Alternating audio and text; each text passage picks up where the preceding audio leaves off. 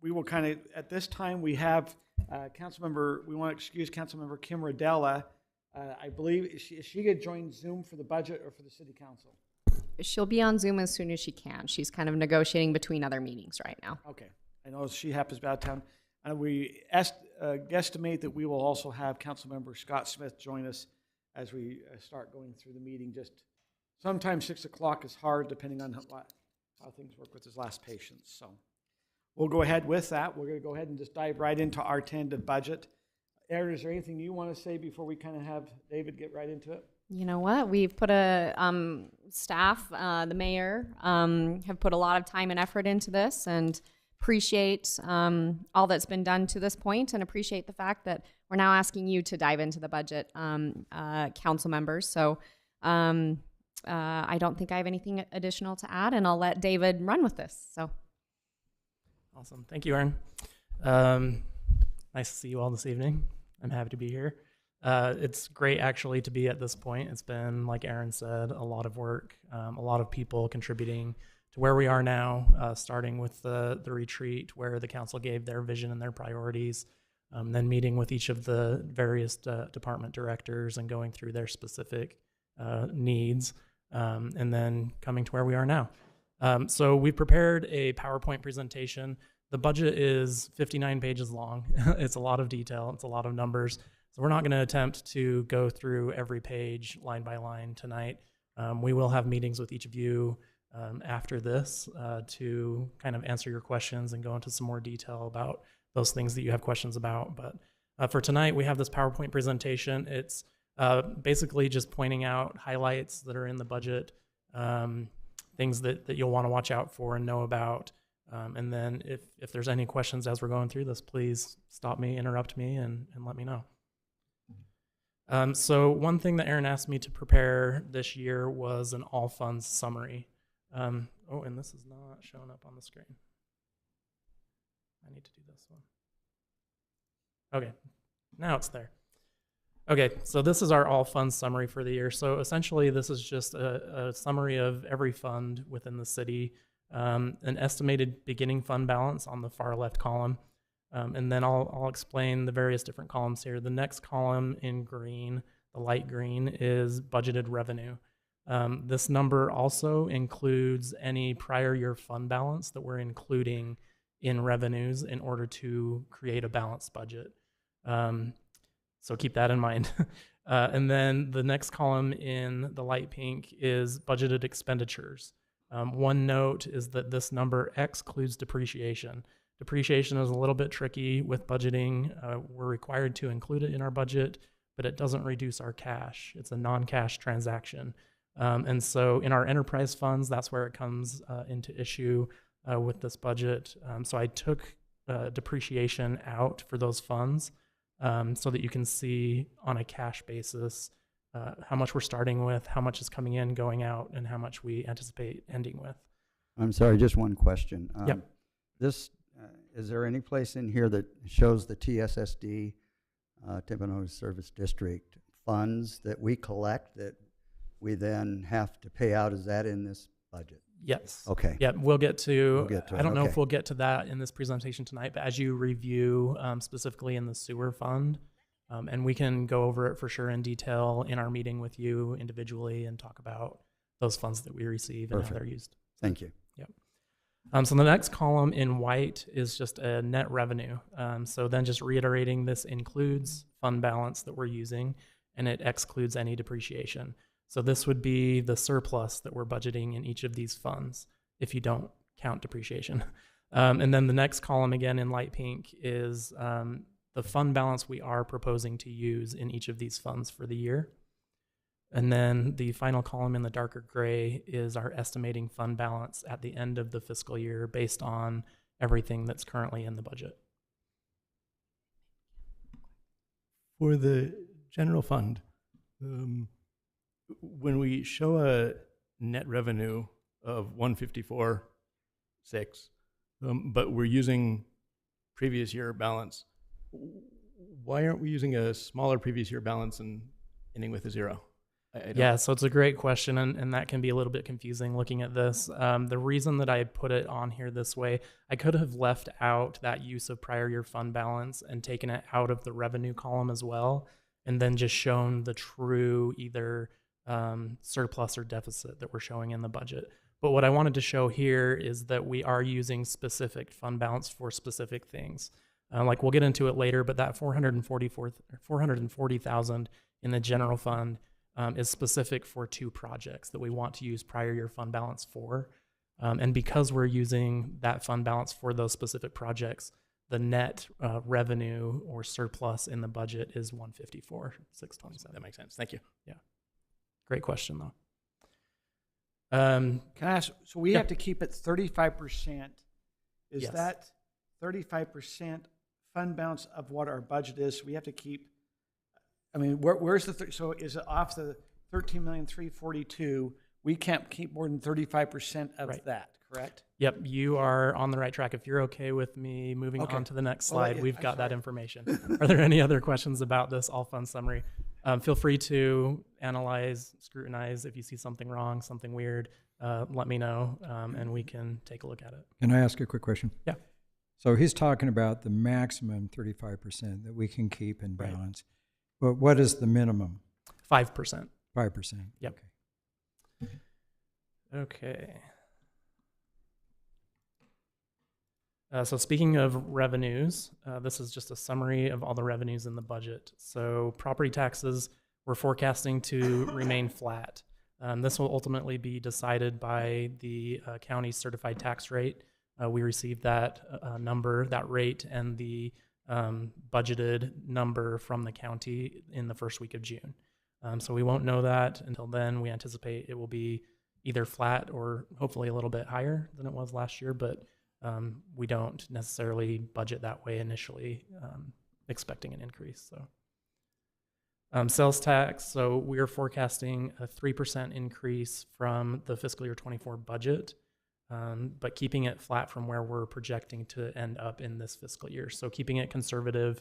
We don't want to over budget our sales tax revenues in the event that there's a slowdown or something like that. Sales taxes have been a little bit up and down over the last few months. There's been months where we have double-digit increases over the last year and months where we have a similar decrease. So it's been a little bit inconsistent and hard to read. So overall, we're just keeping it flat from what we're expecting to receive this year. So David, can I ask another question? So on property tax, I know when a structure is built, it's really the next year before you can collect it, but we seem to have some growth going on. Obviously, the property tax stays pretty much the same except for growth. So we have growth, but yet your projection is flat. Why don't you we take just into- project it flat for now before we have the final number. Just there's so much that goes into the county's calculation of that certified rate, all of the assessed values of the properties within the city. And so we just don't want to jump the gun and assume at this point that we're going to receive some excess revenues. We usually expect that in a state of growth, and we hope for that when we get that certified rate. We just, for purposes of the tentative budget, like to keep it at the same rate or revenue that we received last year. If we have the growth, what scenario creates their inability to give us the increase if we have the growth in the number of residents that are being taxed on their I mean, there property? really shouldn't be any reason why we wouldn't see an increase. I guess the question is knowing how to project what that increase would be. Yeah, at and I this get point. that. Yeah. I mean, is it 2% or 8%? Yeah. Exactly, so. Yeah, but if we have seen But growth we will and they get do their it. I can't calculations fathom a the right way, reason. then we should see an increase. Yeah. So can I just, the growth we're having it's new growth. So if you have an existing home, we just get that. So if the tax rates, like if all the homes were built and we had 0 built, we would get the same tax this next year. It's, the growth is for new homes. And I think, Scott, what you're, and I think this is a good question, is if we look at Ridgeview, if they're adding 200 homes a year, what we're saying, if we have 200 new building permits or 200 new homes that have been finished during the year, they have to be finished and come occupied, then that comes on as new tax, right? Yeah. And we've been It's behind, the next year. yeah, it's like Yeah. it starts Yeah. January 1st. If they moved in 2023 and they were in their home as December 31st, they assess it on January 1. if they move in their home like today, we're not getting the tax until Till next year. the next year. Yep, Yeah. correct. Okay. Yep. Building revenues. So we've, as you may recall, we've moved the building revenues from the general fund into the building development fund. So if you're looking for those, they will be there in Fund 24. We forecasted for those revenues a slight slowdown in building. So you'll see a level off or slight decrease in impact fees and permit fees because of that. So this will get to answering your question, Mayor, about the general fund balance. So as I mentioned, we're proposing to use $440,000 in general fund balance to complete 2 projects. One is a trail connection to Hogs Hollow in Draper. Excuse me. The other is half of the city's portion of the Highland Boulevard improvements for the Lehigh DR Horton development. Just as we're looking at here on some trails, there might need to be one, council, as we are aware that we have Millhaven's doing that new development on 6400 West. There is a trail connection that we're missing there to get over the Murdoch. And we'll have to decide if we want to try to get that in the budget this year, because I don't think we have anything in the budget, right, David, if we wanted to do that trail connection. That might be one area that we have to look at. Yep. I apologize. I have a tickle in my throat at just the wrong time.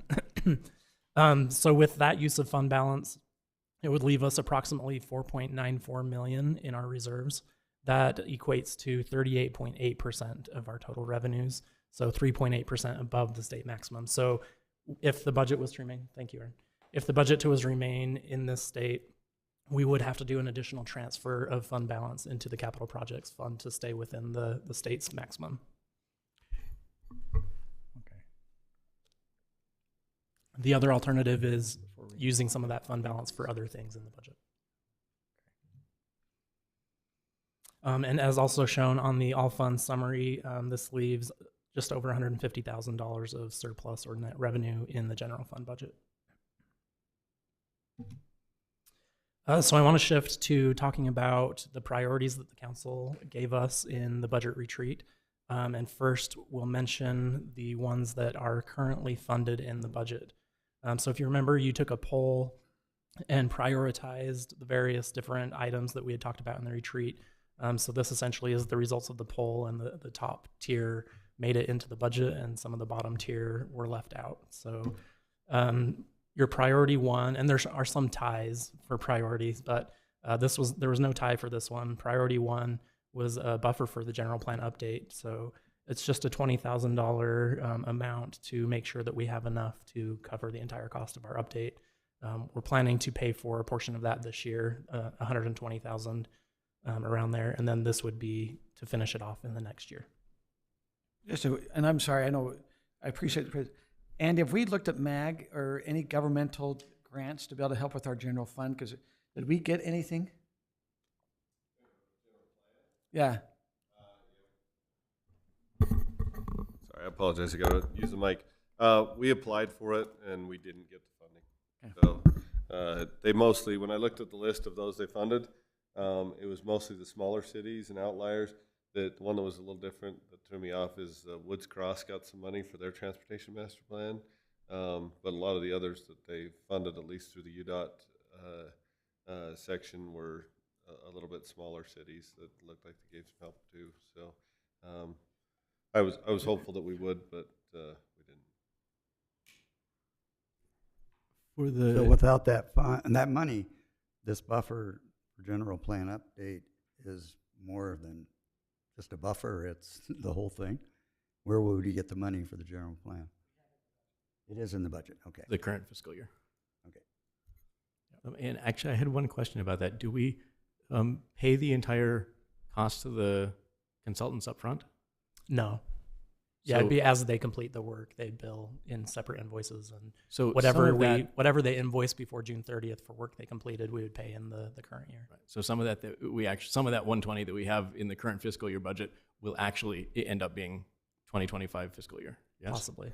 Yeah. This is one of those things, just like public works projects, we always struggle to guess how much work is going to happen before June 30th, right? And so traditionally what we do is just leave it status quo in the current year budget and just put whatever we think is remaining in the next year's budget. And then inevitably, when things shift into the next fiscal year, we'll ask you for a mid-year adjustment. But we don't want to double count money, right? At this point, and we haven't done an adjustment down in the last fiscal year. So to help you know that we're not double spending money, this is how we've typically approached it. Okay, priority number 2 was traffic calming execution. And I'll just make a note as well, really quick. You'll see in the slides and also in the memo that was emailed to you before the meeting, the numbers that are shown in parentheses with the name after, that would be the general ledger account that this budget would be found in. So if you wanted to go into the budget document and find it, you would just look for Fund 24 and then 52-25 would be the line item that would have this amount. If there is a double X at the end of a number, it just means we don't currently have that number and it hasn't been created in our software yet, and so it's to be determined what that number will be. So this priority 2 traffic calming execution for $75,000, and from what I understand, it's roughly equivalent to 2 speed tables and signs. Is that the permanent speed tables or is that the temporary? Because we That'd have be the the permanent. temporary. That'd be the permanent ones. The Yeah. temporary ones that we bought were 35,000 for the 2. So, you know, So about- we have those available, so. Yeah, those are planned to go in April on Canal Boulevard, kind of west of 74. And I would hope our strategy would be we'd use those portable ones, temporary ones, to make sure that it really is going to accomplish what we want it to accomplish before we invest in a permanent one. Correct. Okay, priority 3, we have our first tie. So the first part of it is Mountain Ridge Park Phase 2. So the amount that we've included in this version of the budget is $1.7 million. And then another priority 3, updated road fee study. This, Aaron, I don't know if you want to speak a little bit to this, but there's some talk about whether this will be needed or not based on legislation that did not pass in the legislature. Let's talk about that in our legislative updates, if that's okay, and just keep on budget right now. On the Mountain Ridge Park one, does that include the fence that was requested around the playground? Because that was a high priority item. So we don't have, Andy's working on compiling bids right now for those items. So what we're currently working on for phase 2 of Mountain Ridge is baseball and soccer fields, a permanent stage, or at least the base thereof, conduit for future sports field lighting, playground fence, futsal fence, the trail, and the ninja course, and a maintenance building there. So those were the ones that came out as we asked council to rank the priorities. That's what came out on top. Now, when you're saying playground offense, because we were there today, are you talking on the south side of the playground offense, or are you talking out in front? To be determined. I mean, Okay. you and I came up with a different plan today that I think we really ultimately need to run by the special needs group. That'd be great. All right, priority 5, we have another tie. First is a fire department driveway repair. That will cost us $100,000. Next is addressing our wages in the fire department. We took a step toward that with mid-year adjustments approved just recently. There's an additional request in the Lone Peak budget for fire wages that affect our assessment by approximately $232,000. Priority 7, another tie. One was public safety appreciation dinner. Small budget item, but I think much appreciated by those that serve the public in the public safety sector. So, and then 2 new full-time parks positions. So these 2 positions combined with salaries and benefits would be roughly $180,000. The 2 positions would be one splitting duties between Mountain Ridge Park maintenance and taking care of our sprinkler system citywide. And then the second position would be a parks facilities lead, who really would just be in charge of making sure that all of our park stuff gets done that needs to get done. Priority 9, another tie, library furniture replacement. So Donna's requested some funds to replace some of the furniture. And I'll note that she is asking to use some of her prior year fund balance in order to do this. Mitchell Hollow Trail engineer and right of way for $175,000. And then priority 11, parks infrastructure replacement fund. So there's two parts to this one as well. We have $50,000 for just general improvements and maintenance for playgrounds. And then $70,000 that would be for larger equipment and serve as a savings program that we could build year after year for the event that we have larger, more expensive items that need to be repaired. Also priority 11, additional security cameras. We budgeted for these in some of the enterprise funds, including sewer, PI, storm drain. $25,000 in each of those funds for $75,000 total. And then an increase in our communications position hours, going from 1,300 to 1,500 hours per year. That was all of the priorities funded. And then these were previously discussed council items. So I think, Aaron, remind me, not specifically from the retreat, but from other discussions. A quick question back on the, I think it was priority 11, the cameras. I can somewhat wrap my head around the PI fund, the sewer and the storm drain funds. I'm not understanding why it's reasonable to pay those cameras out of those funds. I can answer Yeah. for the sewers. So where we want to put them with the sewers, we want to put them at our lift stations. So we want to be able to monitor those. For an example, this winter we have the new sewer lift station down in Pheasant Hollow, just on the north side of the golf course, south side of the new Canal Boulevard. And somebody tried to break into that this winter. We think probably just to get warm. I think it's probably somebody that was living in the kind of some of that wooded area there. But so we, just as a recent example, so at least on the sewer side, that's where we like to put them. On the storm drain side, where we end up putting them is like some of the hot spots for, let's say, flood fights, et cetera. And we don't have those exact camera locations for storm drain selected, but the sewer would go at all the lift stations.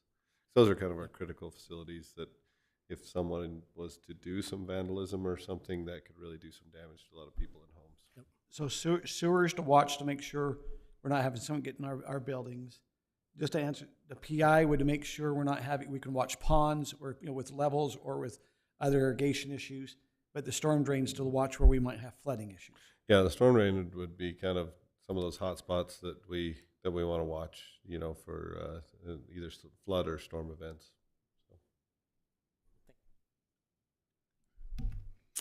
So some of the other previously discussed council priorities include Draper Hogs Hollow Trail connection. That's a $20,000 item. And then we briefly mentioned the Highland Boulevard matching funds, $450,000 for this one. So the numbers, you may look at those and say that didn't match up with what you said earlier. So we are planning on using $420,000 of fund balance. There was an additional $30,000 of surplus in that fund that we're able to use as well for the total cost of $450,000. And as mentioned, this is an estimate for half of the costs. So for the remaining half, we have some various options that we could look at, either working with D.R. Horton to break the cost over a couple of years, applying for grant funds from the state, using additional fund balance from the general fund and transferring it into this capital fund and using that, or reducing the amount of spending on some of our other road maintenance in order to pay for the other half. I will note that we're very early with this estimate. I mean, we're estimating right now about $900,000 for the city's contribution, but we don't know the exact value yet. But we've got to put something in the budget. Now, and reminder, this is a third. So a third is Lehigh City, a third is D.R. Horton, a third is Highland City. Yeah, the intersection, and then we have to pay half the islands. We pay a third of the cost at the 800 intersection with Island Boulevard, and then half of the cost of the island. And is that a roundabout That is the roundabout. intersection? So we use as a basis some of the figures that they tossed out in these meetings. So it's not like we've completely made up a figure. I just want the council to understand the design hasn't been finished. They haven't bid it. We got some budget numbers that could flex a little. We having D.R. Horton construct that? Yeah, we're anticipating that they would construct it. They'll get the cost. Okay. Yeah. All right. And then the last one is a cemetery perpetual care fund study. So $10,000, just making sure that our fund is set up to be successful. So now we'll move on to some of the council priorities that fell further down in the list that did not make it into this budget. The first was one of the priority 11 ties, and it was an emergency manager, storm drain utility superintendent. And then we jumped down to priority 16, city hall displays. Another priority 16, dog park at town center. Priority 18, finish Beacon Hills Park. Another 18, cemetery Memorial Day event. Another 18, part-time building maintenance employee. And priority 21, cemetery, I'm not going to pronounce it right, columbarium. I think I got it. Another priority 21, community programs like Adopt a Trail, graffiti cleanup, and tree replacement. Another tie for 21, additional Yard of the Month banner. And then priority 24, software. On priority 11, we don't have the funds for emergency manager, storm drain, utility superintendent, but we do have someone assigned as emergency manager now that's part of the fire department, or do we not? Truthfully, we do not have a quote-unquote emergency manager, even though by state law we need to. By state law, we have to have one. Yes. So, Different cities handle it differently. Some of them are, a designated separate part-time or separate employee. Sometimes it's in the fire department. Sometimes it's city administrator or in public works. We talk about it and know that it's something that needs to be addressed. And I think has by not yet. default, it's the fire chief, but just saying. It was we've had an interesting year. So as we really geared up for flooding last year, right? Chief Patton did end up going to a lot of meetings at the county for us, but it was clear at that time that, while he certainly is a fantastic emergency manager in a lot of situations, is he really the best person in a flooding type of an event, right? Sure. Within the Which fire is the most department and likely, things. actually.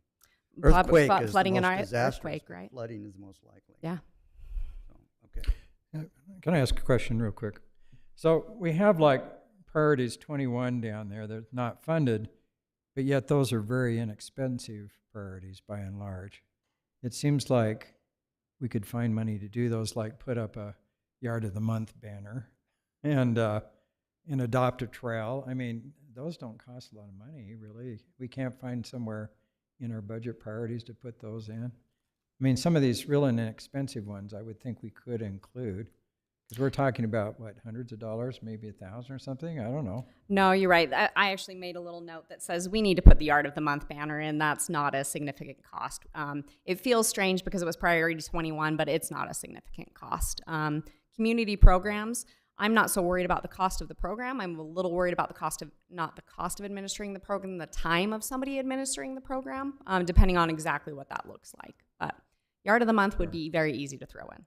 That principle, by the way, Andy, is exactly what I hope we can do on the traffic calming. Take care of some of the very cheaper ones early, even though they're maybe not high on the list, but it's exactly this principle we're talking about.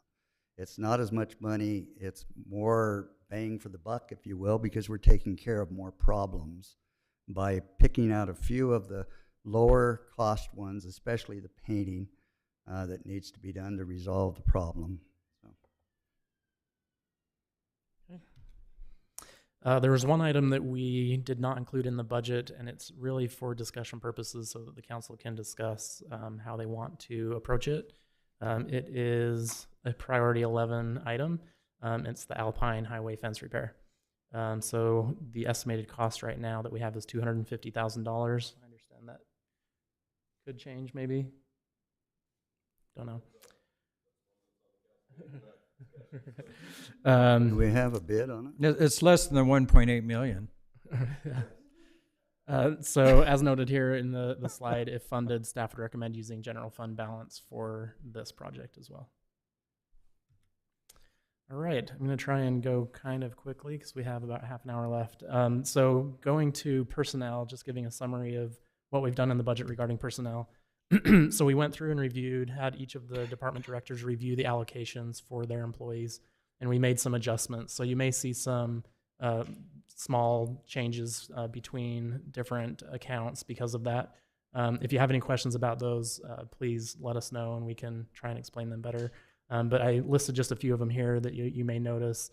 Things like in the finance department, the treasurer was under finance, but we have a separate finance department in the budget, so we just moved that there. We created a new human resources department and moved a lot of the human resources expenses to that. We moved a code compliance officer that was budgeted last year in our new building and development fund, but really what that position does has more to do with existing issues more than new development or new building. So we felt it more appropriate to have that position funded completely out of the general fund. And then the creation of a full-time city attorney, planning and zoning administrator position. Also, we have new budget line items set up for part-time employees. So we're trying to separate better in the budget when someone's full-time or part-time or seasonal. And we're implementing some new software for timekeeping that allows us to streamline that process and get everything into the right accounts and do it quicker and easier. So we are proposing currently in the budget a 5% market adjustment for employees. So just to clarify, this would not be a flat 5% COLA across the board. We are engaging with a consultant at this time to begin a market study that will take a look at specific positions, see where their ranges fall within the market. And the budget that we have currently in here is to give us the funds to make adjustments where needed. We didn't include any merit increases in this proposal. If we were to include a merit increase, just for your information, a 3% merit increase would be a cost of about $116,000 in the general fund. Sorry, not just in the general fund. That's for all employees in all funds. I wanted to clarify that.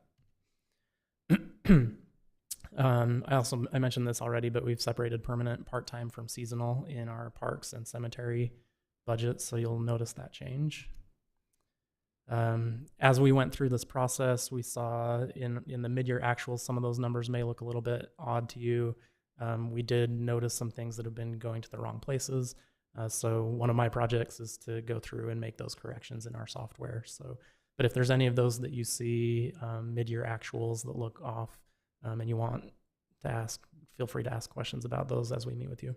Were these found in the audit, or are these found since? So this is current year. So the stuff that has not been audited yet. Yep. And then this is an item that will require some discussion. The URS has made a change in their contribution rates.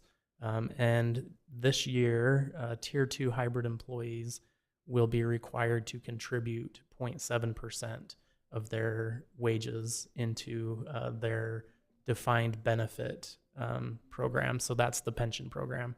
So it only affects those employees that are Tier 2 hybrid. If a Tier 2 employee elected the defined contribution plan, which is the 401k plan, this does not affect them. The city continues to contribute 100% of the contribution for that. But just the hybrid employees, this change has been made. So the state also encourages, at the same time they made this change, they encourage employers to increase either wages or matching to the 401k of some sort in order to make those employees even to where they were. So the cost of the city doing that would be approximately $10,000. It's not a huge amount, but it currently is not included in the version of the budget that you have in front of you.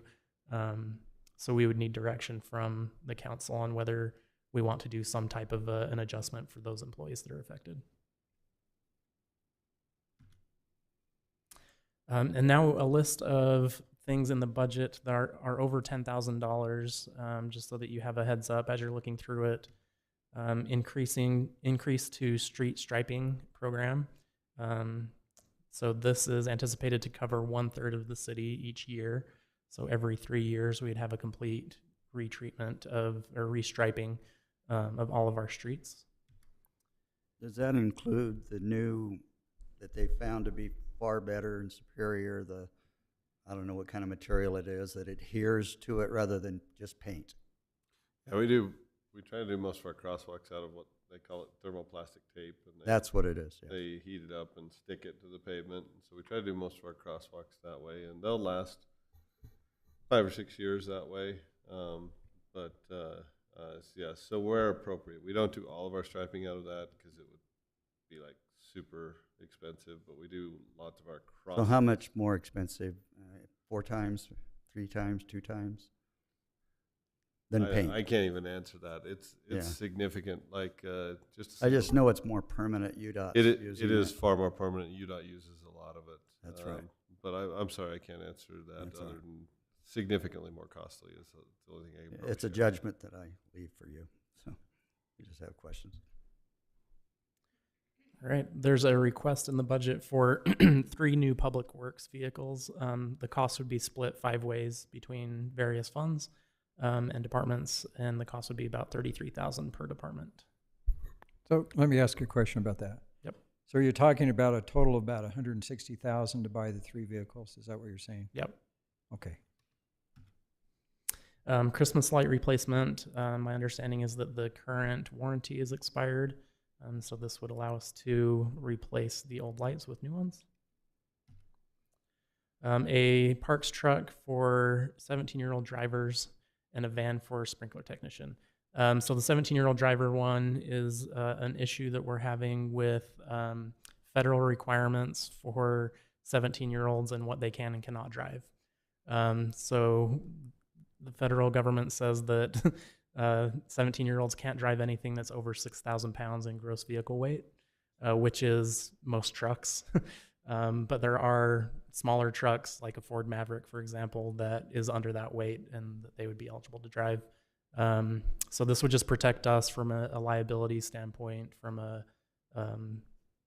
being an employer of 17-year-old, just protect us from all those potential. I'm just going to share, and I don't want to. It was funny because I was pulling into an area here in the Highland, and I saw a truck really beat up with tons of dents and everything. I said, okay, I've got to make sure I don't park by that truck, and I'm a couple spots away. I get out and I look over and I go, that's a Highland City truck. And so it was one of those surreal moments. Probably time to retire that one. Was it driven by a 17-year-old? And then the van, a sprinkler van, it would be for that new position that we mentioned, something that they could carry sprinkler supplies around in and fix stuff. So, a replacement of 1 small truck for general planning use. And then various capital and maintenance projects throughout the enterprise funds. And most of those are because of the utility rate studies that we've done. And then replacing worn out flooring and malfunctioning heaters at the Public Works building, estimated at $30,000. And then here's a list of potential changes that could still come in the budget. So sewer fees as a result of the recent TSSD increase. We've projected some expected increases in the budget numbers, but we are currently working on a rate study with our financial advisors to take a look at adjustments we might need to make. And we will come back to the council with those once we have more information. Garbage rates, again, we've projected increases in the garbage contract expenditures based on growth. Final analysis is pending, the waste management renewal rate that comes typically in April. And then IT allocations amongst departments. We're proposing the same dollar amount as far as total IT costs, but we typically allocate that between the departments based on the personnel that are in those departments. And so with some of our personnel allocations shifting around, we may need to make some adjustments to the amount that each of the departments pay toward our IT. So we're still working on that and could change those numbers a little bit. And then House Bill 367 is the bill regarding transportation utility fees functioning. Did not pass in the legislative session. So staff's working with ULCT to understand the ramifications and next steps. If we determine that a study does not need to be completed, we'll recommend using those funds for additional road projects instead of for the study. Health insurance increases. In the budget, we just put in an estimated 10% increase, knowing that it's likely to be lower than that. And so those numbers will almost certainly change and be a little bit lower. And then just an FYI, we just went through an RFP process to select a new benefits broker. So that new broker has been selected and they've jumped right into work of shopping for us and figuring out what our rates will be. And then the city's legislative consultant funded out of Fund 55 at $100,000 a year. At this point, we've not secured a grant for this fiscal year. And if we do not receive a grant this fiscal year, we will not renew the contract.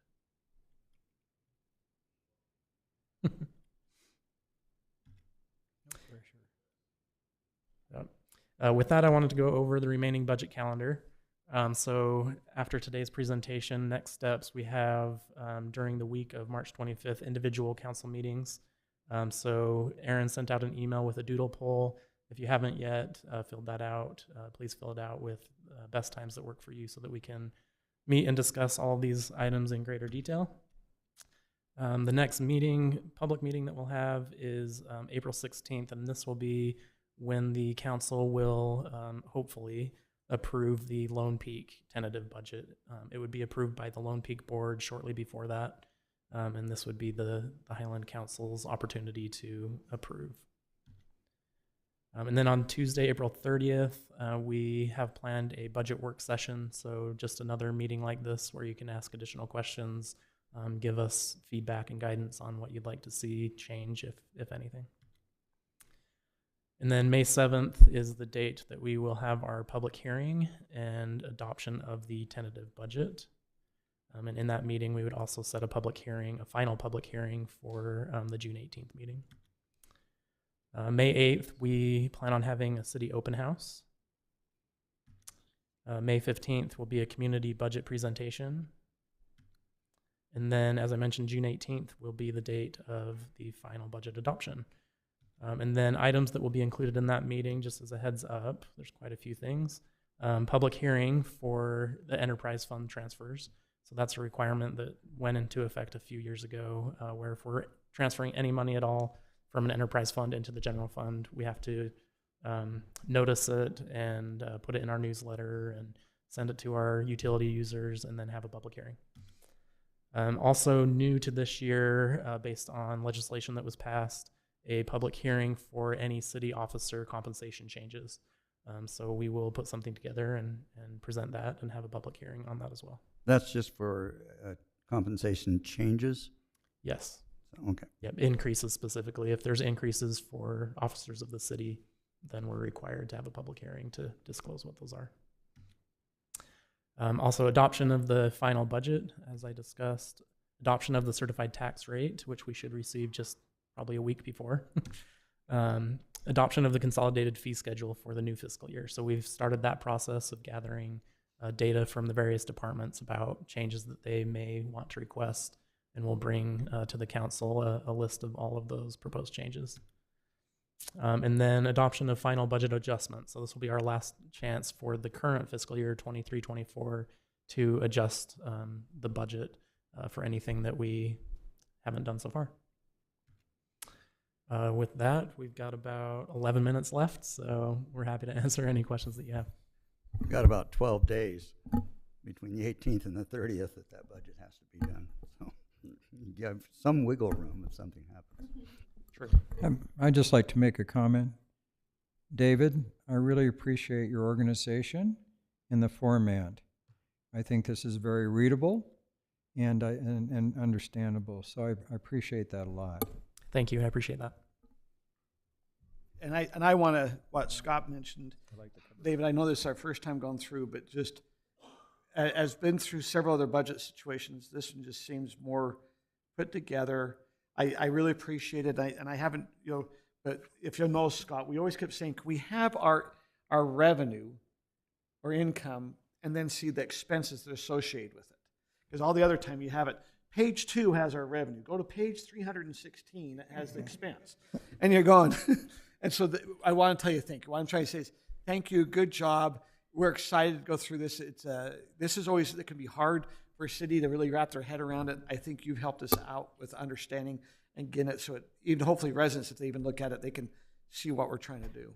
And we have the fund balances front and center, so you know how much revenues you've got in reserve. Yep. And that's been something we've kind of struggled with over the years. So again, yeah, it's a little thank bit you. scary to put those out there. So I guess I'll just reiterate again, the fund balances are estimated. All right. Well, but they're a good but estimate. yes, it's important to know what you have if you're planning on using some of it to fund things. So Now, If you can I get me appreciate to the feedback, understand thank it, you. you've done a great job. Yeah, thank you. And I could understand it, so thank you. so there is, and I don't know if you have it in the sheet, but we do have funds, like in a fund balance. We have found as we go through, like when we were doing the park, also we found out we had a little landscapes thing that the money had been holding there for like 15 years of $100,000. Is there anywhere in the budget that, like, we have $60,000 that's supposed to be allocated over the Wild Rose area? Do we have that anywhere on a fund thing saying, hey, here's some funds that has been saved and moved over that we should have been looking at for projects that we saved for? Does that make sense? So those are two different things. So the first one the mayor talked about, it was called the street tree account, and I'm trying to remember what type of. It's not something that shows up on our balance sheets or anything. I'm trying to remember what it was called. So that's where it But gets me I'll look at that. I'll follow up on that. The second, the Wild Rose that he's talking about is that goes against different fund balance, and I'm trying to remember. That's not in Parks Capital. No, Might we be moved pla- it to Parks Capital. That's where it is. So it's projects that we have intended to do but hasn't happened yet. And I mean, the guidance before that we've given you is get those projects done so it doesn't get forgotten about, honestly, because the audit earmarks, if they're restricted means something very unique in an audit situation, right? We're talking about impact fees, like things that legislatively you cannot spend on certain things. But Wild Rose, you could spend that money wherever you want and not break state law, I should say, right? It doesn't necessarily honor commitments you have previously made, which is why you should really do those projects sooner rather than later so they don't get forgotten about. And that's, it's like we had a town center exaction fee. I mean, also go, and they had a bunch, a budget there. We're going, okay, that's been over years. And I understand that has taken until we kind of got done with WPI and their projects and what was going on down the town center. Because even over here at Apple Creek or 10700, they had some stuff with it. But those are funds that we don't really have our eyes on, which to me get me worried when we say that's not on a balance sheet somewhere. We just want to make sure we know where the funds are at and where we have not spent stuff. I guess I think we need to get our hands around that. If there's any funds that have the Wild Rose in it, we make sure it's allocated. We need to do the Wild Rose project. We've done something. We told the residents there. Anything that way. There's always been questions up at Beacon Hills Park that we had not finished. And there might have been funds there. We've kept looking. I don't think there's ever been funds. My understanding the park was completed according to what was committed, but it's anything out there like our open space fund. That was one that was always just kind of creeping up that we've been on top of for I think many years. Some of the other past councils didn't know what to do with that fund. So But isn't that going into the park maintenance? yeah, as facility? far as the open space fund, in It's cut. the fiscal year 24 budget, we plan at the end of the year transferring everything that's left in the fund over to the building capital projects. So. but For the that park can maintenance. populate itself like we have down here. If we do this property where we've sold a piece of property, you might have $2,000 come in, and also we got to handle that during that year. That's what I'm saying. I just want to know if there's any little funds sitting out there like that we need to be aware of. Yeah, I mean, we're definitely watching all of the various fund balances to see if anything comes in or not. But as far as a specific list of past projects that were talked about but not finished, I'll have to work with Aaron to see if we can come up with some type of list. But at the moment, we don't have that.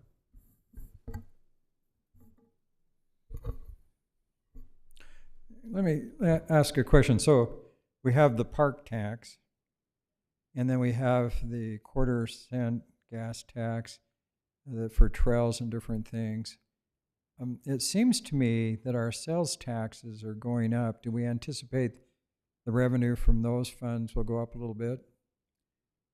Or are you just going to leave that kind of a flat? So sales tax conservative estimate? we've kept flat compared to where we're projecting to end this year, just because it's been so volatile over the last few months. We are, however, beginning to receive a new county option tax that was just implemented in January. So that is part of the budget. It's about $130,000 of additional revenue for the year that's in our general fund budget. Now, is that earmarked for the parks? No, Or that's that's a not. separate It's a sales tax that can be used for roads, highways, and transit. Okay. Yeah. So Scott, we do have 1/10 of a cent for parks, and that's the new park. We put that money over there. I think it was about $150,000. But you are correct. Here in Utah County, we have had our sales taxes crept up from about 6.85 to now 7.45. So we've increased, but almost 1/2 cent of that is to try to help with roads. Now, really, what it is they're trying to get money to UTA, and one of the big things that MAG was trying to really make sure, and this is what we finally just got settled, is that none of that money, if it's going to UTA, is going outside of Utah County. If we're paying the sales tax for transportation, it's to stay in Utah County, because there was a conversation they'll use it, and at some time we'll get projects from UDOT or from Utah Transportation or from tracks and that down here. And we weren't seeing things from the transportation aspect. So it does stay in Utah County, this new tax, and we're one of the only counties that have implemented it. That's great. It is. I mean, we're starting to come for roads. What they do is, when they do this new tax, they give a little incentive to cities. Go, well, you're going to get some of the money, so you guys kind of support it. Yes, I remember that. To go over to UTA. They're really trying to fund all these little. It's one of those hard things when it come up for vote. I was really be very open, a little disappointed we didn't have a lot more discussion because we were raising taxes. It was like, oh yeah, let's just do it. And I was going, guys, this is a tax raise. But anyway. Well, we voted against some of those tax raises, and then the county implemented them anyway. Yes, exactly. The residents voted down the 1/4 cent tax, and within a year and a half, you saw the county do it. The county did it anyway.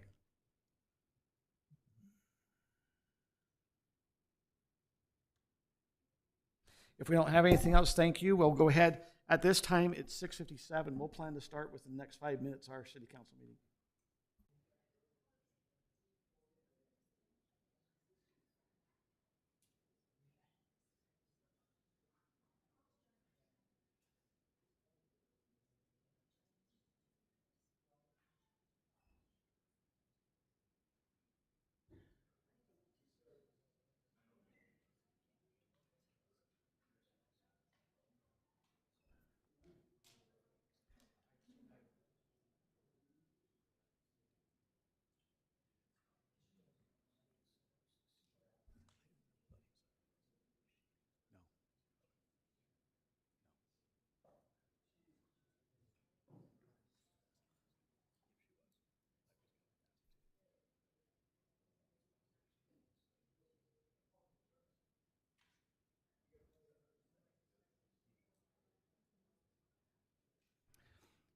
Okay, we want to welcome everyone out to the Highland City Council meeting here on Tuesday, March 19th, 2024. It is 7:07 p.m. We'd like to invite the public. If you have not signed, as you walk in the door, there's sheets off the side. If you wouldn't mind just signing that you're attending the meeting, we'd appreciate it. We'll begin our meeting tonight with an invocation by Councilmember Brittany Mills, followed by the pledge allegiance by myself. We'll lead at that time. Our dear Father in heaven, we're so grateful for the opportunity we have to be gathered tonight to talk about our beautiful city and the ways that we can look to improve it.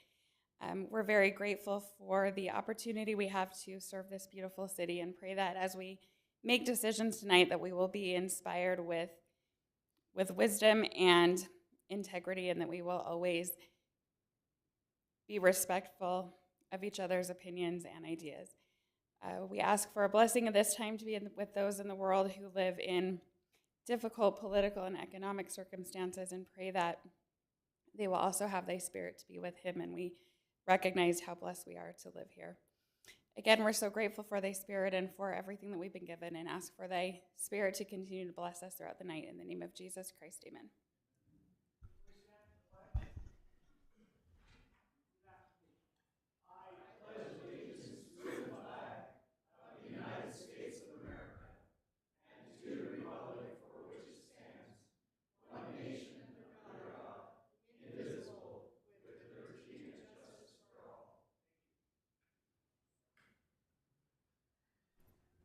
We have a time now set apart for what's called unscheduled public appearances.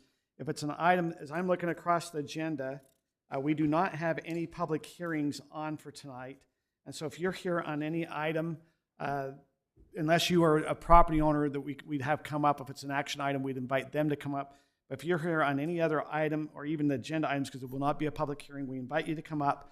If you'll please state your name, and please keep your comments to 3 minutes, please. So at this time, we have time for unscheduled public appearances, if anyone would like to come up.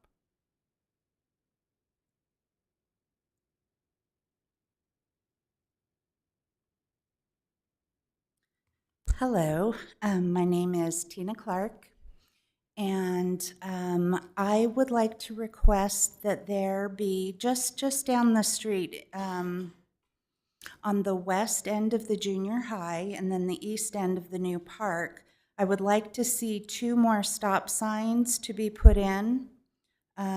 We have a north and a south. If we could have an east and a west stop sign also, I think that would be really important for safety, most especially for children coming and going to the new park, which is always jam-packed. And so, and then if there could be some lines painted, 3 lines in that intersection are painted as crosswalks. If there could be a 4th going across on the west direction, if there could be a crosswalk painted there also. Thank you, Tina. Just to make sure I understand what location you're talking about, I believe you're talking 5600 West Yes. and 10400 North, Yes. right there at the corner of the new park and the junior high. Yes, and one corner would be at the park, so city property, and then the diagonal corner would be, there's a home there, but there's property that they don't take care of that I'm sure is city property. Okay. I appreciate your coming tonight. Thank you so much.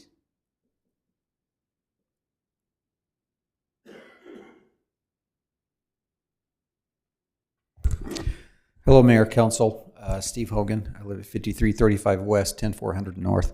And I apologize, just for clarification, the Alpine Fence Highway issue is an action item. Did you say that I should come up during or after that item? I'll let you come up during that because it's not Okay. a public hearing, but if it's going to be specific and it's going to be affecting like that property owners. Right. So if they're on the agenda tonight and you're the property owner that might affect, we'll have you come up during that time. Okay, fair enough. Thank you. Anyone else like to come up and address the council? Okay, seeing none, we will now close our public hearing. With that, as we look at the agenda, we have down a presentation by our representative, Brady Brammer. If it's okay with the council, I would like to move our item number 3, which is consent item 3A, which is appointment of a new Highland City Historical Society. I'd like to move that item up just because a couple of those members on the Historical Society did move. So I'll be swapping 3A to now come, and then we would do 2A after that item. So with that, I'd like to invite the Historical Committee maybe to come up. And Charlie, if you wouldn't maybe bring them all up. We've got several of them here with Eric Adamson. I think Brenda Thorogood, Claudia Stillman, of course, Charlie Grinwin, and we also have our past mayor, Mark Thompson. We'd like to invite you guys all to come up, please. Man, they're not moving. Oh, and we have Bueller. Mr. Bueller also here is with our historicals. Those as those individuals come up, we have a historical society here in Highland. These are the members that make it up. And so tonight we are looking to do a new chairperson in Claudia Stillman. Not Sudwicks. I keep calling Stillman Claudia Sudwicks. I know Claudia Stillman works on our library board, so Claudia Sudwicks. Maybe Claudia, you maybe if you wouldn't maybe introduce yourself to the council so they know, because you're down on as maybe to be appointed there as the chair. I'm not sure what else to say besides I'm Claudia Sudweeks and live. Maybe to give you a little background, Claudia lives down over by Highland Elementary. I You've do. been part of the Highland Historical Society. I think you've helped put a lot of the web pages and everything up. I think over 200 pages. Is that correct? Actually, Charlie has made, I put over 450 pages up for Charlie's history. So, yeah, a lot. Okay. With that, actually, Charlie, we have a little presentation before we do our thing.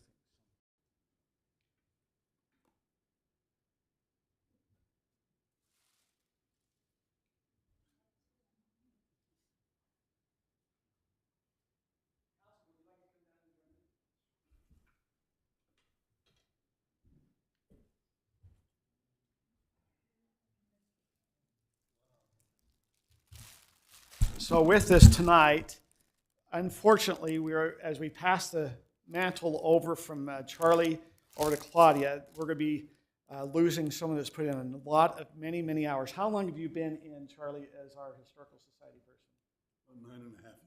9.5 years. 9.5 years. So as a city, we want to tell you thank you for your service. I know we're still anticipating Charlie being around and still helping with historical. It's not like also you just can really hand the baton off. It's going to take time to do that. But I also want to tell that as a board or as kind of that, want to tell you thank you. One of the things we recognize that we need to also recognize as a board, maybe have it more formal organization, and I know the council's kind of going to be discussing that a little bit. But tonight we want to recognize you, Charlie, for your great service and tell you thank you. Thank you so very much. If it's okay, we're going to have the council come up with the board, the historical board, and then kind of get a picture with you. And we also, and then before you go, we also have a nice little basket for you. Thank you. So Thank you very much. So, we have, Brooklyn, are you going to be able to get pictures, or do we have Andy doing that? We need to come up front. Maybe let's step out front here so not behind it. Come on up here, council. So, council, why don't we have you come up front? Go ahead and come on up front so we can get a picture. Very good. Very good. We might have to scoot down. If everything's okay, you might be putting on some social media stuff. Do we need to scoot out a little bit or scoot in? We need to scoot in. Okay, scoot in. There we go. More friendly.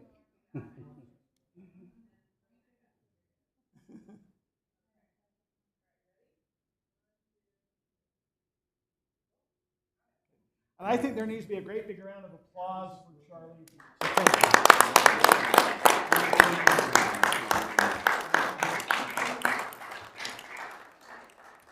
Thank you. Thank you.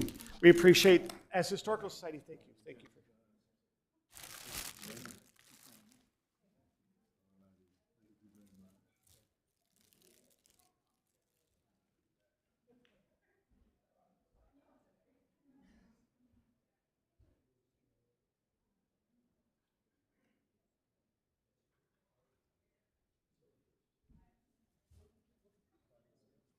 I know, it's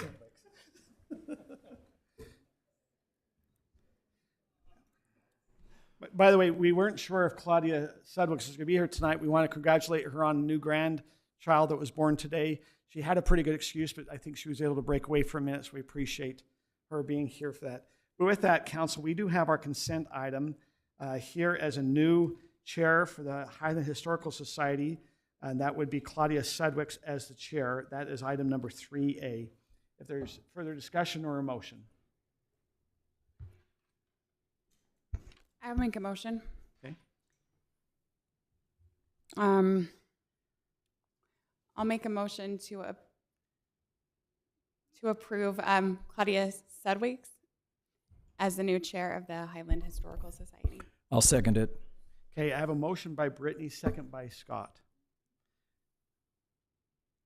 Do we have electronic voting up? Is everyone able to log in? I know. Oh, we have, by the way, we mentioned in our work session, our budget work session, that Councilmember Kim Radella is traveling today, but she will be joining us via Zoom and that. And as you can see, she's already voted, so she is chimed in. I'm going to need to vote verbally for mine isn't coming up. Go ahead, Scott, would you like to go ahead and? Yes. Yes. Okay, let's go ahead and reveal. That passes 5-0. So thank you. We'll now go on to item number 2A, which is a legislative update. We have our House Representative Brady Brammer here, so we'd like to invite him to come up and kind of maybe give us a little bit of legislative update and what we saw happen legislature this year. All right, it's wonderful to be here. I enjoy these legislative updates, and I appreciate coming before the council. I hear stories and I see stories, and in my work, I'm sometimes having to deal with things involving city councils. And I just want to compliment the council on the decorum with which you operate and what you do in terms of, I know that sometimes in a smaller council, people tend to grind against each other a little bit in a way that is creates some difficult feelings. But I'm very impressed with the Highland City Council and how well you do, and I truly appreciate that. And it's you read about things, and we hear the worst stories because they run to the legislature when they can't run to their council. And I'm always proud to be from Highland and to have you as my council members. So I want to just let you know that I appreciate you and the staff as well for all that they do for the city. It was an eventful session. This year was a little bit different than others. My role was a little different. So I was what's called the rules chair, which means that I was one of 8 leaders in the House of Representatives.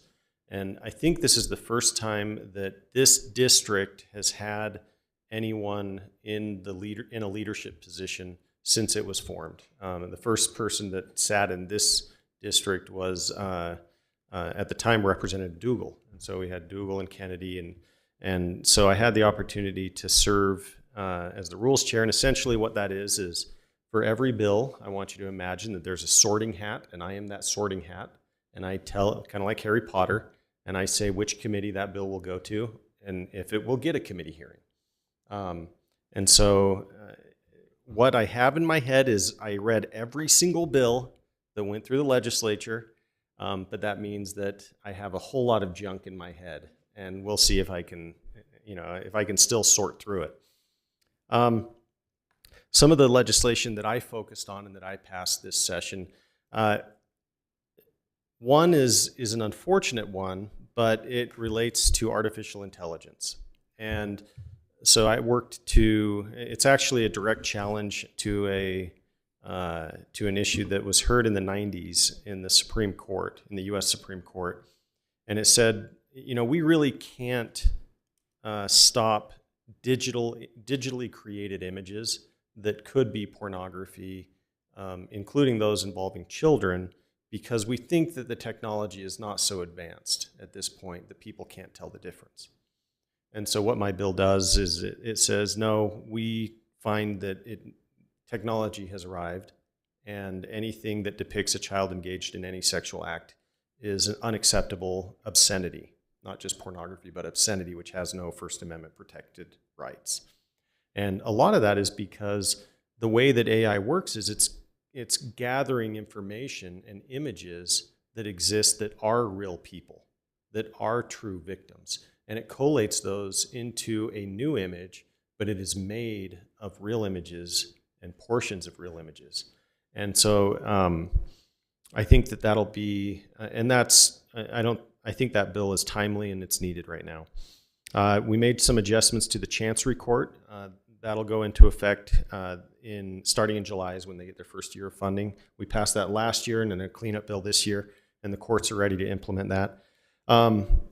There was some problems in Alpine School District with how they administered a school closure process. So I worked with Alpine School District to develop a better system on how to close schools effectively, because they were doing it, a lot of it is timing. If you say you might close a school sometime in the spring, all those teachers that are renegotiating their contracts, all those administrators that are negotiating their contracts for the next year, it basically, they're so concerned that their school might close that they don't re-up for the next year, and then the school has to close.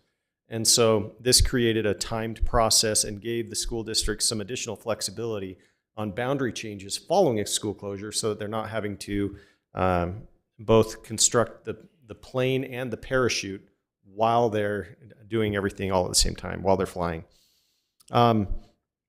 We expanded religious freedom. That's based on a Supreme Court case that came out this last summer, and we applied it to state law as well. Essentially, that you have to accommodate religious expression in the workplace. There is an exemption that doesn't necessarily apply to scheduling issues for employers of less than 15 employees. And a lot of that was because Utah has a higher percentage of the predominant religion. And if you do Sunday exclusions across the board and create that burden for the employers, it's a little bit hard for them to handle, especially the small employers. But otherwise, there are other protections that allow for religious expression in the workplace.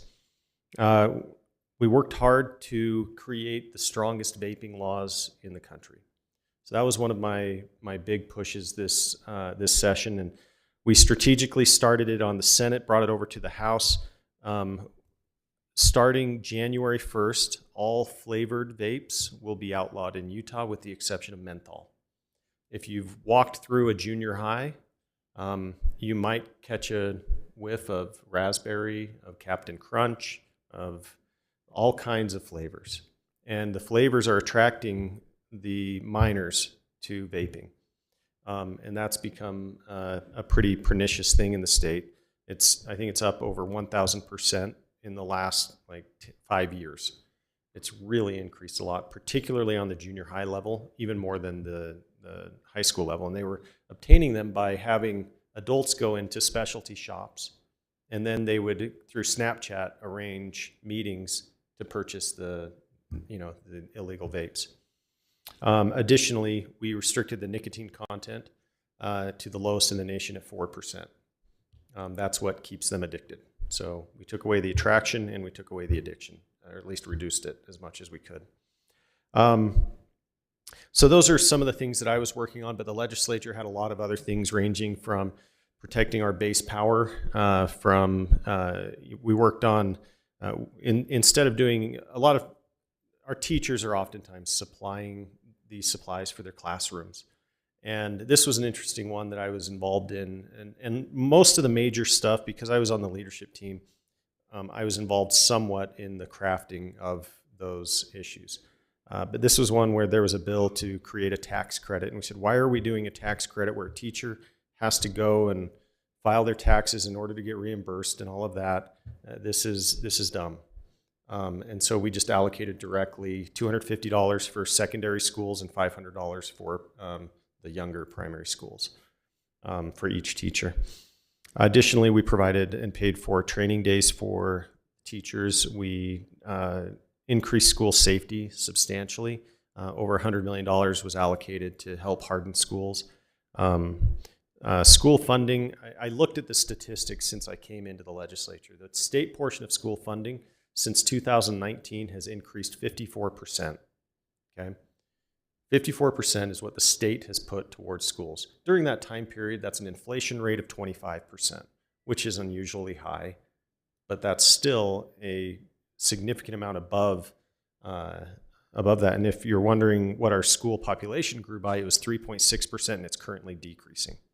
Okay? So the state has done a lot to fund education. This year there was over $800 million of new money appropriated to education.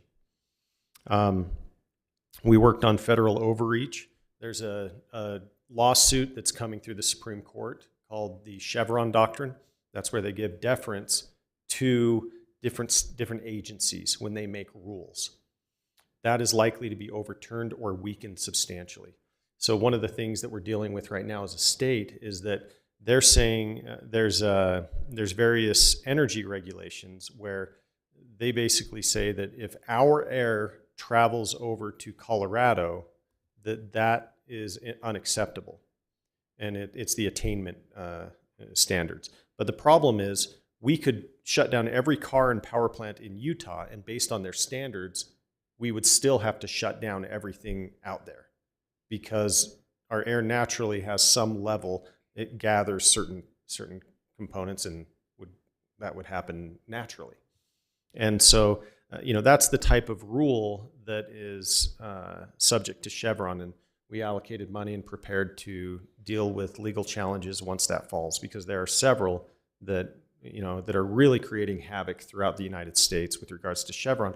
And one of the things that you get when an agency is able to make the rules is you get these wide changes in policy every time an administration changes, because now the new agency goes and changes all the rules. So for example, if you look at Bears Ears, it expands, it contracts, it expands, it contracts. Largely that's because of administrative agency rules that are out there. We dealt with several AI issues, and I'm happy to answer any questions or concerns that you have about the session and tell you any backstories or whatever you want. Just because for the public, maybe that there's certain things they've heard a lot in the public. We're going through Alpine School District has just kind of sent out surveys or had some recent meetings about considering of staying together, or I think they gave 6 different scenarios. I believe during the legislators there were some policies put in place about them for bonding. They can't do over $200 million for 3 years. Was there some? I think there might have been some stuff on splits. Maybe you can address that. Yeah. So I was the House sponsor on the bonding bill. Now, if you look at our citizens, we overwhelmingly rejected the bond for Alpine School District under because number one, they asked for a $595 million bond, which was far in excess of anything that they've ever asked for before.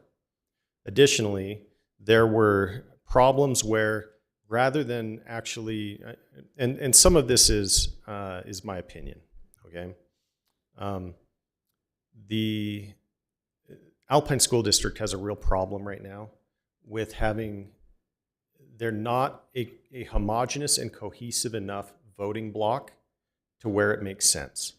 So the east side produces more property tax revenue, and that goes to the west side, and the east side gets mad.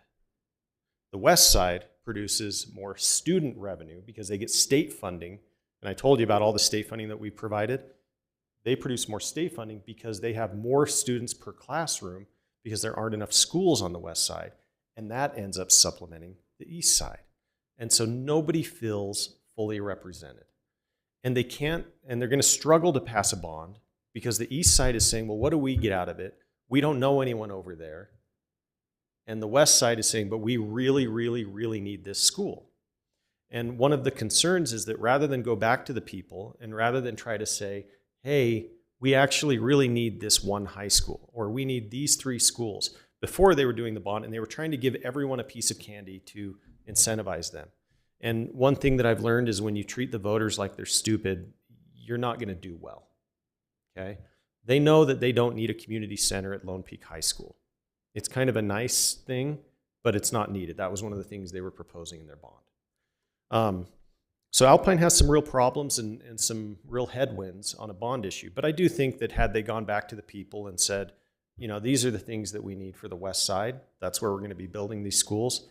But they chose not to even address that with the people. They didn't go out for a general obligation bond. Instead, they said, we're going to issue these bonds that a lot of people don't follow or know are happening, that eventually take away from the funds that are used for other purposes in schools and cost more money. It's a higher interest rate because the lease revenue bonds that they were trying to do, those are not backed by the state. And essentially what they are is they say, we as an entity are going to, because by Constitution, they're supposed to go to the people to get bonds to build capital projects, okay? And they're supposed to get approval for that, for the people. But there was a workaround that was put in statute that said, we can create a false entity over here. It's still us, but we're going to put it over here, and that entity can build the school, and we'll just lease it from them. But we're going to give them the money to build the school, and they're going to bond for it because they know that we're going to give them the money under the lease. So it's basically saying we can't do this in the straightforward way, so we're going to take money out of our right pocket, put it in our left pocket, and say that it's new money or a new revenue. Okay? That's what a lease revenue bond essentially is. Now, we provided some level that they could do it, but then we come to find out that Alpine School District has already done $110 million in lease revenue bonds over the past 3 years. Did any of you know that they had put $110 million? The mayor did, and Brittany did. That's a lot of money to put into a bond without the voters really knowing about it. And then they were wanting to do another 175, and in fact, they were trying to do that before the bill goes into effect. And that's up to them if they want to do that. But ultimately, they can still build their high school. There's still ways for them to do what they need to do on the west side.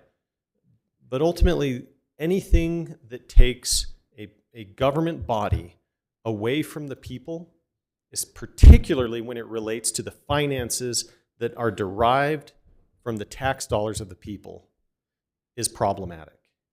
And I will always fight to try to at least put high disclosure and push back towards the people for approval of any tax dollars. Because I think that when you explain the needs that you have, and they're legitimate needs, I think the taxpayers are smart, and I think they're fine with that. But when you try to, make it seem like you're going to give everybody a little bit, you're taking from everybody a little bit too, and they know that. They feel it. Council, any questions you have on the legislative update?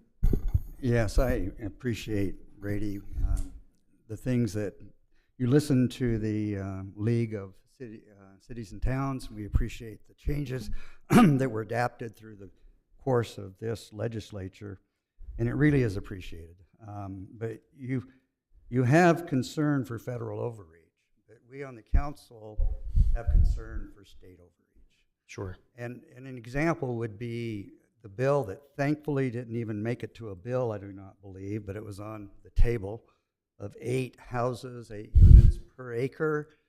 Those kinds of taking our land use authority away, we see as overreach. So tell me what the potential for that kind of a bill coming forward. It didn't come forward this year, but what about next year and the following year?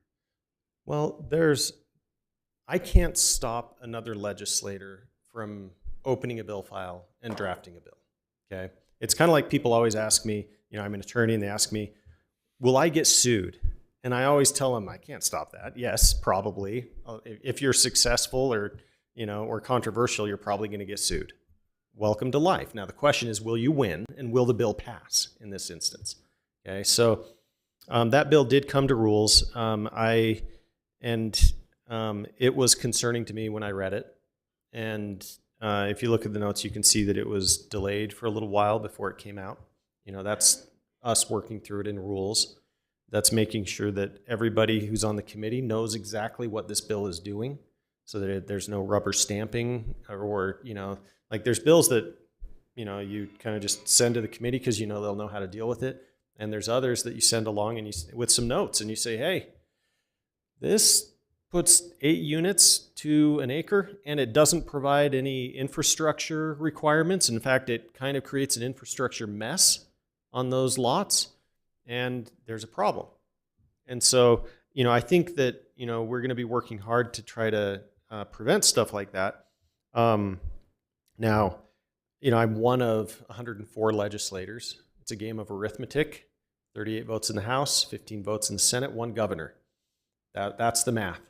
And they can overrule me, but I would say this, and here's the problem that we are trying to grapple with. Right now, we have it's not a zoning issue for entitled homes.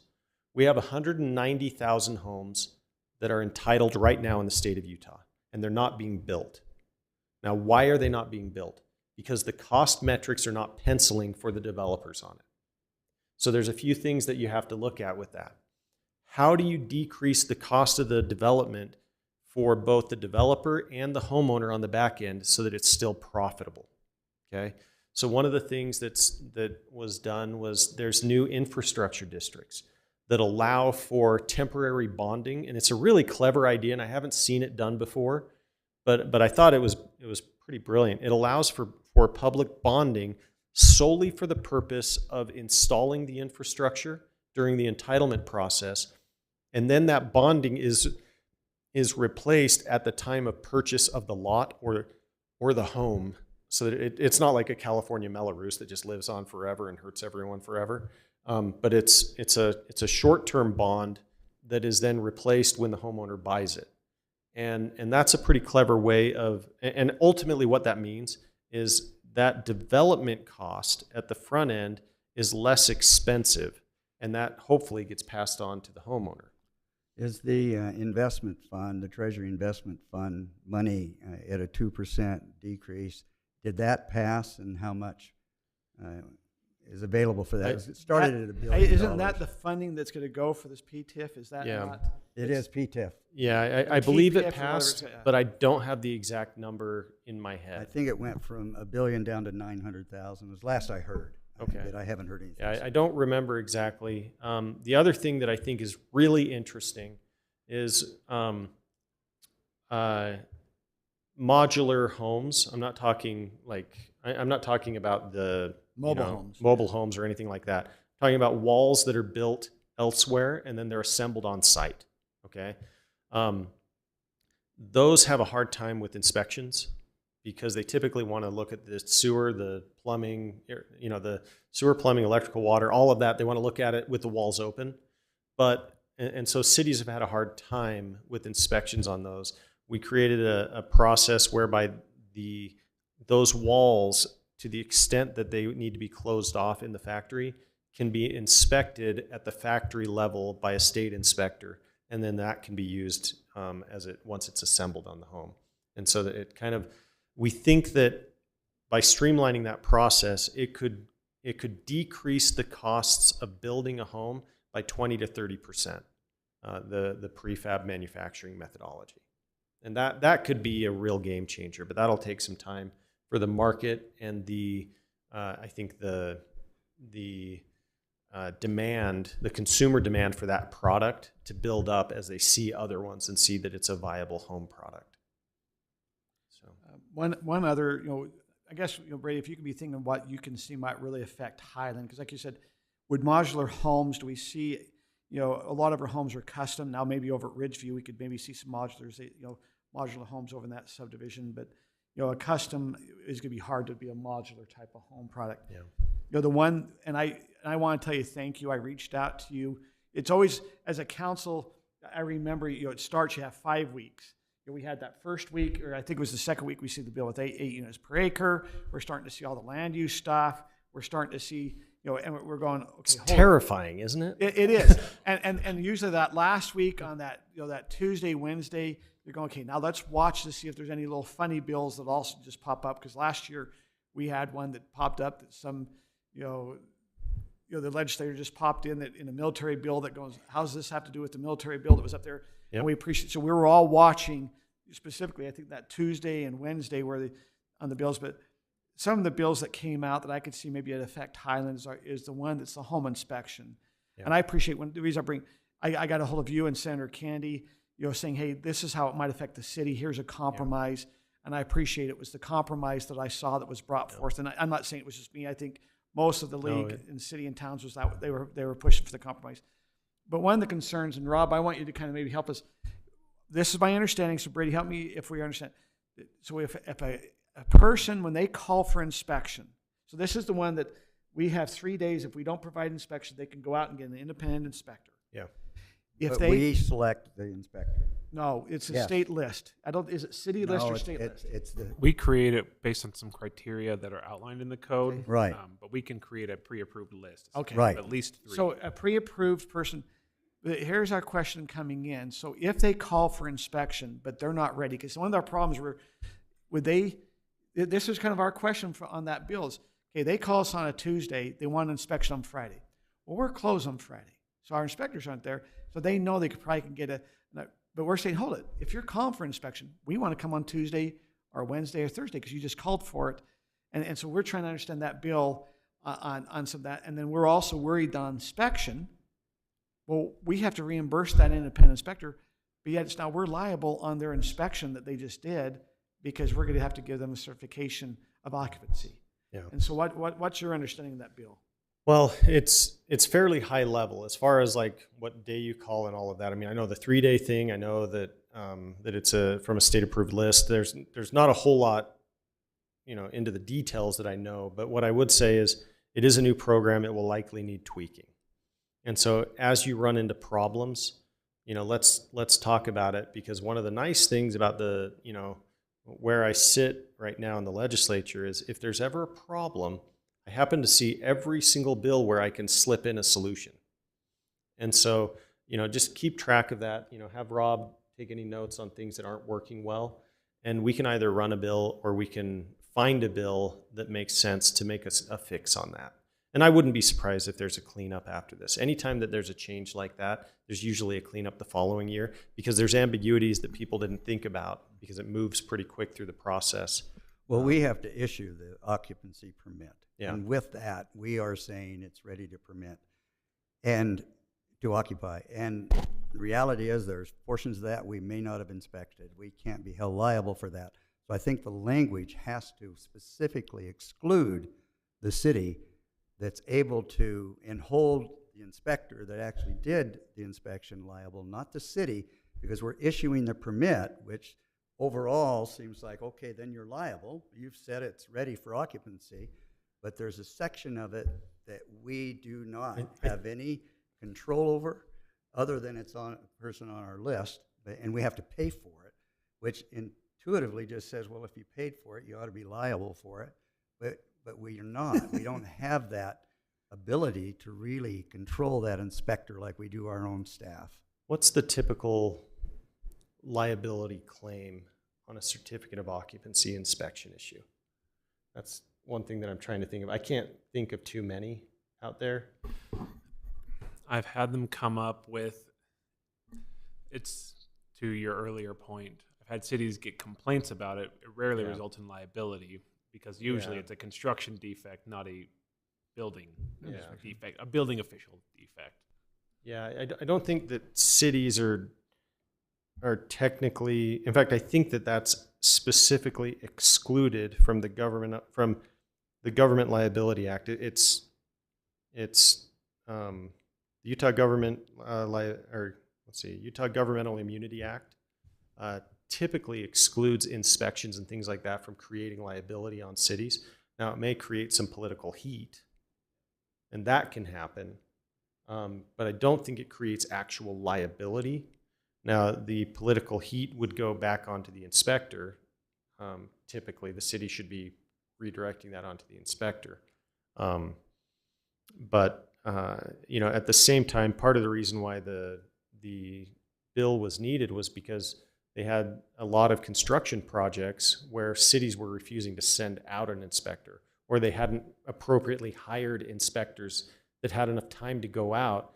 And every single day that if you're really trying to decrease the cost of housing in the state, every single day that they're floating a construction loan is increasing the cost on the end product of it. And so you're balancing all of those interests. And oftentimes, and I'm sure you've seen this, the legislation that comes is almost always a result of a bad actor that unfortunately is now becoming all of our problem.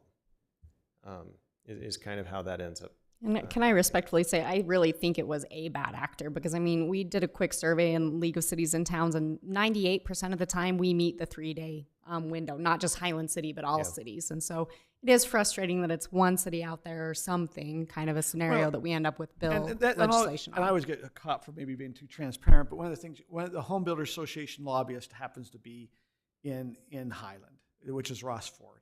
Oh, yeah. And we've happened to have some conversations with them, and we heard early on about, hey, this city, we're struggling, because they wanted to talk to us about the struggles they were having with some inspections.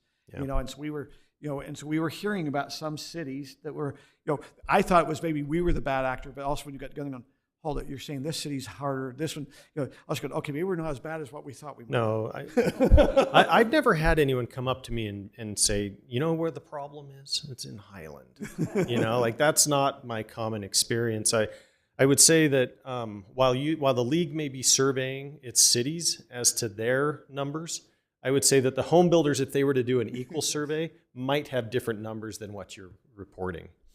So you're balancing all of those interests. So, but I appreciate. Is there anything else? We appreciate your time tonight. One of the things, Brady, I wanted to tell you thank you.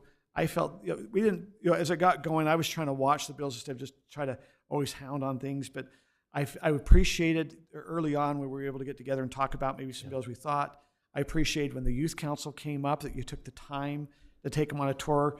And then as we got in that last week on the one or two things, when I reached out to Mike Kennedy and yourself, you were responsive back. Hopefully the council felt there was some responsibility that you're responding. So I appreciate that. And everything that ended on March 5th, I was going, okay, I think we can live with. There's some things you always have questions how it's going to implement and work, and what did the state just mandate that it was unfunded. We had someone, we went through the budget and there's an unfunded mandate. They want to get us, we have to pay $10,000 for it. Here's one over here, it's $20,000. And that's always a frustration on the city too, is unfunded mandates. Yep. No, I appreciate that. And really, if any of you need anything, please reach out. I'm more than happy to help on anything, or even if you're needing, to find the right contact within city government, or not city government, within state government, that's something that I can help you with. And so, we do a lot of constituent work where it's really just connecting them with the right person.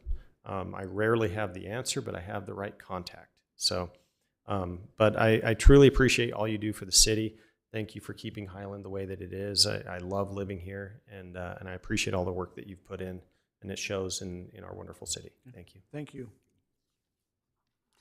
Okay, with that, we'll now move on to our first action item. We have item number 4A, which is a resolution of the Dandy annexation.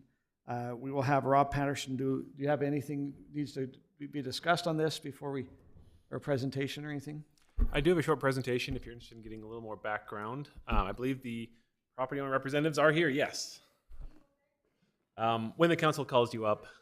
Now just wait a minute and we'll see if we need to have questions. Just by way of introduction, as this is an annexation, this is a legislative process the city's going through. The council's not reviewed this one in particular. This is a new annexation, but the council's previous direction on other annexations is to treat them as though they were a new development, requiring them to do the same type of road improvements, utility improvements, impact fees that any other development would do. This is one of the last 3 islands left on 9600 North.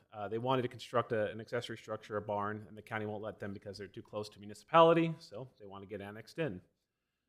There's no intention for them to subdivide or develop. From what they've represented to me, looking at their parcel, it'd be pretty hard to do. So they've agreed to comply with all city regulations. We had a good discussion regarding what city setbacks and other requirements would be for what they want to do, and they've acknowledged all of those and indicated they'd be willing to comply with it.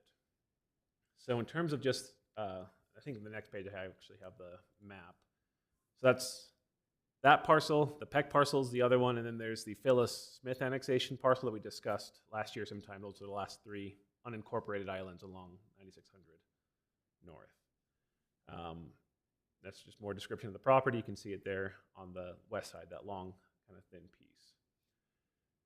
Just in terms of annexation, all annexations go through the same process that I should maybe not always say same. It gets tweaked year after year by the state. They go through a notice process with the county. After that's done, they come back to the city and work on getting their application submitted. They've done that.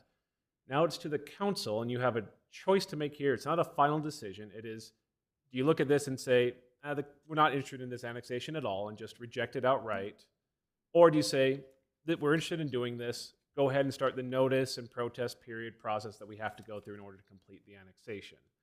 As part of that, if you accept it for further consideration, we ask that the council give us and the applicant some direction on what you would like to see as part of an annexation agreement. Typically, we draft an agreement that includes all the terms and conditions as development, what we require for utilities and roads when they annex in.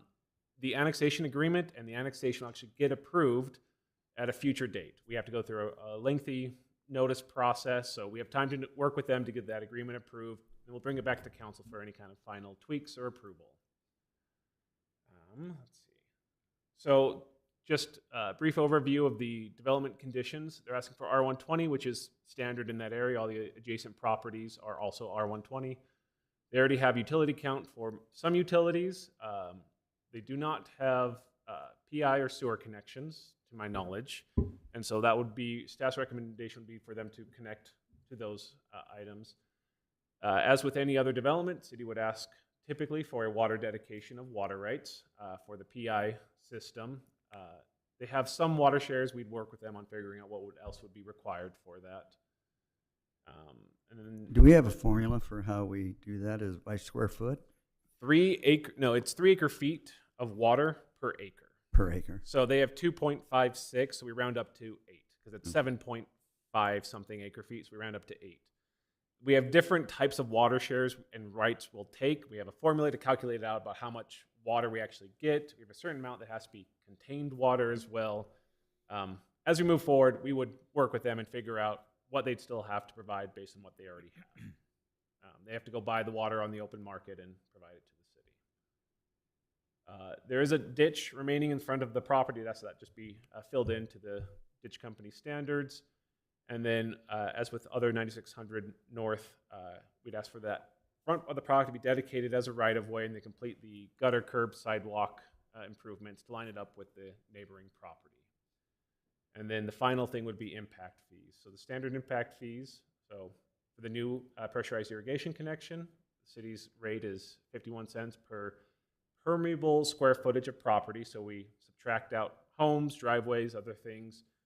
We'd come with a final number. The estimate's somewhere around 51,000. And then the sewer impact fee for both the city and TSSD.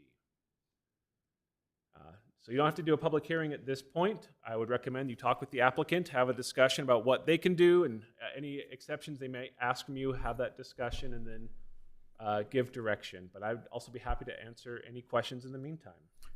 I'd just like to ask one question. So when I read through the staff report and all the information, it appears the applicants are more than willing to pay all these fees. Is that correct? That's my understanding, but I will let them speak for themselves in terms of what they're willing. When we had initial conversation, they indicated that they understood that there would be likely some fees required by the city council, and they might want to discuss that with you to see if maybe there's something the council can do, but they also understand that they're going to have an impact on the city systems, that they're willing to pay their fair share. Council, any other questions you have for Rob? Would you like to have the applicant come up? Yes. We'd like to invite the applicant then to come up and see if there's questions that the council might have. Or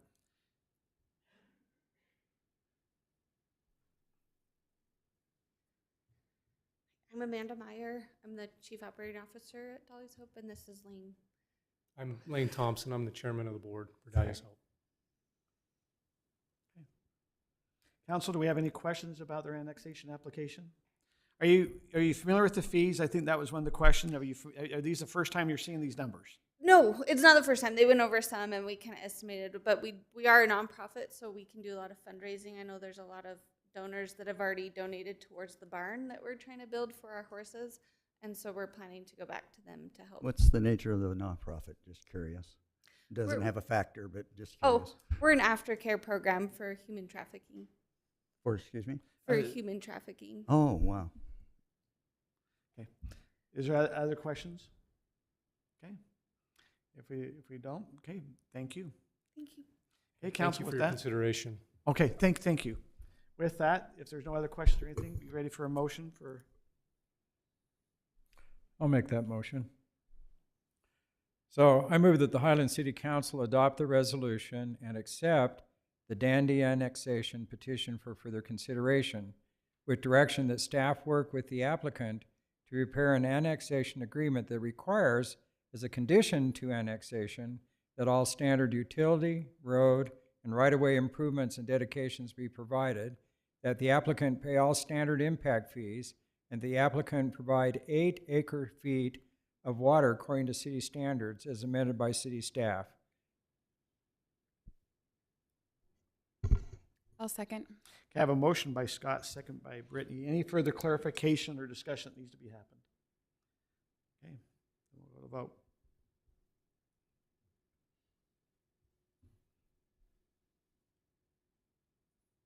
Doug, would you go ahead and do a voice vote? Yes.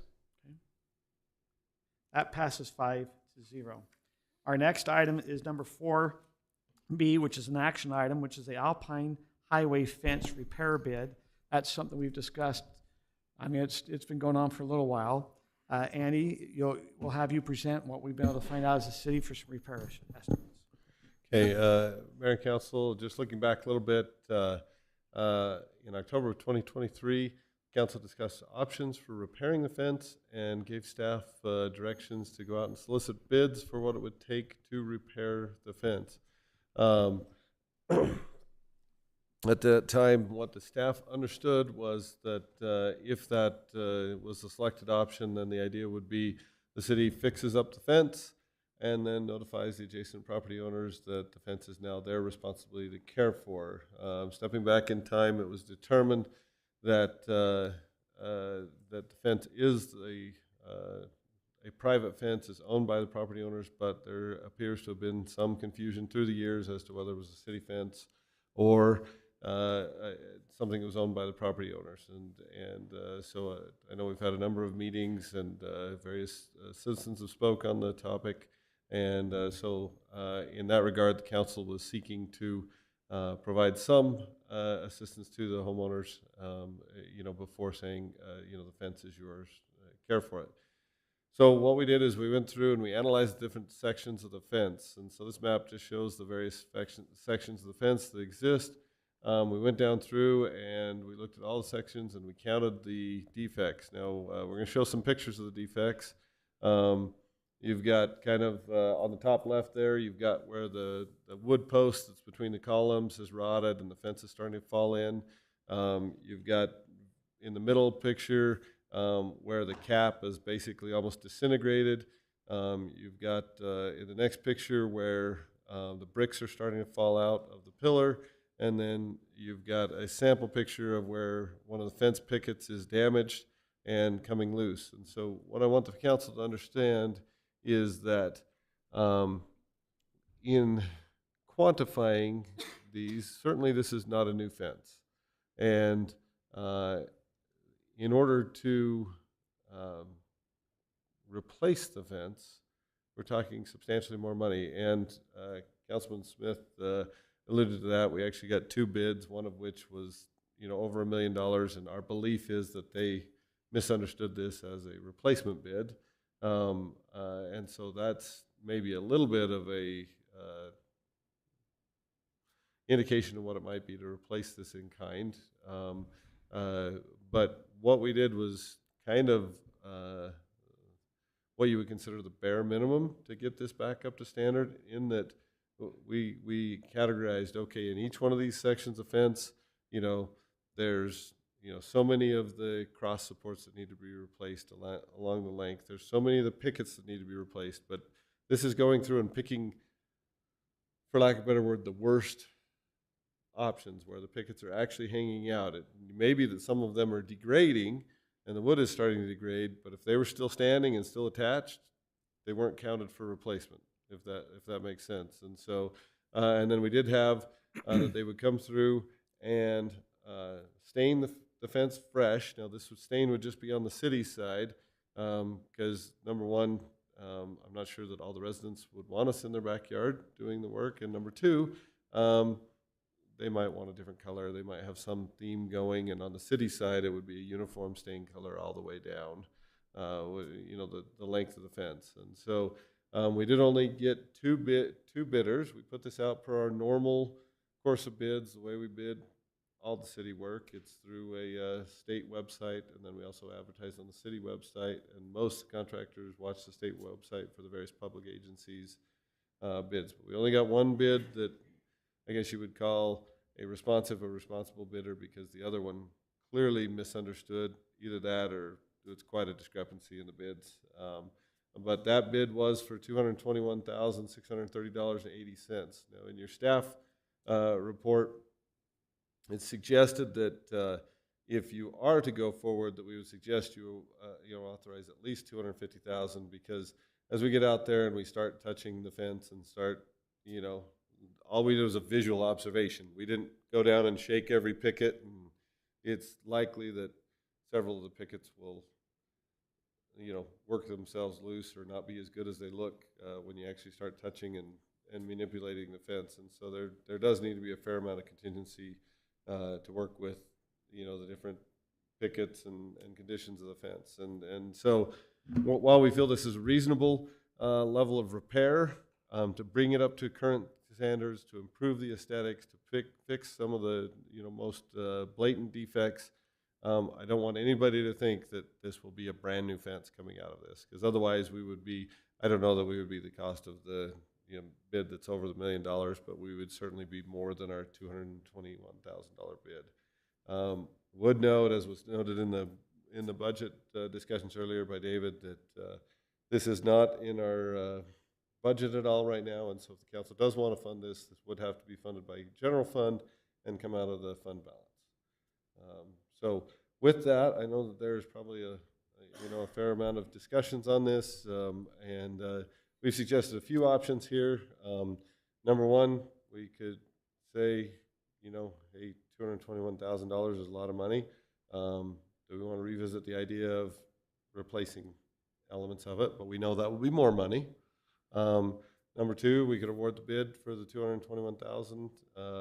And number three, we could seek for less expensive contractor options. If we are to do that, it would likely be through parsing out various portions of the work and trying to find contractors, and we would probably not be able to bond for the work, and it would probably not be one cohesive contractor. We would likely find smaller contractors and say, for example, we go find a mason and say, hey, would you come and replace all these columns for us, and then find kind of a fencing company or a handyman company that would do the wood, that type of thing. But they would likely be smaller contractors and would likely not be as quick, and probably not, and likely not follow, maybe some of the normal contracting processes that we do. So if you look forward to that, if we chose to stick with the wood fence, and to date all indications are that's the way that the council's wanted to go, we really ought to come back and we ought to adopt a theme wall fence standard for the Alpine Highway fence, because at least from what the staff has heard, the desire of the council has not been to, at least at this point, go away from that look, and so we ought to incorporate that in the look so that as the fence is then turned over to the homeowners to maintain, that the city code would say, this is the theme wall for Alpine Highway in that area. So just suggestions or thoughts from the staff as far as trying to work through what is a very, very complicated issue, and no doubt the council will have, quite a bit of discussion on this, and we're happy to answer questions from here. On the theme wall fence, which I love the idea, I mentioned before that for 40 years, I've driven up this direction, and I know when I'm in Alpine because of that fence.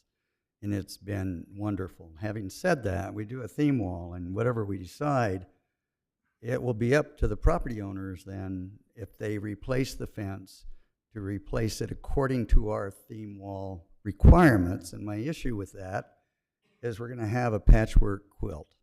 And the very issue that I have with funding the homeowners changing it to cast concrete, for example, and helping fund that with a 40% or whatever it is that not everybody could afford to do that, so we're going to have a patchwork quilt, and it's not going to have the consistency. So I'm struggling with, how do we resolve that? We're not going to probably require wood in a replacement. If they replace it, they have to replace it with wood, because I think we have a code now that doesn't allow that. Is that right?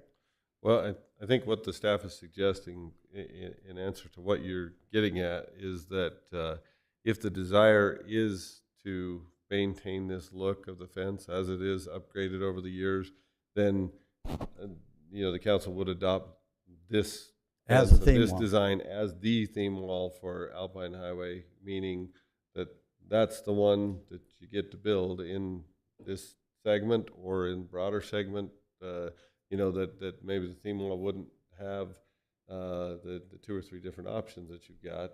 Yeah. It would basically Do you know if be, that brick for is this still area, available? this is the fence.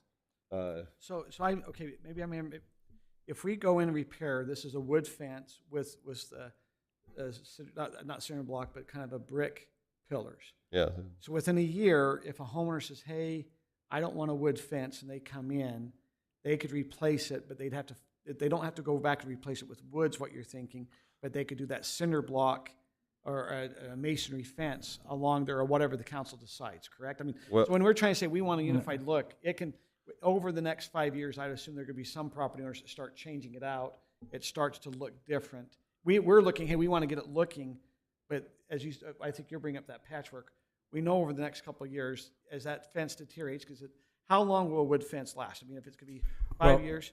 So there's your big question right there. I've been here for 35 years, and that fence has lasted anywhere from 20 to 25 years. And I mean, it's in terrible disrepair, but it seems like if we fix it up, it's probably good for another 20 years. That was my question. Yeah. What would be your and, estimation? I mean, now the wood, you're going to stain it.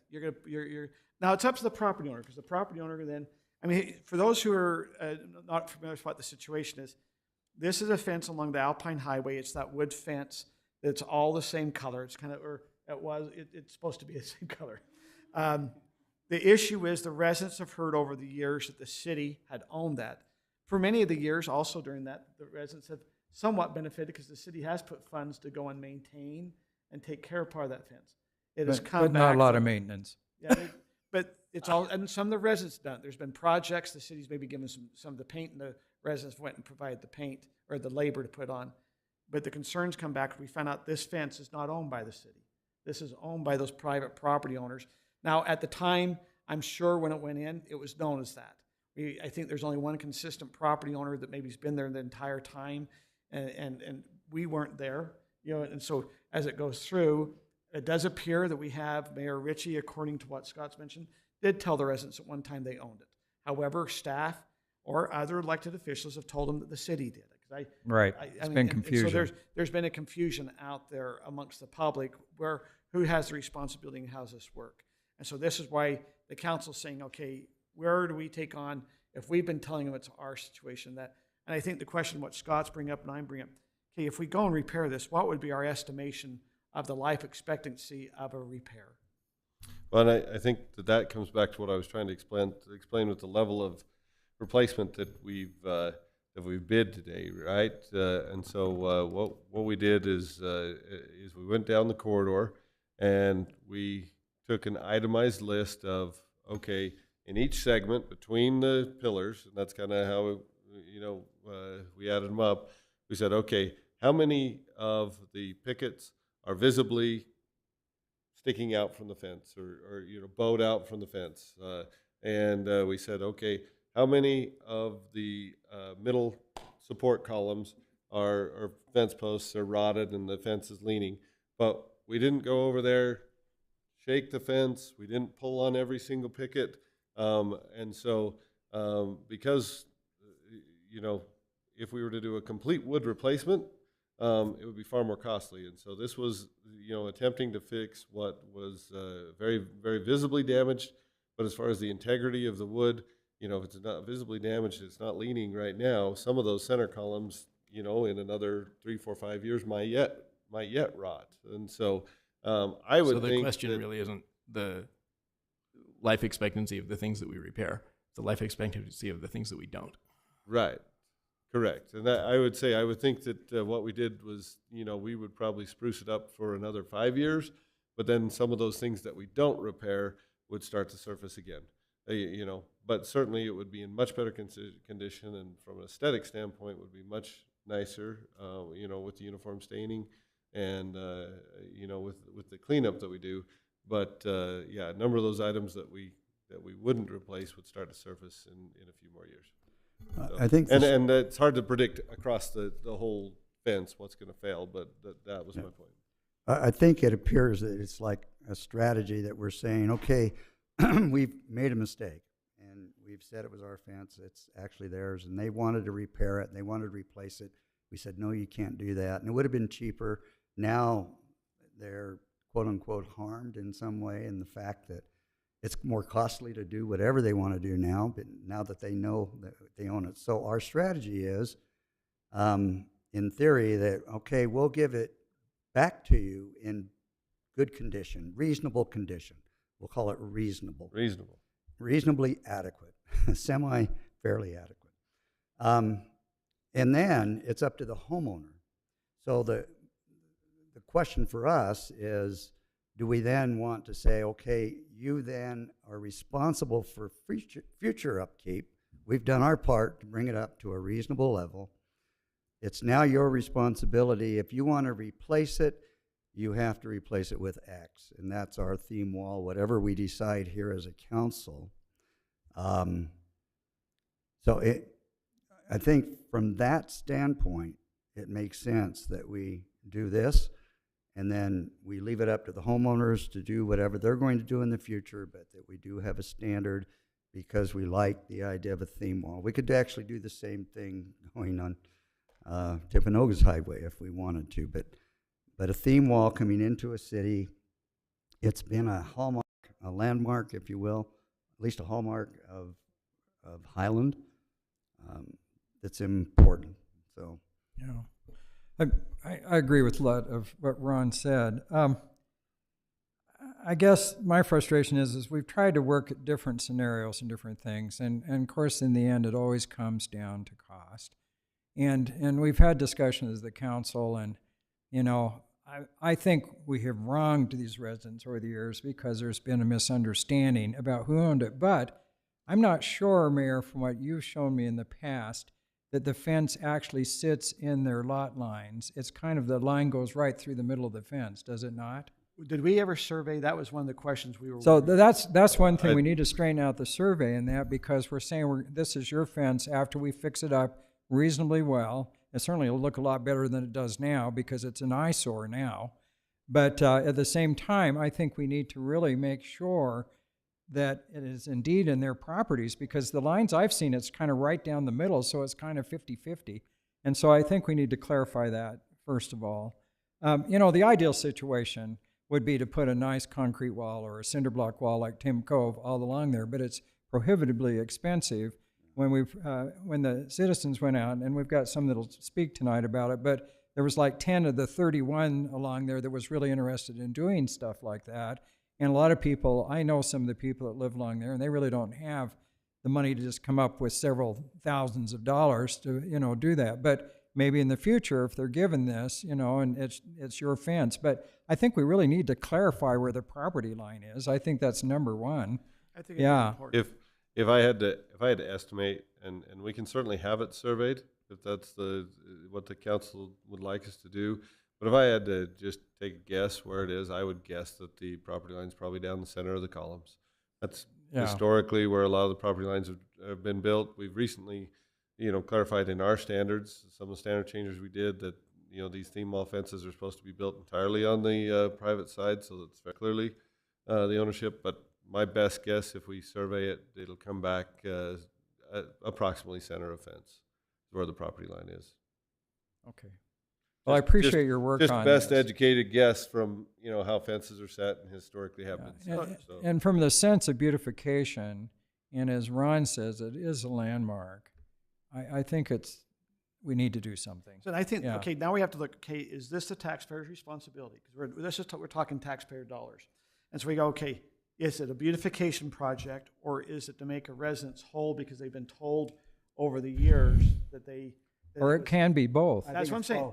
But now here's the question I just want to bring up as we look at, that's why I say I think it's important. We have to look, okay, it's beautification, but it's also fixing this, because, and I'm not trying to do a steering off, but we've had several residents come and say, hey, when the pressurized irrigation system came in, I was told if I brought my shares, I could have as much water as I want. I hear you guys might meter it. I understand there might be some state laws, but also, and I was one of the residents back in '95 when they started putting this in, we never understood that after the $15 fee to put the pressurized irrigation fee, that also our fees would go up. Now, that was unreasonable to be thinking, because you're going to start having expenses, but that's what the residents heard.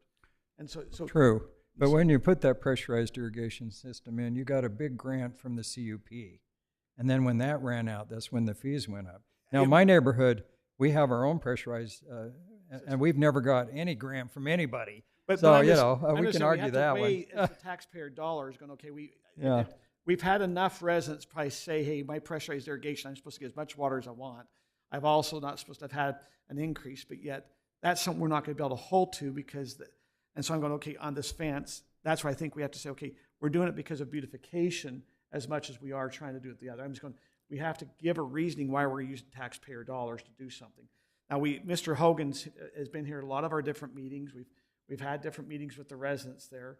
Would you guys like to have Mr. Hogan come up? He's probably heard some of the numbers and kind of see what, I don't know if some of the residents have even been brought up that we went and got a repair bid. So, Mr. Hogan, if you want you were going to get up in public comment, this would be now your time to kind of share some things.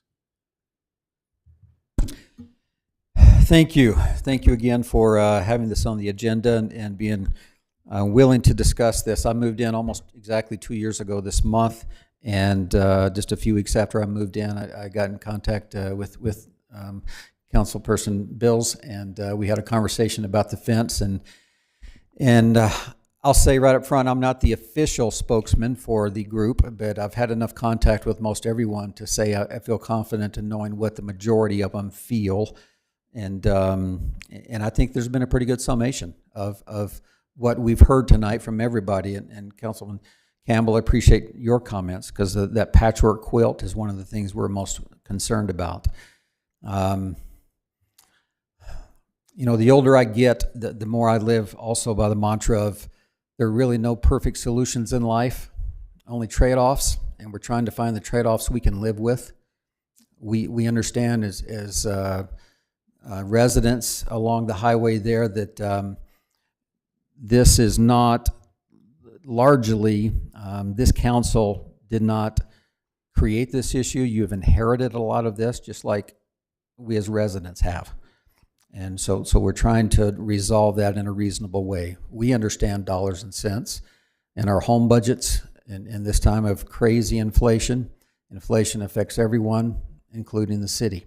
When you go in and get a bid that a few years ago would have been half, maybe, or less than what it is now, that's a reality for all of us. And it's the same that you mentioned with the fence.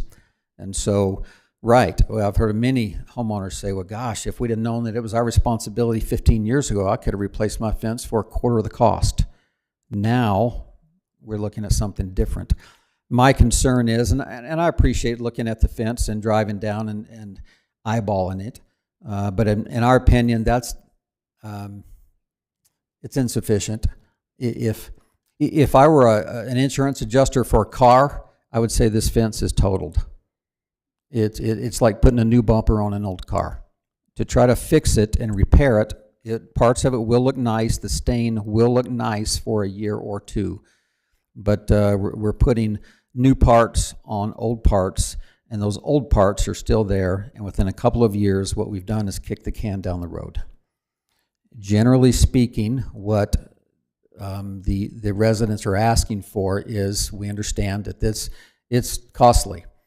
We would rather wait 2, 3, 4, even 5 years to save the money, to do it right, to not kick the can down the road to another council, to other residents, to other people in the city, to do it the right way with a precast fence. There are safety issues, there are beautification issues, there are many, many issues that we've discussed in the past. No perfect solution. We don't want to wait, honestly, but that we feel like that's our compromise. There are parts, everyone along that highway has parts of the fence that they have fixed themselves. If you go on the other side and look in backyards, you can see 2x4s and others holding it up, holding the fence up, and so that's an issue. There's a lot. I've got a long list, but I'll be glad to take any questions or continue. But I just wanted to make sure that I was representing, generally speaking, most of the residents.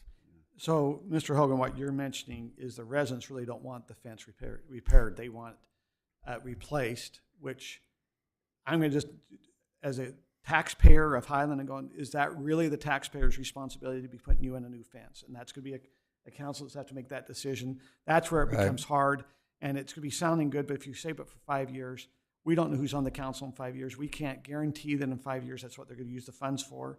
They can come in, and it's hard when you're saying we're going to go build a nest egg for $1 million. Well, I'd sure like to see a park up at Beacon Hills. That would be a beautification also in the city. So is your fence more important than my Beacon Hills Park? And I'm just talking very open. I'm going, Sure. there's a lot of things in the city. We got a lot of roads that people drive on, that all the residents drive on. And that's a beautification to me. I'm going, I'm trying to get the reasonability. I'm probably the one that's going, I'm having a hard time paying taxpayer dollars here. I have to answer the taxpayers and going, I just went and beautified someone's backyard. And they own that fence I just beautified. It was great. Yeah. Well, let me just add to that. And I understand where the residents come from. I'd like to see a concrete fence along there. But I think it's unreasonable to expect that the city is going to save, $250,000 a year towards that in 5 years, because we may have a totally different council. And a couple years in there, we may have a financial crisis in the city, and they'll suck that money right up. So in the end, nothing gets done. And that's the problem. I think something's better than nothing. So, I mean, we can just not do this and just let that fence continue to degrade. It's an eyesore right now. It's a danger.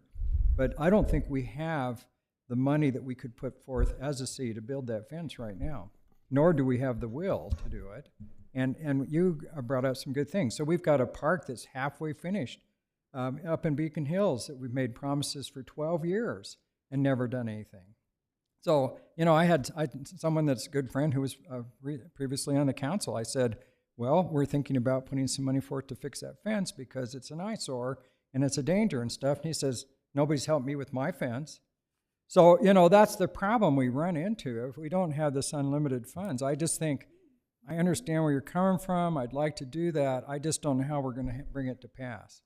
Can I ask Yeah. on you say it's totaled, and I trust that you understand it better than I do, but is it the pillars, the brick pillars that are not stable? Because to me, if those are stable, then Right. the wood between them can come and go, and that's a little expense. But Right. is part, if I can, I'd like to ask Andy, is part of this making it reasonably good, is that include stabilizing pillars that aren't stable now? Can they test that?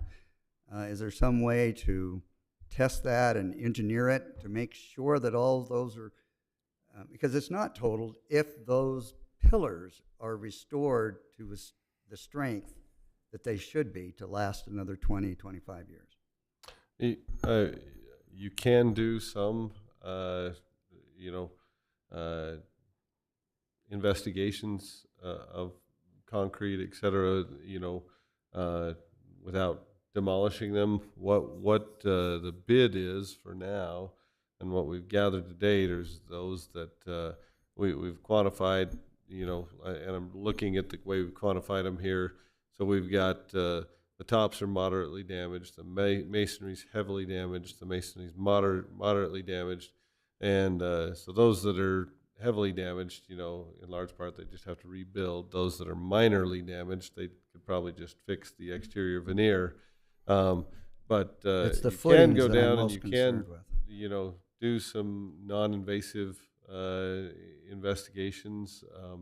But again, that's more money you're going to spend towards testing it than fixing it, and that may be the right thing to do. But to date, what we've put in there to bid and to replace is what we can visibly see is damaged.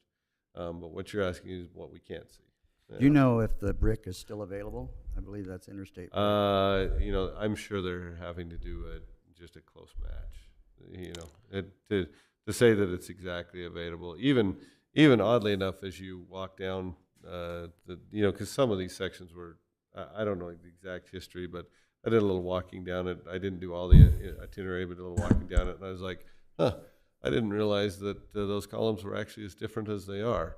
Since they're not as uniform as you might think. When you're driving past on Alpine Highway, they look pretty uniform. When you're walking down the corridor, you're like, oh. They're slightly different. They are. Yeah, that So was a there. little different than that one, and so I think I'd just like to a see best more match, study. So, wouldn't actually be Andy, too do bad. we know if this bid will take care of those pillars? I mean, I agree with Ron. Yep. You get the pillar stable, the other's kind of wood, and you can, but This, the this question, bid will take care of the pillars that we quantified for them. so my concern is. Because it's a like unit every price city bid, thing right? We get so going, and it'll this- be, that's why we were suggesting. That's why I'm worried, and I've seen this on a couple other city projects. We get going in it, and we thought the 221, and by the time we're done, we're in at $400,000. I mean, possible to, depending on how, once you get into it. And well, it's you like the start- Tanya College thing. We were trying to take care of just some. It was dripping in. I thought it was going to be a $40,000 to $100,000, and I think we ended up spending $450,000. And you're going, well, if I would have known the cost going in, I don't think we would have got there. It was just we would have went a different way. We dumped rocks. That's my concern with the fence. How sure are we this is going to take care of the issue? This is my point about it being totaled, and I use that loosely. But, and Councilman Campbell, when I say it's totaled, I don't mean I have inspected every piece of the fence. As a percentage, generally speaking, when a certain percentage is beyond repair, you would consider it a total. And I agree, Mayor, I believe they should, at the very least, regardless of what's done, the pillar should be investigated. And if you remember last year or 2 years ago, there was a young lady that lost her life up in Davis County when she hung a hammock on a pillar in her backyard, similar to these. Unbeknownst to her, the hammock, the weight of her in it pulled the pillar down, and she lost her life when the pillar fell on her. So I have no idea if any of these pillars are in that condition. Maybe, maybe not. But we know some of them are in disrepair. So at the very least, they need to be tested and investigated. And Councilmember Bills had a question, I think. I'm good to wait until. So, Mr. Hogan, are you saying that from the residents, they would rather not see a repair? I understand has to wait 5 years and pay for they would like us to go and pay for the fence to go in. Naturally, I would. Hey, if you're going to repair my backyard, let's go do it right now. Right. I've got to now represent the residents. Right. Is that a reasonable request? And that will be a council has to decide on how reasonable that request is. But they don't want to see repair, so they would rather have nothing done versus a repair done. Right. Let me repeat one thing. I'm not speaking exactly for everyone. I've gotten several texts and emails this afternoon, but generally that's the sentiment, is they're just afraid that, although it's mentioned, they're appreciative of the effort to try to do something for the fence. And it will probably look nice for a year or two. Then we're right back here and with the similar concerns. And if I can also clarify too, what you were trying to clarify, if someone wants to change it, or when it is time to repair, do they have to do the same wood fence, or does it have to then be precast? What happens at that point? That would be a council decision. Okay. Which is, at that point, likely even more expensive than it is today. Yes. And so, I believe that we have made that decision. We just may change the decision. Is that correct? That currently it would be fair game to replace it with exactly what's there, or to replace it with one of our approved theme wall styles. We tweaked the city's code over the last several years regarding theme walls, and it now says any reconstruction of a theme wall conforms to the original theme wall design approved as part of the development, unless the council approves a new design. Does that mean it's wood going back up? Yes, that's what was approved for the development back in the day for those. Right. Council can always approve a new design, and I think we even said this before. Residents could come in and say, for my section of the fence, or maybe a group of them come together and say, we'd like to band together and do this along ours. Will the council approve that? And the council could consider that. But for now, you have one design, which is the wood and brick. I believe we have right now, in deference to Mr. Hogan, because I trust what you're saying when it's totaled, we have an unknown that will either confirm what Mr. Hogan's saying, I believe it probably will, but can we, with that unknown, make it a known, and that is, how stable are the pillars, and will they last 10 or 15 years? Is there a contractor we could hire out for, I don't know, $5,000 to study that, to do the testing on the soil, whatever he needs to do, or she, to give us that information? Because with that information, it really changes the game. because I really do trust what you're saying. I believe it more so than what I believe because you live with it. But it needs to be confirmed. And if it is something that can't be stabilized and trust over the next 10 or 15 years, that changes the equation here for us.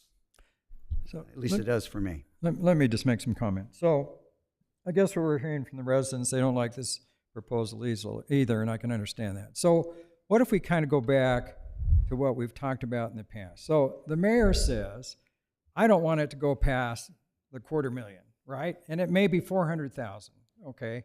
Why don't we just go and say, we're going to, because we've misled the citizens for a long time, there's all this confusion, this fence is deteriorated. Obviously, they don't want us to fix the fence. They want something new. Why don't we just say we're going to put in a $250,000 grant, okay? And then we're going to measure the length of the fence. And so you get so much per square foot one time, because we can't guarantee that other councils will go for any more money. Or that we'll have funding next year. There will have the funding next year, but we've got the funding. We can probably put it together this year and just say, you've got this grant, and then you guys, we'll have some sort of standard here, but go ahead and do what you can. I mean, the problem with that is that we approached the residents with that, correct? We had divided the amount of money that the estimate came in for a replacement fence, right, by how many square feet it was, and then assigned that to each homeowner. And it seemed like that plan wasn't good with the residents because there were a lot that wouldn't have the money right now. There was no way to get anybody to commit to it. My understanding was from my meetings with residents that was not an acceptable solution. My memory is we had about 10 to 12 that were solid commitments. That doesn't mean all the rest did not want to do it. They just said, I'd like to do that. Don't know if I have the money now to commit to doing that. But this is 2.5 times what we okay, Right. so what was going on in the meetings, and I appreciate, because we had Council Member Smith and Bills that were on a special committee, met with the residents, then we had a resident meeting, and what did come up, and I'll admit I kind of left a little offended, was where it appeared that the 10 residents wanted to take the 250 towards their fence and then leave the rest. Well, actually, it was 100,000. Yeah, but I'm just saying, what we're talking about, we'll put $1,000 in. It's like, just like the city has for 250,000, I think what you're talking, Scott. And if it's 1,000 square feet, it's gonna be $25, whatever, all the way down. And that's what that resident, based on how much square foot they have of it, they can come get a grant. But other residents aren't gonna be able to come grab the grant away from the other resident's spot. No, I'm that was for where that lot. Sorry, I don't remember that version of that 10 of us wanted it all. Sorry, yeah, I would disagree on that point. But yeah, we want to be fair. Absolutely, we want to be fair on how that's allocated. And we talked about a linear foot option where everyone gets a certain linear foot. I think the disagreement was the amount per linear foot, because we had talked about a certain amount, a certain threshold. Then what we heard was a lot less than that threshold. But this is a lot more than what we discussed. Yeah. How many linear feet was there, Andy? Like 4,000 something. Yeah, we had taken the bid that the residents got, which was what, 450 or something for the whole thing, and we had divided that by how many said, what was it, Mayor? And if the residents paid, wasn't it $80 a square foot? They figured they could put the concrete. So a neighbor and I, it's all changed again. Right. 2 years ago or a year and a half when I put mine in, it was right at $90 a linear foot. And I'm just saying 4,000 square feet, we measured 4,650 feet is what we measured as we made it. It might be slightly off, but it's pretty close to that. It's about a mile of fence with all the roads and everything. That'd be $53.75 per linear square foot. Now it might cost them $120. Yep. But they are going to have almost 40% of that as a grant if we decided to go that way. Depending on their bid, even 50%. Yeah, and if they did some of the work themselves, so that's the residents. Right. But one of the problems we have as a city, why it gets, we've talked about why the expense. We've got to go out, get a bonded company. They have to be willing.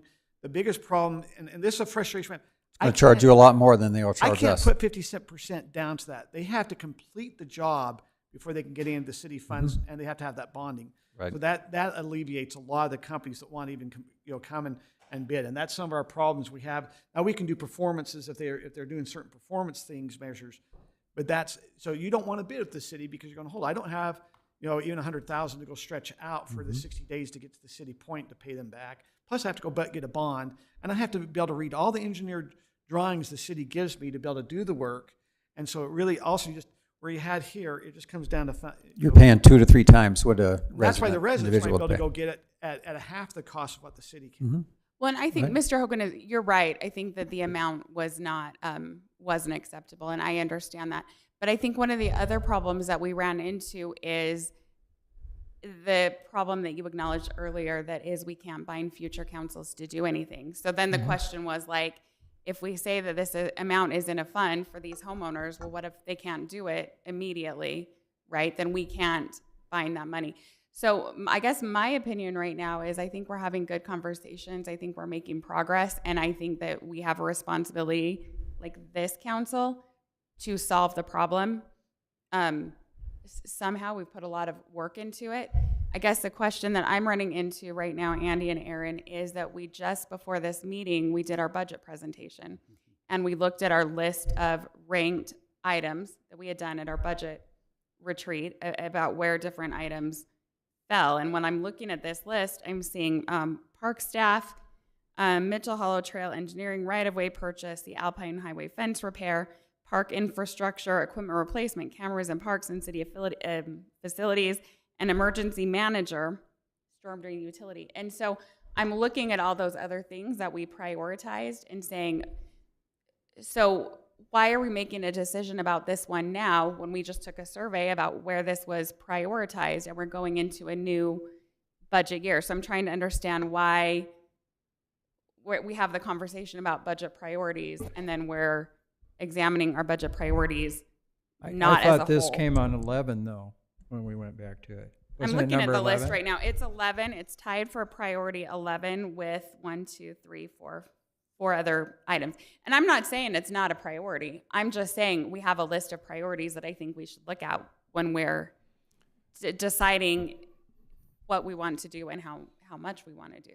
So the question is, and we have to decide if it's in the budget. The reason why we're, Correct. When the residents, we were talking last October, we had the fire department, we gave them a 5% mid-year adjustment so we could make sure we could keep our fire department.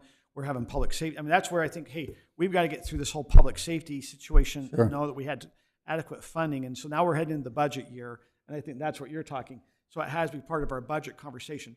We had our first meeting as a council tonight as a work session where they saw the budget for the first time. And this is not sitting in the current budget. They'd have to go and place it in. And David, do you remember if we place this in, we have to use reserves from the prior year to be able to Correct. get this done. It can't fit in the current Correct. budget as it sits now. Correct. It'd have to come out of reserves. That's your problem where you say, hey, for next year, and I'm going, well, I'm already pulling out of reserves to do this. It's not fitting in my cash flow. I'm pulling it out of savings to do the project. So I 100% think we need to resolve this however we do for these residents. And I think we need to do it this budget cycle and not kick it down the road any further. Just make a decision. Yeah, I 100% think we need to. I just feel like it's hard when I'm looking at this list of priorities and had this budget work session. Do we at need to 6. have one more works, like a thing with the residents saying, this is what's being proposed is a grant? Or do we just come up and say, we've had the meetings with the residents, we don't need to have other What meetings? Mr. Hogan is saying is what I've heard from residents this week also. Okay. Okay. Right. And I'm happy to meet with them and talk about them again now that we kind of have our list of priorities and have another discussion. I'm happy to So- do that because I don't want to. So what's not the do it. proposal? Because we kind of keep going around in circles. So council, would you, Councilmember Smith, are you still recommending your proposal of kind of a grant? I would, in addressing some of your concerns and different things, and we are, by the way, the same council for the next 2 years, Correct. unless some of us move suddenly or some of the crazy things that happened last year. But, I think we have 2 years that we could kind of identify these funds and put in a grant program and then just say it needs to be here long term. So I bet the first day the next council in 2 years from now, whoever replaces me or whatever, that they're not going to come in and say, get rid of the rest of that grant. I just don't think that'll happen. And I just think we need to move ahead because we can keep doing this year after year and the fence looks worse and worse. It gets more expensive. I just think we need to act on things. So we can have a lot more meetings with people and different things, but I think the resolution, from what I'm hearing you're saying it may cost a lot more than the 250 for the city. Well, I And, think yeah. if we know, if we do a grant process, we can limit what the city's risk Right. is by. Our risk they is know we're not putting more than 250,000. 250. It's fixed, and that's where it's at. We're not going out, because I get worried if we go out and start to do the repairs, we're going to find out it just start, as a city, also we're having change orders, and it just starts escalating on us. Well, it's like Mountain Ridge Park. I mean, how many millions more has it cost us than the original bid? So I just think this is a stake in the sand, or a red line, and just say, this is what we're willing to do. So Mountain Ridge bid was $5.4 million. We're in at $9 million. That was before COVID. Council and Mayor, Not surprised whatsoever. to add a Right. little bit of context as to why this might be an important budget decision now. As Councilmember Smith pointed out, you have the same, barring any vacancies or changes, the same council for the next 2 years. 2 construction cycles, to put it that way. You're right at the beginning of this year's construction cycle. People work from spring to fall, and you'd have it again for spring to fall of next year. So that might be why this is a good time to make the decision now, whatever the decision is. Okay. What's the recommendation, council? I think one additional point of clarification is the grant funding just replacement of a wooden fence, or are we adopting a new theme wall standard for Alpine Highway, or, to Councilmember Courtney's point, leaving it they can do any theme wall that currently meets our code? And I'm looking at my notes from the last meeting, and the last meeting I have our notes of being, we all discussed last was allocating $100,000 now towards the fence with guidelines ensuring it's a beautification project, and then continuing that project for multiple years for an increased reimbursement per linear foot of $60, which would allow us to complete the Alpine fence in 3 years, and then continue the program onward afterwards so that other projects could be considered as well. So that is I think that's the latest that I had. $250,000 and 4,000 feet is $62.50 a foot. Andy told us it's about $64.50. And I think that's 46.50. very generous. 46. Okay. Councilmember Smith, do you think that we should approve something tonight, regardless of how it fit into the overall budget picture? That we've talked about it enough, or what are you recommending? Well, obviously, we're not going to pass this action item, because I think we've gone off on that. My feeling is that this needs to come back to the council and talk about a possible grant thing, and we need to talk more with the residents. But, I think we're kind of at two kind of opposite things. I think the residents really would be really happy if we paid for the whole fence and it was a concrete fence. We as a city say we can't do that. I understand that. I think it's a beautification thing as well as a safety thing. And I think that we can find a compromise in between. But I lean towards the grant. It's a lot more than the grant we offered that seemed to upset people. And I think it's something that we can say we'll be there for a couple years or maybe 3 years, but it's something that this council, I would hope, would be willing to do. And that's kind of where I'm at. But obviously, we're not going to pass the motion for the Right. Band-Aid approach. I will say, again, not speaking for everyone, but for enough, I believe most people would feel pretty good about that $60 a linear foot grant. Do you have any idea how many people would take us up on that? We did this survey months and months ago, back in the early fall, and again, that was 12. I think it was 12 people that said, "I'm ready to go today," and quite a few others said, "I want to," and we just got to figure out. But there was not a hard dollar amount at that point, and if they knew a hard linear foot dollar amount, I'm guessing more. Now, will every 32 residents along there? I'm sure there's going to be a handful that just say, regardless, I can't do it. I'm trying to pay the groceries right now. So I think we should think about doing that, and I think you could think about what the resident suggested in the email, which was continuing the program over multiple years. Then you wouldn't even necessarily have to do it. $60 a foot? No, I'm saying if you had the same program going, putting $150,000 in the program this year. What we could do is you could allocate the $250 in this year, and it would be a carryover in the budget, because that helps the council. Or you could see, if you know it's funding this year, then you have it carry, and they have 3 years to institute it. I think Right. the council would honor that. I would lean towards that, because if you're assuming that each council is going to approappropriate 150,000 or something, there's no guarantee that will happen. Yeah. No. We don't know You what the understand what we're budget- saying. I understand that. Allocate, it goes Sure. in the same account. And when the residents, they have 3 years to go pull on that grant. I do think a council in that third year, because you're going to have some council change, they would probably honor that grant program. Correct. That gives the residents 3 years to be able to go perform on that. And we recognize, I don't think you're going to get all 32. If we have a unanimous vote, we're going to have only 2 council members and the mayor change in '26, myself and Scott and you.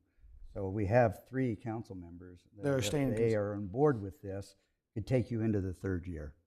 And maybe If all 3 of those are in agreement. if they are, I say if we have a 5-0 Hey, vote. Kim, are you still on? Can she? I'm on. She's on. I hear her in the background. Do you want to chime in on this at all, since you might? I like your idea about the grant over a 3-year period. I'm not keen on the idea of $250,000 since it was lower on our priority list. I was thinking a lower number than that. But if that is what the rest of the majority of the council would like to do, then I can go along with it. But I would like to see a lower list, a lower amount, just because as we look at our priorities, it was lower on the list. And so we do need to take into account that when we do the $250,000, we're going to have to then take away from something on our higher priority list. So I thought we were taking the 250 out of the reserves. We are, but what I think what some of the council says, we have that priority list, and when we went through, we had a work session that we did in January. This fell in, I think you're saying, Brittany, it was like It's number 11. Number 11. Well, have we funded number 10? Have we funded number 9? Or are we jumping over and saying this is more important than those others? And that's where council's going to have to decide, and if the amount's correct. We funded part of priority 11. It looks like 3 of the 5 items, maybe.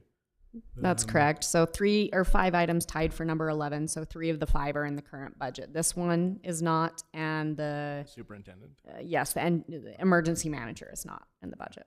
And this So is this a is a one-time one-time, yeah. versus the ongoing expense for the Yeah. superintendent. So It's you a could one-time. also do a lower amount this year, but then do it over 3 years. You could. Right. You can do a lower amount, and then you put it in the budget for the next couple of years with it. So I think that we ought to take what Mr. Hogan said into consideration and take it into our budget meetings and then see where it falls then, because I also kind of agree with what Councilmember Rodella is saying.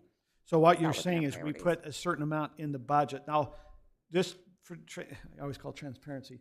I pulled this out for a discussion. They originally had it in, but it was put in our budget where we were pulling into reserves. And I said, no, let's pull it out because it's pulling into reserves. And as a council, you have to make a decision if we're going into reserves. Yeah, and I just think that's tricky to do when we're just presented with this list of options to pull one out to consider right now. So I would prefer to consider it holistically, but I would also prefer that we make a decision on it this budget cycle so that the residents know what they can do and not put them off any longer. I think we need to make decisions sooner or later. So my feeling is if we can spend $100,000 on a new driveway for the fire station, we can probably find some money for this fence. And we made that priority list without knowing the costs of a lot of those things, with just estimates. I mean, $100,000 for driveway, and I know it's special and we need it, blah, blah, blah. But, you know, everything gets more and more expensive, and we didn't make our priority list knowing the exact cost of things. That's true, because one of them is a banner, Right. which isn't on the same level as a That's right. fence. So, you know, I agreed. it's easier to make priority lists when you know how much it So is. council, you're ready to, you'd have to, really, this is saying it's going to be in next year's budgets. But they can't do that because we can't do anything for next year's budget right now, can we? But we can pull it out of reserves currently. Well, you can Yeah, the next essentially budget's direct starting us to put it back in the budget at this point. Yeah. So if I understand correctly, nothing in fiscal year 24. We're just looking at fiscal year 25, putting it back in the budget as an option. So come July 1st, the grant program could start. Because we'd have to have a public hearing because this is a budget situation like Unless you amend current year's FY24's budget to add it in from some source. So we'd have to amend the budget to do it. To this make year. the funds available prior to July 1st Yeah, of this. and we amend budgets all the time. I Which guess we did. the It's a thing is hearing we just process. keep We do it kicking all it the time. down the road. So, we either do it or we don't. And I like to think I'm a fiscal conservative, and yes, we're spending money to help people's yards, but this is also, I think it's a overall good for the city of Highland. And, because we put these big roads in, like Timpanogos Highway, and I brought this up last week, we blighted some of those neighborhoods. And so, I don't know. I just think we need to move on this and not just keep kicking it down the road. So let me just ask you, if it's a budget situation, we didn't notice that we'd be managing the budget in our thing, so can we even do that tonight? No, but I think the proposal is, our next meeting is April 16th. So there's actually a decent amount of time. We could probably put out notices. I have to double check time, but I think we can do an amendment if we had to for this year by that meeting. I think the major questions we have are, if that's the direction the council wants us to go for fiscal year 24, amount, and do you want, and this was a point that Aaron brought up earlier, is it a replacement of the wood and masonry, or is it this is a grant for any type of fencing that the council approves or delegates to the staff to approve that meets theme wall standards? Are you going to hold them to what's there or allow something different? Because someone might want to come in with a $100 square or a linear foot concrete precast fence. Is the council open to that? You don't have to make that decision tonight, but to think on that, because that will, if we're going to do this grant program, I would part want a of it. public hearing before we did anything. We'd want and I know you represent very well the residents, but I would like the other residents Of course, to be I here would prefer that actually. and have also. a public hearing, of So- course. Mr. Hogan, I think we're Thank now you. with the council. Thank you. Can I make a motion then?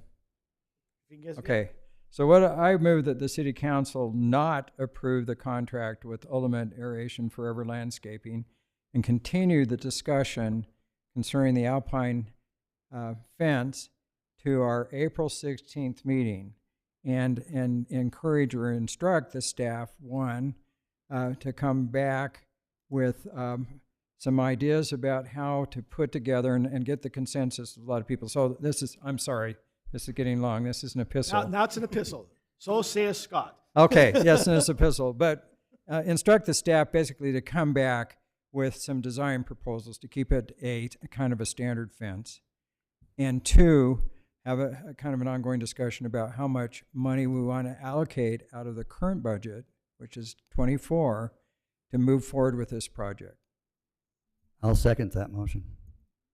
Okay, now, Stephanie, do you understand the motion? Okay, so she's okay with that motion.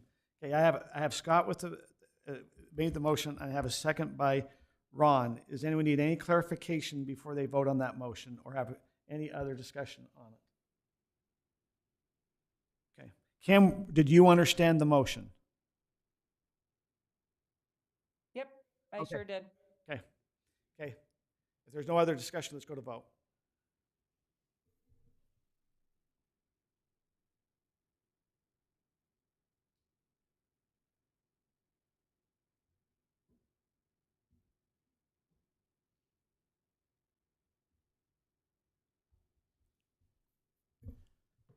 It seems to hate me. I vote yes. Okay, Doug says yes. Go ahead, Mabel. That passes 5-0, so we'll bring that back on the 16th of April. Okay, council, it is now almost 9 p.m. I just want to let you be aware, we traditionally want to try to be done by 10, so you need to look across the agenda and see what we can need to have conversation on and what you can limit. So we'll now move on to action item number, this is the C, which is the Chamber of Commerce sponsor agreement, and this will be Jay Botman. Thank you, Mayor and Council. Good to be here with you tonight. What we're talking about, this item is about the Highland Fling and exploring options to help fund that event. Staff believes that partnering with professionals with business connections in the community will be able to be an asset to the fundraising success of the Highland Fling. KJ Productions, who are here tonight, Christina Wiesman and Josh Walker, are the owners of KJ Productions, and they are also the operators of the American Fork Chamber of Commerce, which Highland falls under that umbrella, to help with promotion, fundraising, and sponsorship for the Highland Fling in 2024. So we met with them a few weeks ago. The city already has a budget, and additionally, we have roughly $13,000 in cash donations already secured, and about $5,000 in in-kind donations secured. So anything that they do would be above and beyond that. Are we not going to still be going out ourselves? Is this saying, hey, we're not, how much did we earn last year? How much did we bring in on it last year? Was it like 30?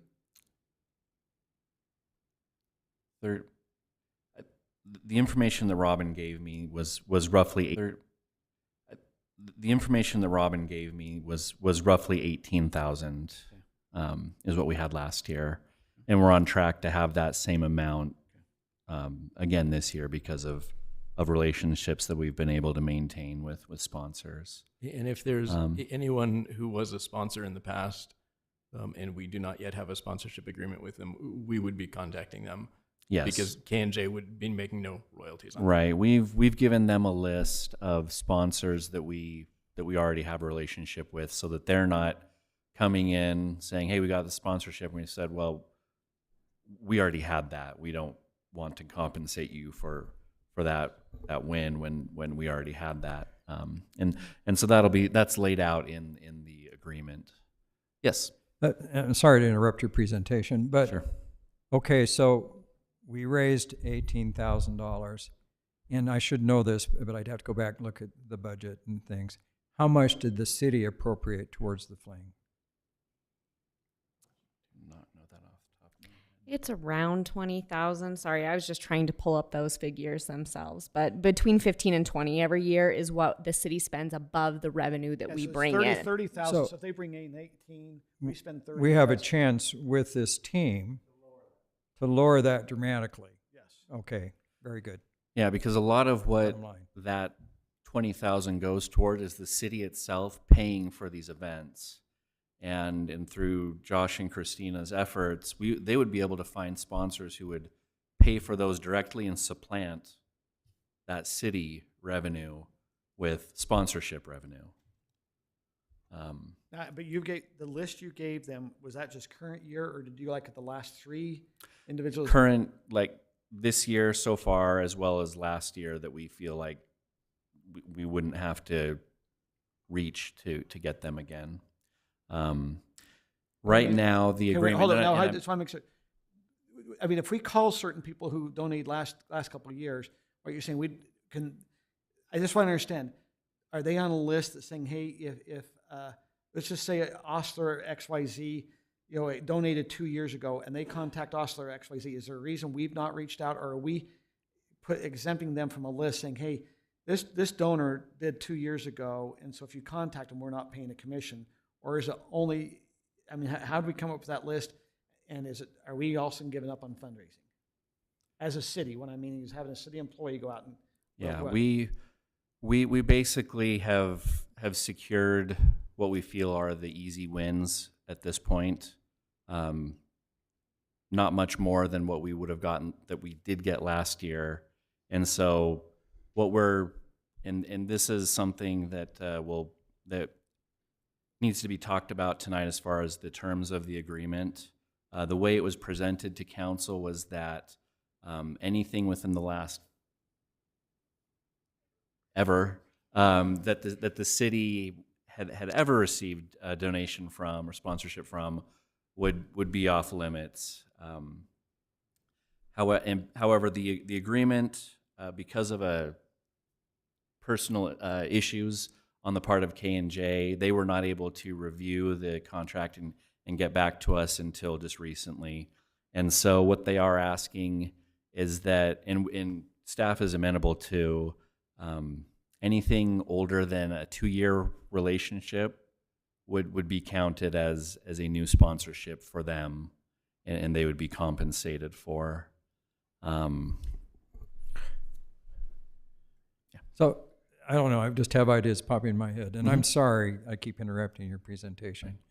But if we do this fundraising, so in the end, the city has less expenses for the fling, it's paid through by donations. Could some of these donations go towards building the stage in the Mountain Ridge Park? Because that is the fling. as a council, I think we get to decide if that's appropriate. Rob is in his thinking position. It's my favorite. He like stretches back and he's like, it's his thinking position. We're building a stage for the fling. No. Potentially, yes, actually. If it was part of, The fundraising. fundraising, hey, sponsors, Highlands, we have a new park or something that we're trying to build a stage for in order to host this event. For the Are you willing fling. to donate for that? Seems like that would be a reasonable use for it, as long as it's explained that we might use the money for it. I mean, it's like with the park, we have our donation form where we say, might donate to these items, though we reserve the right to use it, as in the city's best judgment for it. I don't see why we couldn't. Right. And you won't have to rent the stage from Lehigh.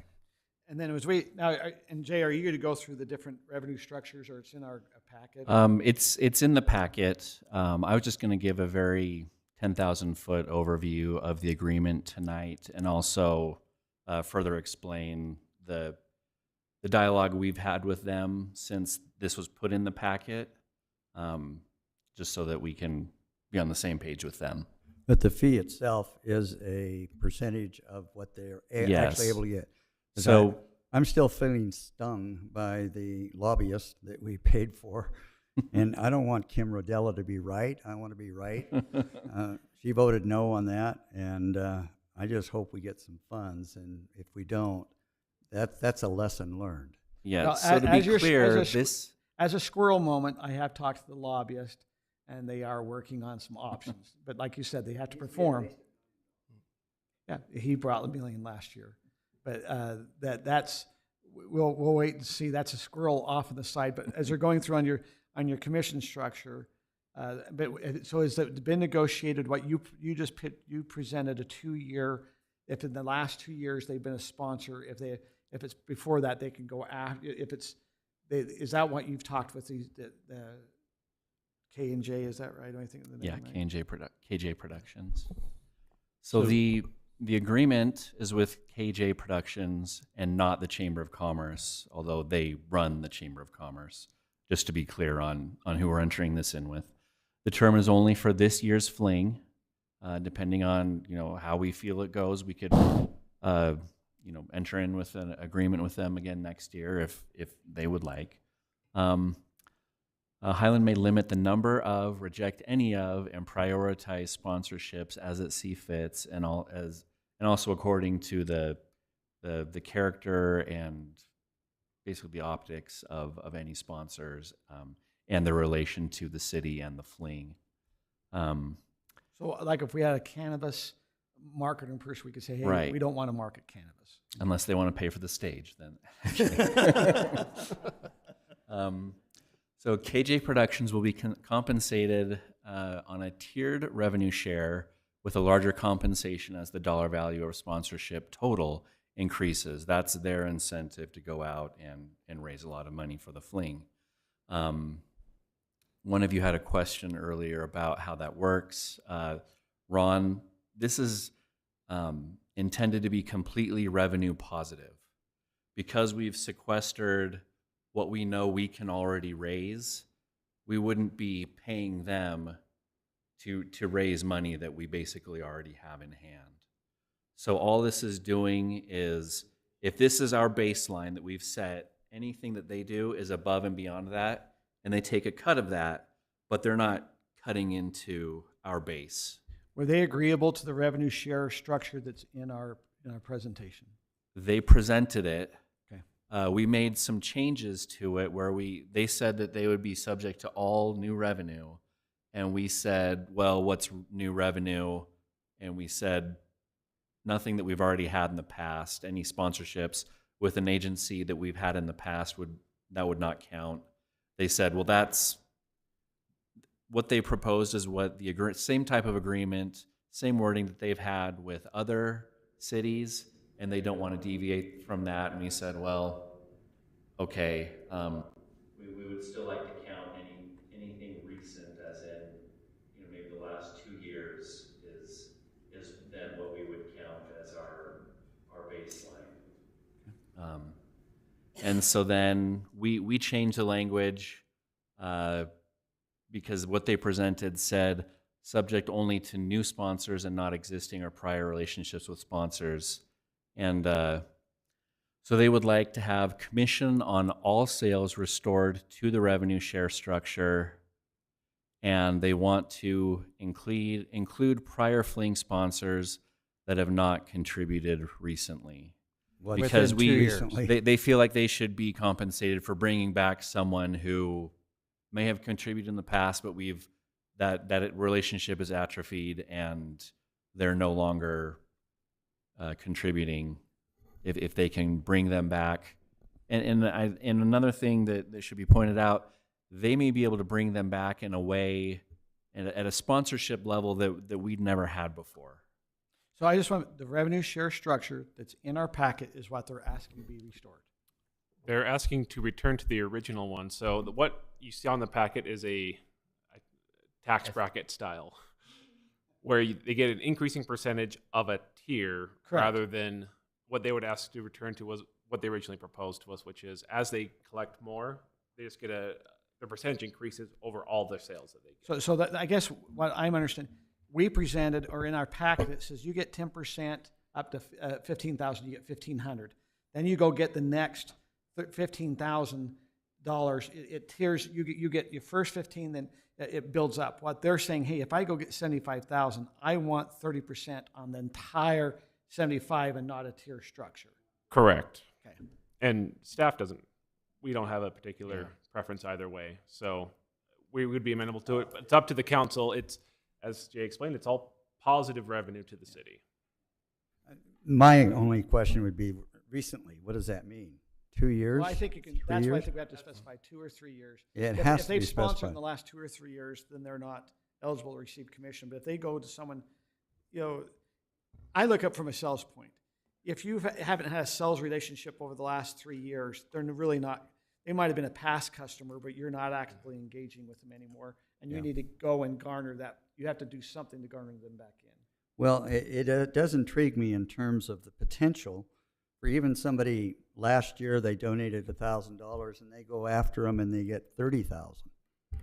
If they can do that, I think we'd want to Do consider. we want to have Jay and Kate come up? Do you want any questions with them, or are we okay? I had a couple questions for Jay, but if he's done with his presentation. Yes, that's the end of my comments on this. I had just a couple questions. Maybe these are for you.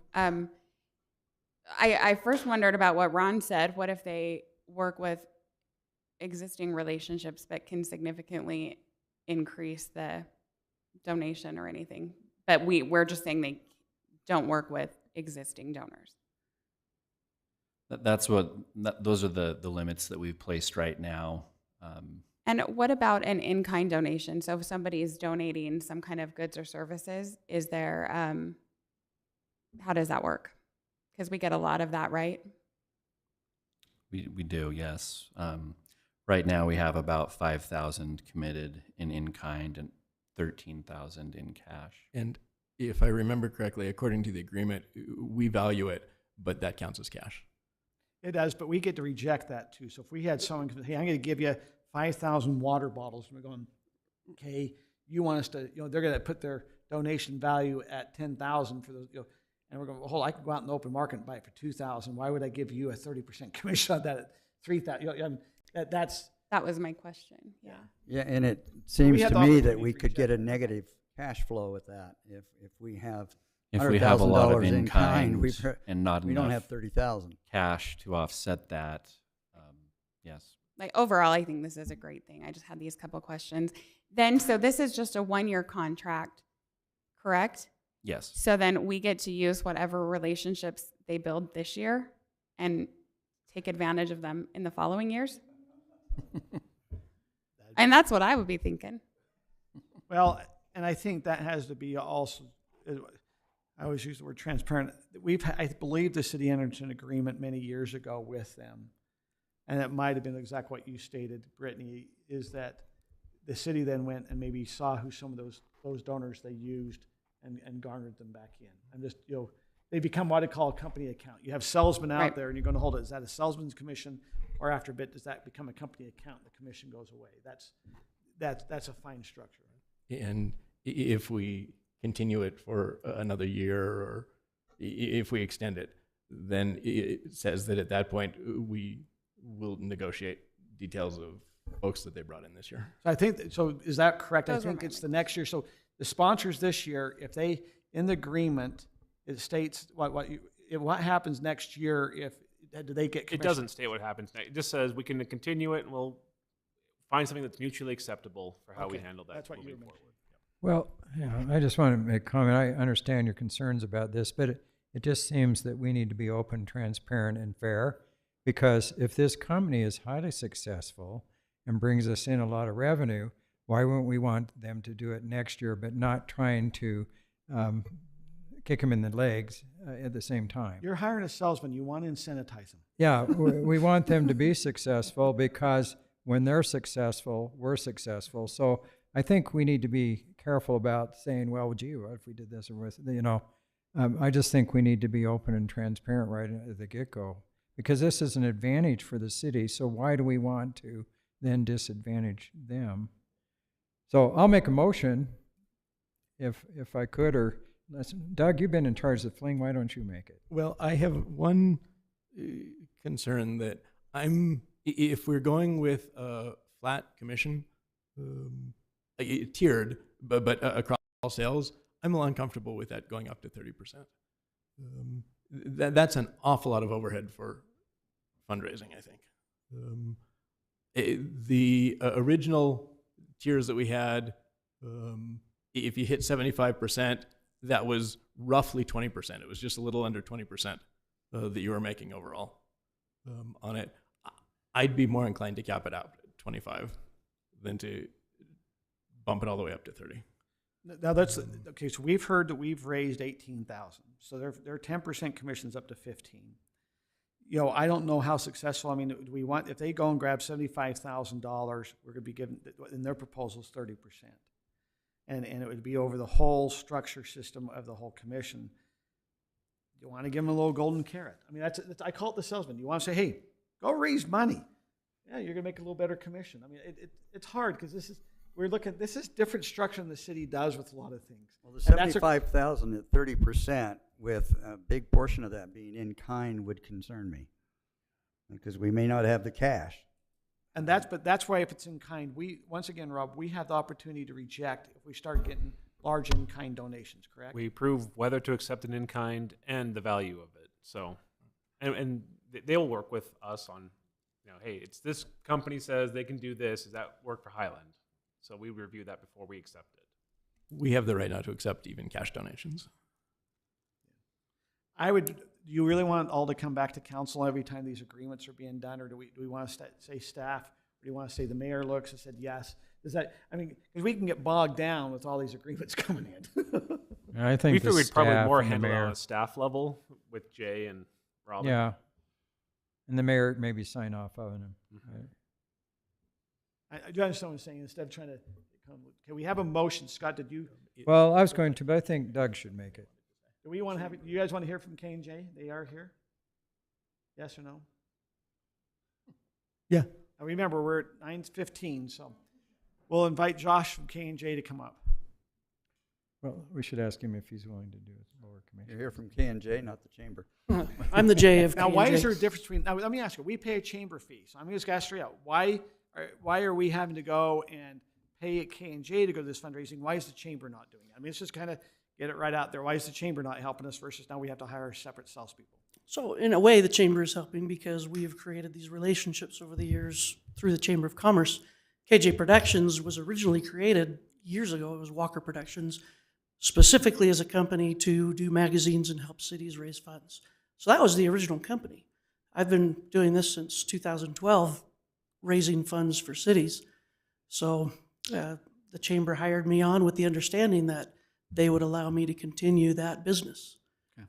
So I think that needed to be said, because I think there's a question. Okay, we pay $3,500 to the chamber. If you're just going to chamber members, is that obviously we're going to go to chamber members, but there's a lot of businesses out there that Highland residents frequent and do business with, and those businesses will want to reciprocate and say, we support Highland. Just to answer the question on the trade, so when we sat down with the city, we said, look, if you have an expense that you're already paying, and we can find a company that will trade to cover that current expense, then, you know, that's really the whole idea of a trade, right? Is you're getting rid of a hard cost. So we're not out there trying to raise, you know, hey, Amazon, donate a bunch of boxes of stuff that nobody's going to use. That's pointless. So the whole idea is that we're decreasing the expenses on the city side and increasing revenue. So hopefully that helps. So Josh, as we look at this tier structure, I mean, it goes all the way up. Once you get to 75, it's 30%. How much did you raise at Cedar Hills? So you do Cedar Hills and you do American Fork City, correct? Uh-huh. Any other cities other than those? You do Over the years, I've done many cities. So tell us a little bit how much you raised for Cedar Hills. I think you know, or even, you know, American Fork. What is these dollar amounts that you have raised? Just so, you know, because we might be thinking so worried, and yet, you know, so I would $75,000 is hitting it out of the park. That's why I think we're getting so caught in that one number. I'm going, have you hit it? Yeah, and honestly, if we raise $75,000, I would say that a small percentage of that is going to be approved trades. Really, the idea is you want as much cash as you can get to help fund the city celebration. So how much have you raised for Cedar Hills in America? So Cedar Hills, we've been between $25,000 and $30,000. And how much for American? American Fork, we've been about $150,000. Okay. So the 75 might. I mean, we're double the size. We have a little more commercial base than Cedar Hills. You know, we have a little bigger population. But I mean, I'm just saying, actually, you might be able to get 75. So you need to be, and if you're okay with that. But it's money, it's newfound money, meaning it's money we're not getting in right now. That's why I think we've kind of looked at the KJ Productions. We're not getting that. Is this benefit? You have to look. Does this contract benefit the residents of Highland and help with the fling? I am perfectly fine at 30% if it were all cash. When it's in kind, I begin to worry about that balance, and are we going to be in a negative flow? I mean, that's potentially, you have 75 and 50 of it is in kind. Now, that's not going to happen. Yeah, well, that's just, you understand it better than we do, but that is my concern. I mean, if you want to put it in there that it has to be as an expense that the city incurs in order to be able to be a trade, we're fine with that, because we're not out there looking for a restaurant to give us $500 in gift cards just for the heck of getting $500. It needs to be, you know what, we normally give out gift cards, or we would like to give out gift cards for this particular event. Can you guys go out and get that for us? Sure. So like an in-kind donation, we've had Walmart that's given us a TV for our Ruby Medallion thing that they've had a grant. You know, some of those in-kind have been, you know, like things for when people are going to go do things. You might get cookies. You know, Macy's and Myers Meats have always given cookies for different events. You know, that I'm good with the 30% and the carrot, and giving staff the discretion that if they see there's something that looks like it's going to be a problem or not beneficial, then they'll let us know. But I feel fairly confident that they can work it out. Council, any other questions you have of Josh, or are we ready for a motion? Okay, thank you, Josh. Thank you. So just to clarify, I think it's the council's moving towards a motion of commissions on all sales restored as originally requested by KJ Productions, and they're only restricted from receiving commissions from fling sponsors that have been sponsors in the last 2 years. You guys okay with that? And otherwise, the contract as. Okay, let's see a motion for that. Okay, Doug. I move the City Council authorize approval of the contract with Highland City and KJ Productions, LLC for Highland Fling 2024 with the stipulations that Rob just gave. I'll second it. Okay, have a motion by Doug, second by Scott. We all ready? Cam, you understand the motion? I just want to make sure she does. She's already voted. Yeah, I understand. I just want to make sure you're hearing okay, Kim. So, Yep. Just chime in. Yeah. Hey, Doug. I vote yes. Okay. Passes 5-0. Okay, let's now move on to, thank you, Josh. Okay, let's now move on to item number D, which is a reuse authorization contract with TSSD, and that's Andy. And we also have Brian Braithwaite, who's on that board also here. So it's Nine- Andy and 9:20. me. So we're tag teaming it a little bit. 9:20, just time-wise. We're at 10. We're at 9:22. This was an item we discussed very briefly at the end of last meeting. I think we had 3 sentences. This is a reuse project, is the reuse of sewage. It it can be treated and used for pressurized irrigation, secondary water sources. We had submitted an application. We tried to meet a deadline that was due to a new state law change. In 2023, they changed the law to say reuse projects can't be allowed without some conditions unless, if that water would normally flow to the Great Salt Lake, trying to restore the Great Salt Lake. So they gave a November 1st deadline for application. So we and a lot of other cities submitted our applications right before November 1st. We received some comments back from the state engineer reviewing it, asking for additional information. And one of the primary things the state engineer was looking for is a reuse contract. What is the arrangement between the cities and Timpanogos Special Service District of how that reuse water is going to be used, who gets to use it, and how? I think I put too many words on there. Let's just move ahead. So we applied for our reuse water. Andy can explain the details of the water more, but it's based on depletion. So we have a certain amount that we're allowed to call as depleted, meaning it's being used as part of the system. It's not being returned into the greater hydrological cycle. I use words that Andy taught me. We applied for over 5,000 acre feet. We have a depletion amount of 1,800, and a little bit less of that will actually be potentially allowed for reuse as part of this project.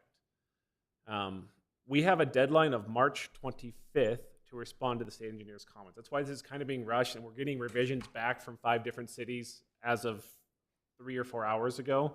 But the overall goal is to establish the general terms and conditions under which the reuse is authorized.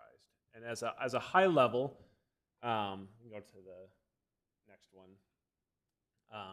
It's because we don't connect directly to TSSD in terms of our pressurized irrigation, only American Fork is right there. So American Fork is the only one who can directly use that reuse water as part of their secondary irrigation, at least for now. We could do, and cities may do in the future, projects to connect for that. But for right now, American Fork is the city who can really benefit from it. So the general reuse authorization contract is between all the cities that say, we're going to use our water, we'll have it shipped to TSSD and through our various sewers and pipes. And that water, once it's treated, is still Highland City water or Cedar City water. It's all that, still our water technically, even though it's been used, became sewage, went to TSSD, and is getting pumped out, it's still Highland City water. We say, okay, TSSD, we authorize you to give that to American Fork. American Fork, we authorize you to use that in your pressurized irrigation system. But under the state constitution, we just can't give water away, even if it's water that, like this, is sewage at one point in time. So in exchange, American Fork will return some water to the cities. We're not sending out the terms of that just now. We don't know exactly how that will work. We're thinking of a lot of kind of different creative solutions for how to make it work for all the cities beneficially. What this agreement just says is we authorize American Fork to do it, and they will exchange water to the cities on terms and future agreements that we'll work on in the future, and we'll make it fair. Is that a bank system like we do with water, or how does it get back to Highland? That's what we're exploring right now. We have options. Maybe we'll take it. We can connect potentially to AF's pressurized irrigation system. We're close enough to them. Maybe they will give us water at the mouth of the canyon for us to use. That's what I'm thinking. In exchange is that we would just divert for the reuse.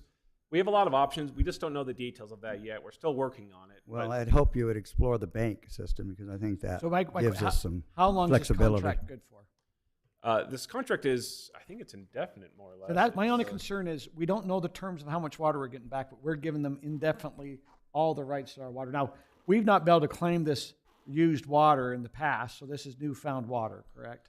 Yeah, well, newfound, it's probably just more of I would say instead of newfound, this has always been on the horizon for potential water sources for the Wasatch Front as the growth continues, right? And so Arizona, they do this all the time.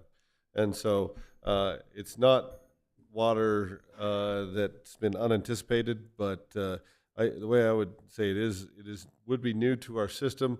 I think the thing that's expediting this is the fact that the state law changed.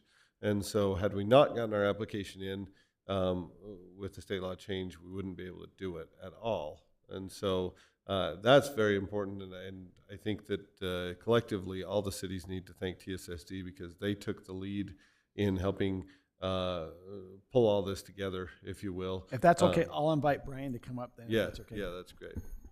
Mr. Braithwaite, who's our TSSD representative, he's our poop plant specialist. That's me. I'm proud of it. I still remember Super Bowl halftime. Yeah, we all do. If you don't remember it, Super I'm Bowl glad is you the time we did. get the most flush. I'm going to make this really simple. It's a complicated deal, but I'm going to explain what this vote is tonight and how simple this one is. And there's going to be a more difficult decision that's coming. All this is saying is that Highland is giving TSSD the authorization to be our agent to work with American Fork on negotiating stuff.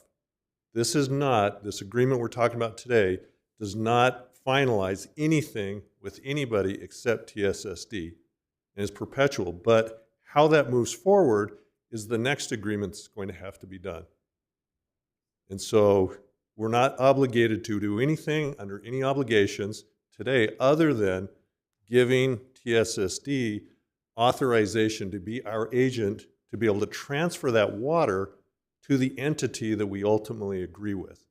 Okay? So all the stuff that we were talking about just a minute ago is all true, but it's being formulated on what that exchange rate will be, how we'll get the water, all that other stuff. That's not a decision for tonight. If we don't sign this, then we won't have anything to do with anything with our water. It's gone. So the state has pushed us to have certain time limits. This is the first one, but doesn't require us to have those final pieces in place. However, the next one probably will. You'll find So out it's tonight. really that simple on this discussion, but what you've heard about where the water and how it's all going to exchange, that is coming, and you'll have a little bit more time, hopefully, to hear the propositions and stuff. But the bottom line for us is we send our water down there, we still own the rights to it. To pump it all the way back up here, whether that's cost effective or not, we'd have to decide. Nobody believes it is. So then if we give it to American Fork, how are they going to deal with it? They have costs. Then we have to see what the value is in that exchange of what water we have, the 5,000 acre feet. Okay, but it's really that simple. This is only about authorizing TSSD to be our agent to transfer it to whoever we decide. Can I just say a couple things? So I really appreciate your work on that, and I'm glad you simplified it for us. And I support this. I'm going to vote for it. But the devil is in the details, because you and I were Absolutely. on the council like 10, 12 years ago when the proposal was come from the canal company, basically, on the conservation of the water there, basically the unused water or whatever. And it's become progressively more expensive over time. And so I think the devil really is in the details. And so I 100% support this, but hopefully we can get a lot more details, because it may not be cost effective to do this for the city. And if it's not, we don't have to move forward with it. That's true. So we'll have another chance to look at all this. Well, you will have the details that Rob talked about. That will be coming, and we can make that decision. Okay. And if it's not cost effective, we don't do it. Right. Sounds good. Yeah. Are we ready for a motion? I'll make the motion. I move that the Highland City Council approve the resolution adopting the reuse authorization contract with the TSSD and authorize the mayor to sign the document. Did I say that right? Can we? We tweaked the motion after, because when we asked 5 attorneys to look at it, we got 7 different opinions on the contract. I should know better than to check the website. Okay, I know, let me that's what I say. have too. Yeah, I know. Okay. I move that the city council approve the resolution adopting the reuse authorization contract and authorize the mayor to sign the documents, including non-substantive corrections and changes to the documents approved by the city attorney necessary to coordinate the agreement with multiple entities. But aren't we doing, I mean, Councilman Braithwaite just said we're making this with the TSSD. Don't we need to mention that? The contract is with all 5 cities and TSSD. I wasn't necessarily joking too much when I said when 5 different city attorneys look at it, everyone wants to put their own fingerprints on it. They And can the try- changes are just, it's still the same contract. They just want to clarify a couple Non-substantive. things here and there. So it's all the non-substantive things. It's exactly what Brian just said it is. But other attorneys decided they want to make sure it was really clear on some issues, even though we still have a future agreement to negotiate that actually has all the details. So- Okay, well, so moved. Second. Okay, I have a motion by Scott, second by Doug. We ready for a vote?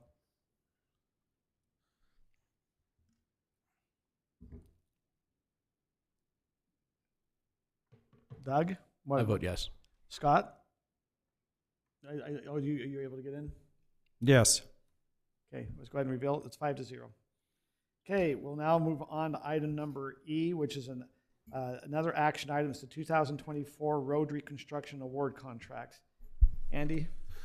Mayor and Council, you'll recall in October, we had a work section all about roads. And last year we didn't, we awarded a couple of roads contracts, but we took a little bit of a time off and because we weren't sure what was going to happen with the Pleasant Grove road fee.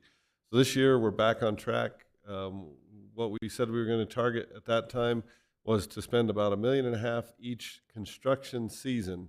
And you'll recall the difficulty is fiscal year happens to happen right in the middle of our construction season. And so in an average sense, we'd spend about $750,000 out of the fiscal year that's finishing in the spring, and then spend $750,000 out of the fiscal year that is commencing in the summer and the fall.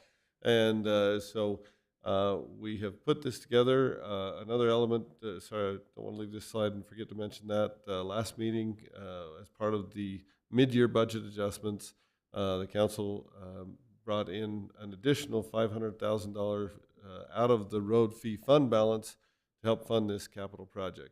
And I will note that part of our challenge with this is while we're going to authorize the contractors to commence immediately, we also give them a bandwidth under which to finish the work. And so it's possible that they could leave the greater portion of this till after the fiscal year, which is always a challenge for us, and it's possible that they could get in and just do it all really quick. And then in that case, we've got a way to deal with that. But we're doing our best to predict, based on the typical response we see from our contractors and the typical way we would pay it out. And so just understand that fact that we happen to roll across the fiscal year in the middle of our paving and overlay season, it always makes things a little bit interesting for us. But that being said, we have, with the contingencies, we have $1.3 million of road projects that we would bring to you for your consideration. The map that you see on the screen illustrates the different locations for the road projects.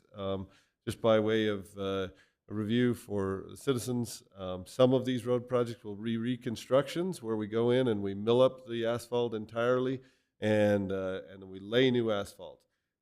That's the most expensive. Some of them will be overlays where we come in and put a couple inches of asphalt over the top. That's the next most expensive. Others of these will be where we go in and we patch and tear out the worst parts of a given street, and then we come back over and we put a seal coat over the top and we crack seal up the edges. That one, we get the farthest with our dollars in that approach. And so our packages each year include a combination of these. This year, the greatest percentage of the budget, the way that we proposed it, is in the reconstructs, just simply because we'd been promising and we'd been pushing those off a little bit, I guess, if you want to look at that way. And so, we are still looking at a few more that we'd like to target this construction season, and we may. You'll see another, a little bit more seal coating award here on April 16th, a bid that we didn't get in time for a couple of these. And so you'll yet see, let's say, a couple $100,000 more dollars that we're targeting to try and do this construction season. But this would be the big award to kind of kick this off. To make things simple for the council meeting, we lumped all these different contracts into one motion. And so your suggested motion actually awards it to 3 different contracts, and just out of simplicity for the council. But if you have questions or concerns with that, we can do it other way. Yeah, can I just make a point of clarification? And I really appreciate your work on this, Andy. And the first road in the packet is kind of down in my neighborhood, and I've fielded a lot of complaints from the people there. I just want to clarify. In Pheasant Hollow, we own our own roads, basically. This particular road that you're addressing is a city road. Correct. And it's in a subdivision called Quail Hollow. And the reason it's called Quail Hollow is because the city years ago would not let them be part of Pheasant Hollow. And it's always been a city road. And I don't think there's been a lot of maintenance on it because I think there's always been confusion on whether it was city or privately owned. But I let the people in that neighborhood know last night, and I'll tell you, there were a lot of happy people because that road has been breaking down kind of badly, and it is 100% a city road, and it's not an HOA road. So I just wanted to clarify that if people had questions. You can go to the next screen. Okay. If not, So we're it's ready for a basically, motion. excuse me, I'm sorry, it's basically 17 projects. I'll P1, take your word 01. for it. I can't remember the total number of locations, but I believe you counted them. Okay. There's your motion there if you're so inclined. I move that the city council approve awarding the 2024 roads project to the following contractors: asphalt patching and crack sealing, Eccles pavement in an amount up to 196,882, reconstruction and overlay, Black Forest in an amount up to 933,389, high density mineral bond and bonded matrix overlay, Holbrook asphalt in an amount up to 193,503, and authorize the city administrator to sign the contract documents. I'll second it. Okay, motion by Doug, second by Scott. There was no further discussion, let's vote.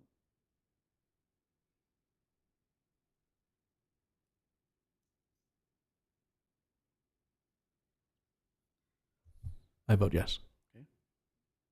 That passes 5-0. We're now on to expedited items, which is just going to be a very brief items coming up. So we have action item, which is a plat amendment, Armstrong Country Club Plat D, Lot 14. Yes. And Rob. Mr. Armstrong's been waiting patiently for this. We'll just skip ahead a couple of slides because I want to get to that. Actually, one more back. So as council recall, a few months ago, we approved a purchase and exchange agreement where the city gave up the green hatched property to Mr. Armstrong and his family, and we acquired the red property, and then they paid for the difference between those two. We're now finalizing up the plat lot line process. So on the next slide, you'll see the original plat. On the left there is a weird little bulb with the right-of-way, and on the right is the much better aligned lot. So that is the plat amendments being proposed. There's a process in state laws and city code. We've reviewed it. It seems to meet all requirements, and we would recommend approval. We had one stipulation, which is just that prior to recording the plat, we get that sale finalized and the money transferred and the quit claims recorded. So that was our only stipulation on the approval. Without any questions, I'd be happy to answer. There's no questions. Let's have a motion. I'll make that motion. I move that the Highland City Council accept the findings and approve the plat amendment to the Alpine Country Club Plat D, Lot 14, with the one stipulation from the staff. I'll second that. Motion by Scott, second by Ron. Let's go ahead and go to vote.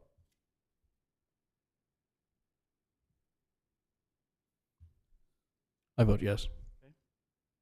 That passes 5-0. We're now on to item number 5B, which is Magnolia Estates reimbursement agreement. That's you, Rob Patterson. Yes, that is me. A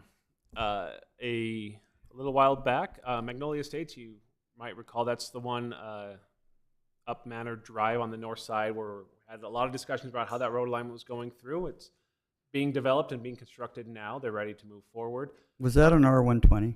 That was R140. It's R140. But isn't it just 110 foot wide? Is it 130? Yep, each one is 130 feet. Okay. I reviewed that plat myself.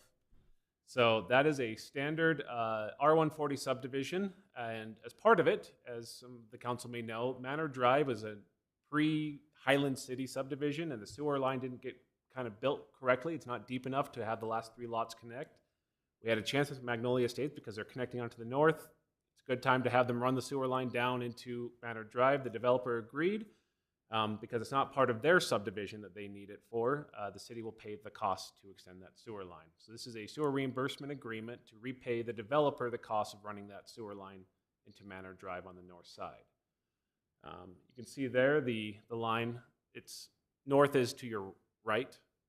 That bulb is the Magnolia Estate subdivision. The line is running to your left, and you can see highlighted the 3 laterals going to the lots. So the bid estimate from the developer was $33,568. We may have to do some asphalt patching. That was the sewer line. There may be some additional facilities costs as they put it in there, but we bring that back to the council if there's anything else. But the current contract is to reimburse them once they put that line in at that $33,568 amount. So I have one question, and Andy, you can tell me, what's the cost of those 3 residents at the north end of Manor Drive? I mean, they're going to have to abandon their septic tanks and hook up to the sewer, so I assume they have to pay all the sewer impact fees and all that, and have they been agreeable to that? The 3 residents, we haven't talked to them yet about forcing them, if you will, to connect. Typically, we wouldn't force them to connect, although the state law would allow us to force them to connect. We wouldn't force them to connect until they want to do something with their parcel. You know, say they want to expand their house, they want to do something that requires a building permit. So at this point, you're correct that they are going to have to spend some money to then connect. They'll have to abandon their sewer system. They'll have to run the pipe around their house, depending on where their septic comes out, and they'll have to do the connection. So they'll have a substantial expense themselves. They'll probably spend $10,000 or $15,000 themselves just doing the work on their side of things. The way that we've looked at it is that this is the cheapest chance we're ever going to have to get sewer to these residents, right? In this case, and so while they're there, they're doing all the sewer work. It's the time to get it done now versus wait and then tear things up later. If we said so. Right. So we were actually kind of quite shocked on the staff side with what the developer asked for reimbursement. We thought they were super fair with the city, and Rob's noted there's some asphalt costs that'll be on top of this, et cetera. But to get sewer to three residents that don't currently have it, it's a pretty good price. So at what point do you plan on meeting with those residents? Because they're going to have their road tore up. Correct. We'll go out and meet Yeah. with them ahead of time. They want the developer is scheduled for this Thursday a pre-construction meeting to then start breaking ground, right? And so we'll go out and meet with these residents next week, for all intents and purposes, and go talk with them and say, hey, the city's going to stub the laterals and make them available to your parcel, and we're going to coordinate with them and say, okay, even though they're drawn at a certain point on the plans, if you read all the details, it says go out and work with the city and work with the residents and figure out where's the best place to put it for their property. And if you will, we don't want to put the sewer on the left side of their property only to find out, well, that makes them run clear around the right side of their property and back to the sewer. So we plan to go out and work with them, figure out the most advantageous point, for them to then connect. But yeah, and at this point, we wouldn't force them to go ahead and connect. We'd say, okay, now it's available, but be aware next time you come and pull a major permit, you're going to have to connect at that time. Or, if your septic fails in the meantime, you now have it available. Something similar happened in the neighborhood above me. Then when they went to sell the house, they found out they were not hooked to the sewer. So the current owners had to hook up to it before they could sell the house. So, there's that kind of, I think, incentive there. So we appreciate your work with that. I mean, one of those residents is a former mayor, as you know, and so it'll be interesting.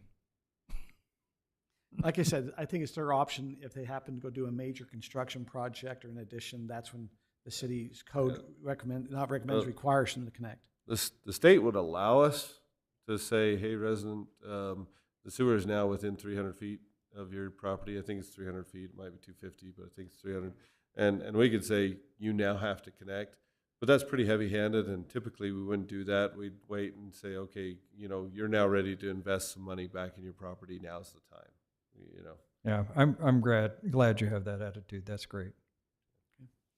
Any other questions for staff? If not, we're ready for a motion.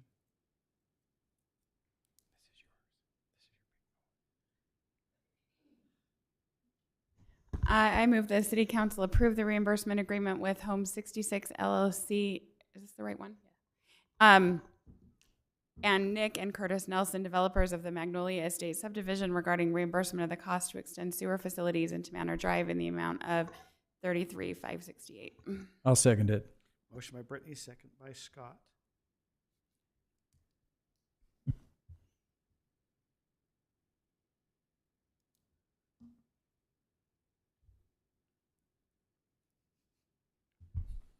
Doug? I vote yes. 5-0.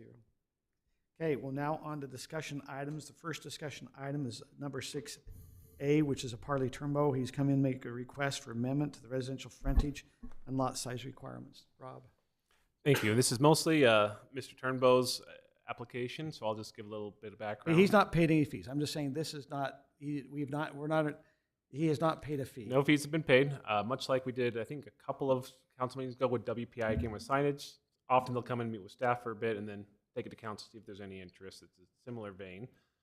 This is Mr. Turnbow's property, this and the little corner parcel as well, which I can't highlight too in the county parcel map. And he has a potential proposal for 2 text amendments. One is to require all residential zones reduce their frontage requirements to 110 feet. R140 is 130, R130 is 120, and R120 is 115. So all those will be decreased to 110. And then in certain circumstances, pretty narrowly tailored to allow, our current rule is you can have a quarter of your lots in an R140 subdivision be between 20 and 30,000 square feet. But we also always round down. So if you do a subdivision of 3 lots, that means all have to be 30,000 or more. There'd be a limited exception, as I understand his proposal, to allow, if you're doing a 3-lot subdivision within narrow parameters, to allow one of those lots to be a 20,000-ish square foot lot. And with that, I would direct your questions to Mr. Turnbow and let him address anything I might have gotten wrong with his proposal. Would you guys like to have Mr. Turnbow come up? I know a lot of you have visited with him. We've all Is met with him. Would it be helpful to have him come up and discuss this? Yes or no? What do you think, Ron? Well, this is one that I've talked to Mr. Turnbull about at length. And the bottom line is that there's some limitations that he's considering for this. One is that the lots would have to be 4 acres or less, and that it would have to be 4 acres or less as of today, or the day that it's approved. It would be April 16th if this goes on the agenda and he decides to submit for it. I think the idea is that we're making decisions now with basically a built-out city. I mean, we've got a lot of development, but not a whole lot of development left. So this doesn't apply like we were a new city and we're going to change it from 130 and 120 to 110. It's a very limited scope. It's 4 acres or less. The 33% should be 33.3 or 34% if we're going to fit one in there.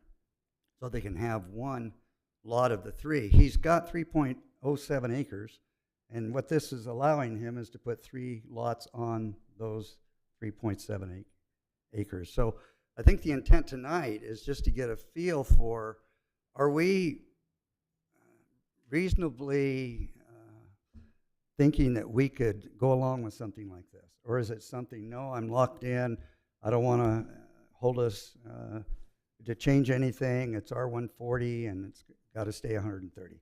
And just to get a sense from. Yeah, I think it's really the changing of the frontage. Are you okay going from 130 to 110? And then are you okay for the rounding up?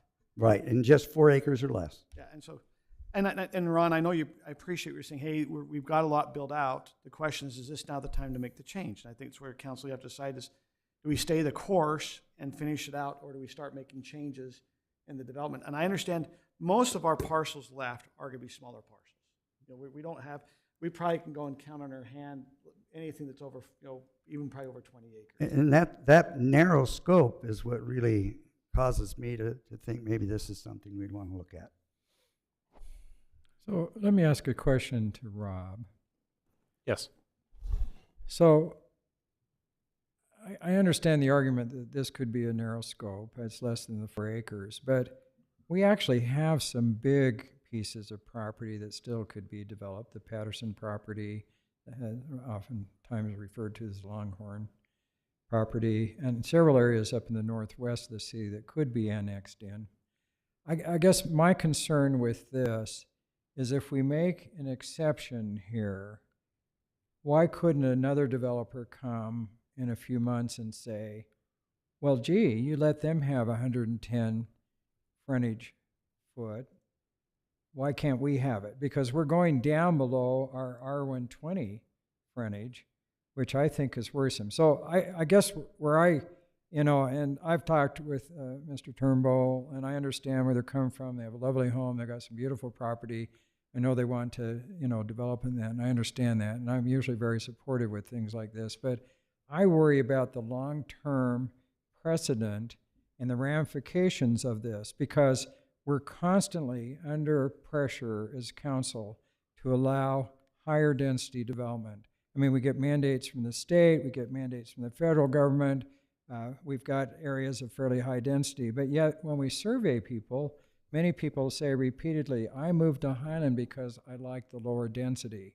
And so I just worry when we start making exceptions, and especially this is a big change in the frontage, whether we just don't have some long-term consequences. So that's a long question, but the bottom line is, can another developer come in and say, oh, gee, I've got this bigger parcel, but you let them have 110 frontage, why can't I have it? So the frontage is a citywide change. That's not a limited scope. It applies to every residential lot or property in Highland. It's The not limited limited to scope 4 is acres the or less. 33%. That would be to pre-existing subdivisions where you're re-subdividing it in a limited circumstance. And if the council were interested, we could work with Mr. Sherman and craft, there's always a way to craft a code that is general in appearance, but really only applies to, 3 properties in a city. So we could do that if that's the direction the council wanted to go. But the frontage requirement is a frontage change for The whole city. It's the whole city. Which is down under R120. And I think this is where the city, okay, this is what I've heard from residents, and I think it should be consistent. The frontage is what people like, because that is your elbow room, if you want to say. The concern has been sometimes the depth of the lot gets to be, hey, I'm having a hard time. Now, we say that, I think if we look across the city, when I moved here, we were moving for gardens and for horses, and that was 30 years ago. Now we see a lot there. Actually, some of the larger parcels are being taken up by sports courts, garages, pools. And I'm not saying we're trying to advocate, but that's what we're seeing coming in, and so you don't see a lot of horses anymore. With this, my concern would be the frontage is a concern, because I think that's what most people say, hey, that's where we get the feel. Now, the depth, where you're saying the 33%, I can see some flexibility on the 33% if it's 4 units going, because we round down, we could always say, no, our proposal is to round up, because, I was just going to comment, with the frontage, we do have several areas in the city that are a lot of our open space subdivisions are in that range. They actually have a breakdown. 90 feet is the minimum frontage for an open space in limited circumstances. So if you go in Beacon Hills, most of those are around 100 to 110 foot frontages. So just for context, that's the view of what that feels, in terms of But then there's still all the open space that they correct, had. and they have open space subdivision. That's why they had open space around to make them feel more fun. Right. I think the question that, I have, Rob, in the packet, it talks about in 2009, the issue that we're seeing at this lot was contemplated by a council at that time and almost warned the property owner that, hey, if you put your home the way it is and using the driveway, your frontage is being counted up on 11,200. But now it appears, and I think it's the same property owner, what the warning was in 2009 is now come to fruition, and they're trying to say, hey. But that warning would apply whether you put that home there or not. Yeah. He still has the same frontage and He the does. same problem. My issue with it is that there's a potential way to do it, but he'd have to buy property which is not available for sale. So- Is this a possible variance potential that he could apply for a variance? Typically not. Variances cannot be granted for economic or self-imposed hardships. For self-imposed, that's the difference. Is that? either. If it's a purely economic issue, it cannot be granted. If it's a self-imposed issue, it cannot be granted. Then it looks at a series of factors that all have to be satisfied, including is there a property right that someone is being deprived of that everyone else gets to enjoy in the surrounding area? So that usually comes across, what I see it is like, there's a weird topography on a lot, so they can't really put a home where they should be able to put it, so they need a setback variance because that's the only flat place on the lot. And everyone else gets to put a home on their lot, why can't they? This is not quite that circumstance. So on the 110-foot frontage, if it's citywide, that does sound problematic. Is it not possible to make that where it's for parcels that are 4 acres or less? The same we do with the 33%. I can write any code the council wants and make it as narrow as you want it to Scott, be back narrow. to your concern, this ends up with 3 lots on 3.07 acres. That's not a density problem. No, it's not a density problem, and it's not a big problem for this development. My concern is what does it do to the whole city? So it basically authorizes a new zone less than R120 in a lot of ways. I mean, the frontage is, it's not the whole. The frontage is, but it's Yeah. for 4 acres or less, and I don't know how many parcels we have. Well, I'm going to guess a half a dozen. A lot of the property you're going to still see is along 11-200. That's where we're starting to see some requests. You have one across the street that we made. I mean, that's the question of the council. I think the other question I have for you, Rob, if they decided to put a road down, they could go and construct a road coming down the side of their property, and now they've got frontage. They could go 260 feet on that one side, on their east side of the property, and now they have what they're asking for.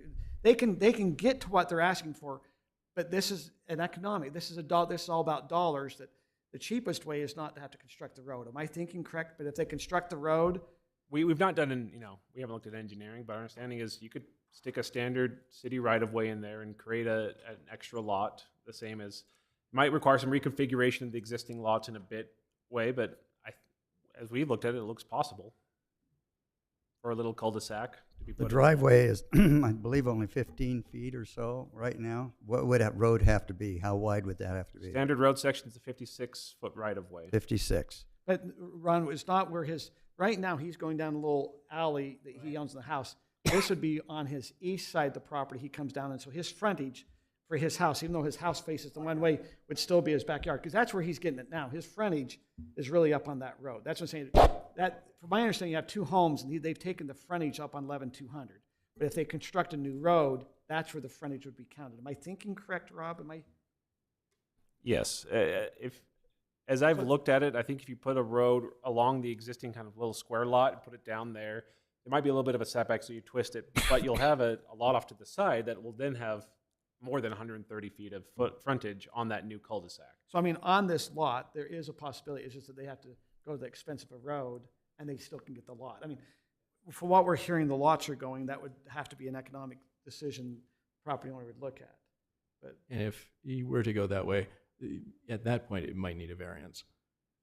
Why? Just because it is potentially too close to the outlet from the other one that is platted just to the northwest, if I understand correctly. Is there a plat next to us there? Hawks Landing is just to the north of that. It's platted. It's being developed now. We with our new design standard, we adopted a spacing requirement. Oh, for the roads? That might be a circumstance where more of a variance could be granted, because that's not one that we've had for a long time, and that would one where if we didn't allow it, it would deprive someone of a lot that they could otherwise build. So my concern would be, number one, that we did read the minutes where this was contemplated before, and it seems like it was very, very clear what the consequences would be of putting the homes as they were. But Ron, to your point, I guess, about how this would only impact a few lots in Highland, to me that almost makes it more concerning, because it feels like, because what we're doing is really crafting an ordinance based on this one situation. And I think that becomes problematic overall, not because this specific situation necessarily is going to apply to a whole bunch of places citywide, but just I think that when we start deviating for one reason or another reason or this or that, I think we've been burned by that in the past and run into it. And so to me, I would try to avoid those types of changes, just because it just seems really easy to write one code for this and one code for that and one code for something across the street. I actually disagree with that. I believe our role here is to help our residents. We have guidelines, we have zones, we have requirements.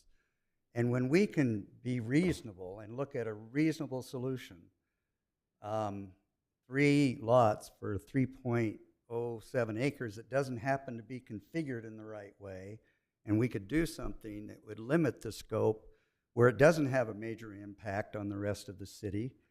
To me, that's us serving our residents. See, He's a resident. I think this is called spot zoning. You're going in, we're going through a general plan.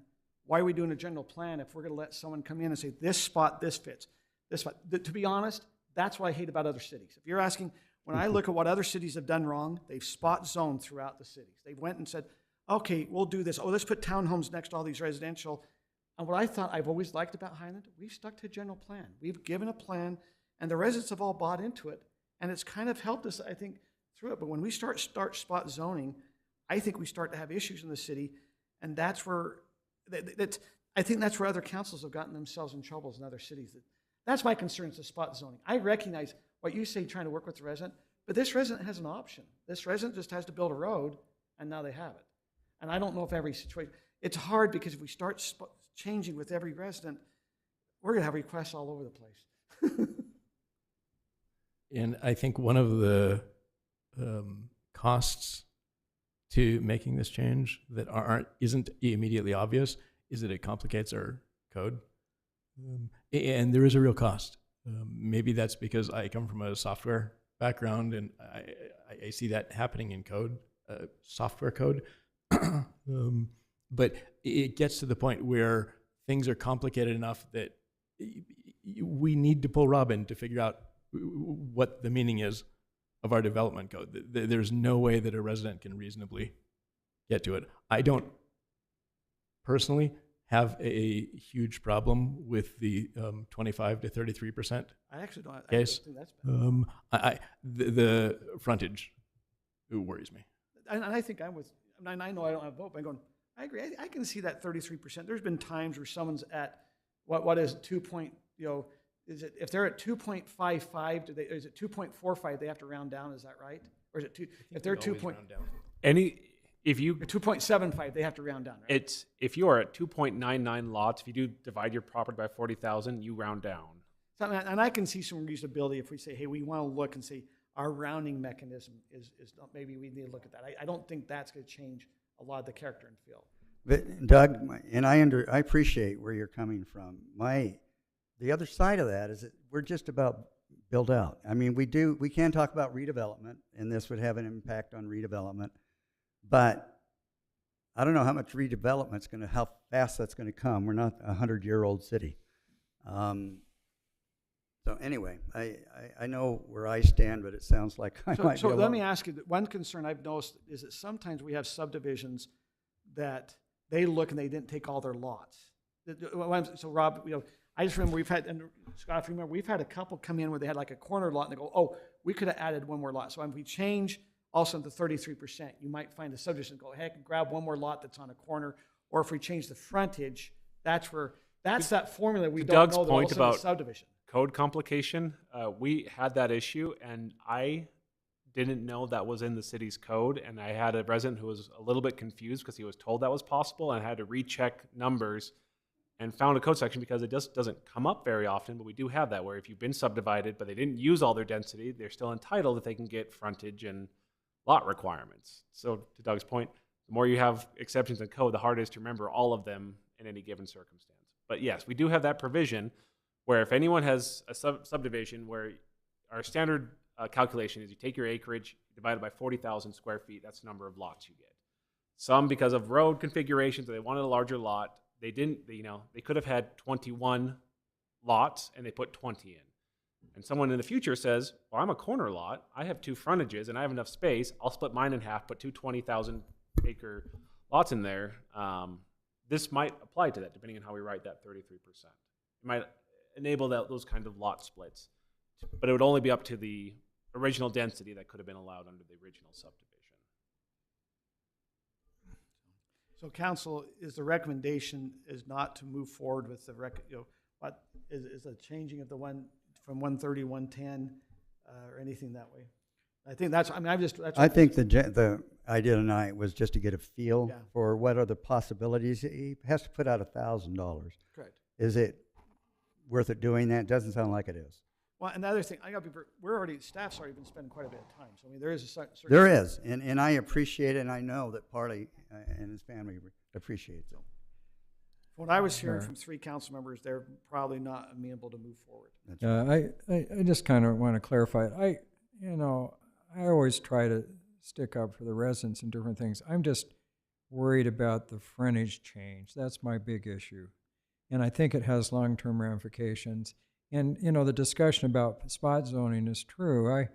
I've been restoring my grandparents' home that I inherited in Pleasant Grove. And I put more money than I'd like because I did it during a lot of things. And it's in a nice older residential area. And the city of Pleasant Grove is going to let the people across the street build a fourplex. And it's kind of like, I think we have to be careful of doing that. So I'm kind of frustrated. Am I sensing correct that okay? Yes. The staff understand on this, and hopefully that we're not amenable to maybe make that change. And I think it's more direction for Mr. Turnbow and his family. If he wants to submit an application, we'll still run it through because you submit the application, you pay the fee, we'll get the hearing for the planning commission and council, but this might be the direction that you're giving that potential applicant. It's not a vote, it's just kind of a direction. It's this discussion item. Yeah, and that was the purpose tonight. It wasn't to... Okay. Mr. Guys, Mayor, it's... Yeah, it's 9:10. We have a couple other items. Would we like to extend the meeting, or would we want to close? Isn't it 10:10? I mean, sorry, it's 10:10. It's 9. And look, 10:10, it's a 9:02. Yeah. I move to extend the meeting till 10:30. Motion was sent till 10:30. Second it. Second. So I got a motion by Doug, second by Ron to extend. All in favor? Aye. Nay. Nay. Nay. We are now adjourned. I guess we need a motion to adjourn. Wait, Mayor, sorry, there's the farmer's market. If there's any possibility of that happening, you probably want to talk about that now. Because Okay. you've got a month until the next With the exception meeting. of the farmer's market. Extend it for less time than that. Okay, is there another motion for less time? Okay. Okay, we have is there another motion for a different time? I motion that we hear the farmer's market item, and that's all. second.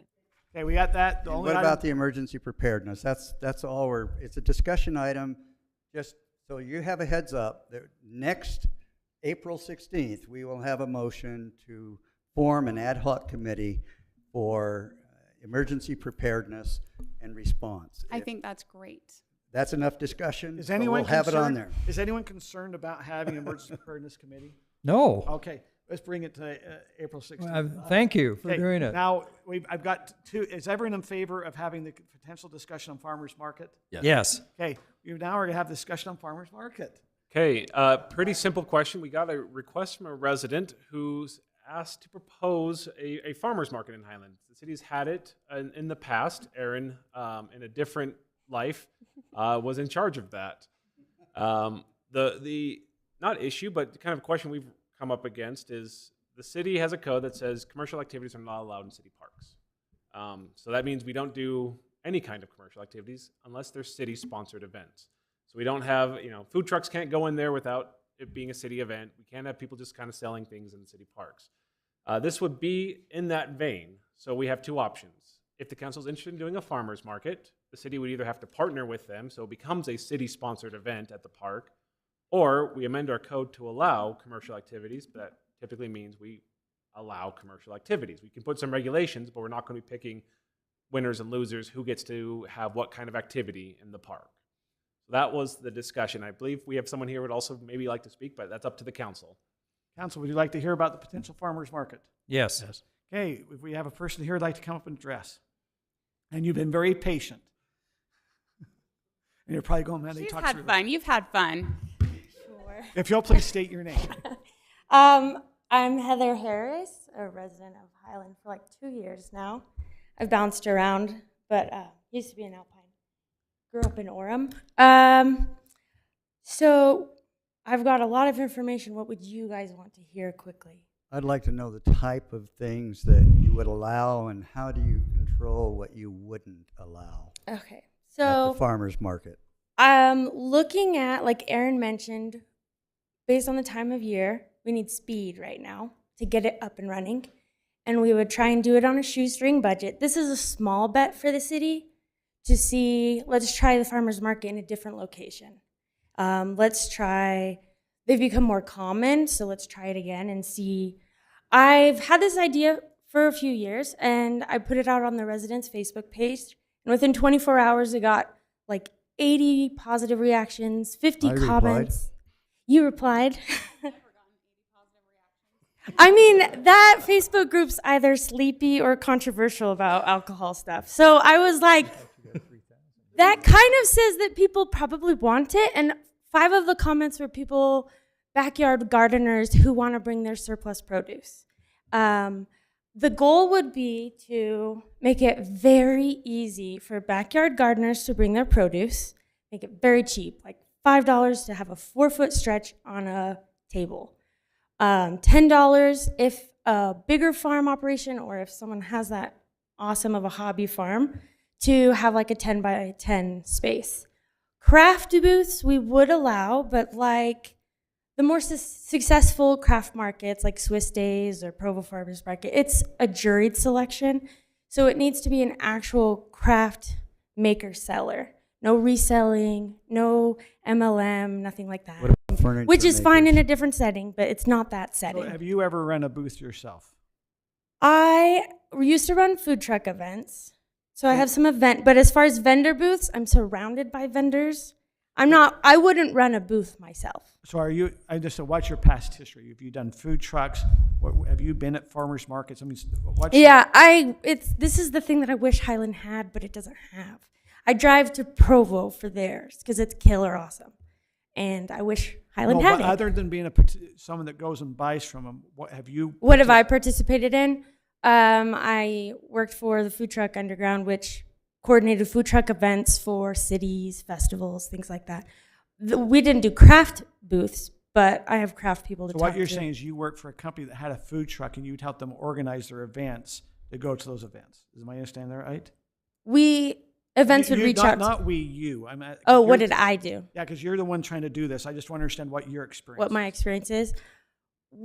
Like it depended on the event, coordinating with the city on parking, making sure that all of the logistics are taken care of, we would host events and we would build the food trucks. So you work for a company. I'm saying once again, you work for a company that put together events and you help them organize those events. Yes, we did a variety of things, but yes. Now, when you're saying what was your specific job? It was a 3-person company. I wore all the hats. I did all of those things. Okay. Yeah. Okay.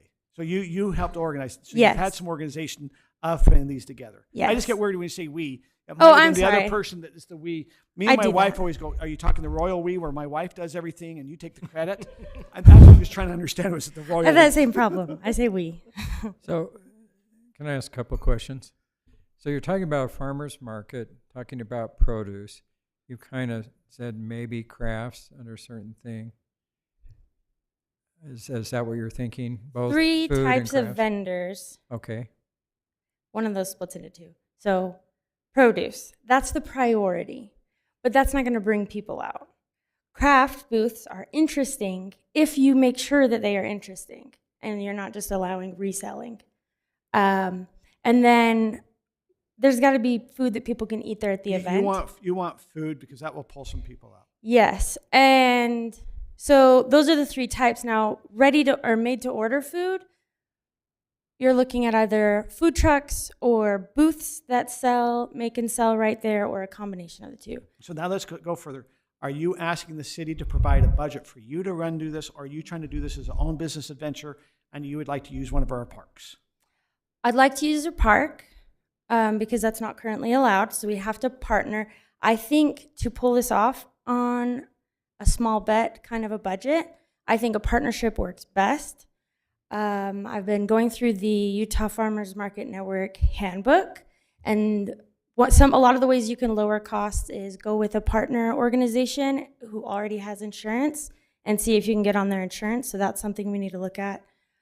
Our other barrier, though, is our parks don't currently have electricity, there's one outlet at Heritage Park. Craft booths won't need electricity. Farmers don't need electricity, but ready-to-order food does. Now, we could do a generator with a food truck, but that's the picture I'm looking at right now. And food vendors can bring generators, but it's also noisy if they have a Yes, generator. that's the big detractors. Our food truck events where people brought generators, it was basically a glorified drive-through. We do have a park that has all the power.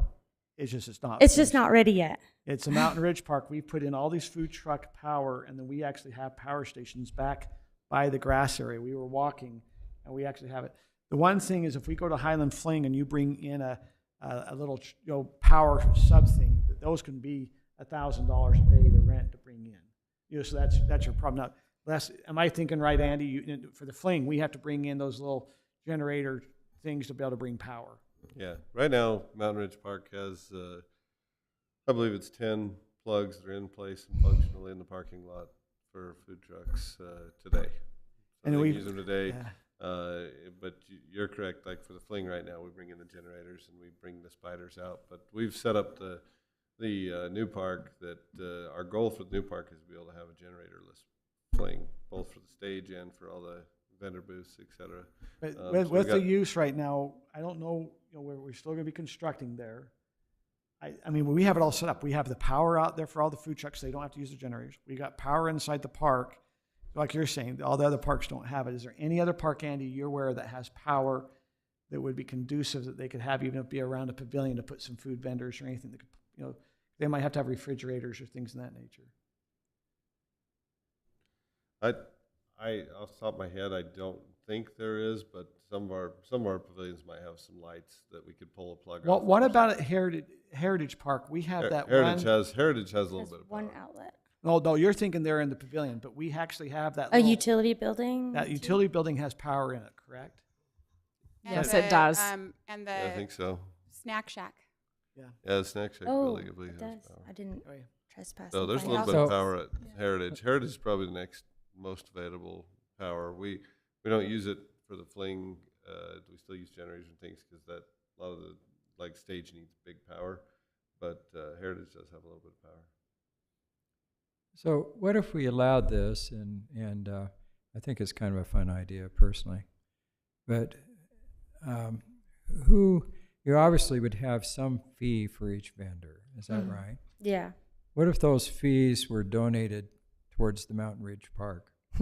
I don't think they'd bring in enough to be substantial. Well, no, but- okay, No, but they're gonna my- pay the fee my anyway. What understanding if the is, city- Are you trying to run this as a business where Yeah. you collect the fees? You want the city to provide the venue, you go create it, you charge a booth fee, but you anticipate that booth fee would go to you, or what happens to those funds? So it'd be set up as a nonprofit, and I'd reimburse myself for my hours. I've been tracking my hours so I would be reimbursed for my time because I'm not an empty nester with time on my hands. I have to pay for things, but yeah, that it would be a nonprofit partnered with the city, reimbursed for my time, but as a nonprofit, everything gets funneled back into providing for the next year, providing for the next year. And Rob, the problem is we don't allow a business to come use city facilities to benefit financially off. It's what the request is saying, hey, you'd have to change or amend something to allow this type of partnership because they're going to be making a profit. If you want, I understand you're a nonprofit, but you're charging a fee and you benefit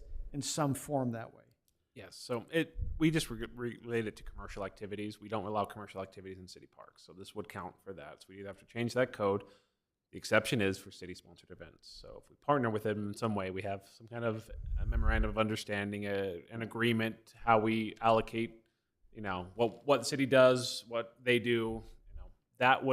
We could qualify it as a city-sponsored event. I mean, it'd almost be, if you really get big vision, if you have a food truck night, let's assume you did Wednesday night or Thursday night, have food trucks out, and you could have your food vendors or not, or you could have other vendors in the back as a farmer's market. People would come to the food truck. They'd also, if we hear from what our residents is that we're restaurant starved, that might be one thing they'd be looking for. Erin, is there a feasible way to make anything happen this year? I guess that's what I would like to know. Yeah, it's absolutely feasible. I think we'd want to outline in the MOU just kind of some city expectations versus your expectations. So in my vision, we're contracting with her and she's doing a lot of the work ultimately, right? Like we're trying to minimize, I think, what city staff does. You know, we help advertise probably for this. We provide the park free of charge. That's kind of like what I'm looking at on this. And, you know, we, you know, work with her to kind of recommend, I mean, here's what we think would work well. And I think one thing, correct me if I'm wrong, I think you were interested in doing Saturday mornings at Heritage. Which it looks like that's probably not going to. We can't block off the pavilion every Saturday morning in the summer. It's just way too popular there. So we'd work together to try to find an amenable way. Is it doable? Yes, but it's certainly going to take some work to get there in time. What Have time of you year set would up- you do this?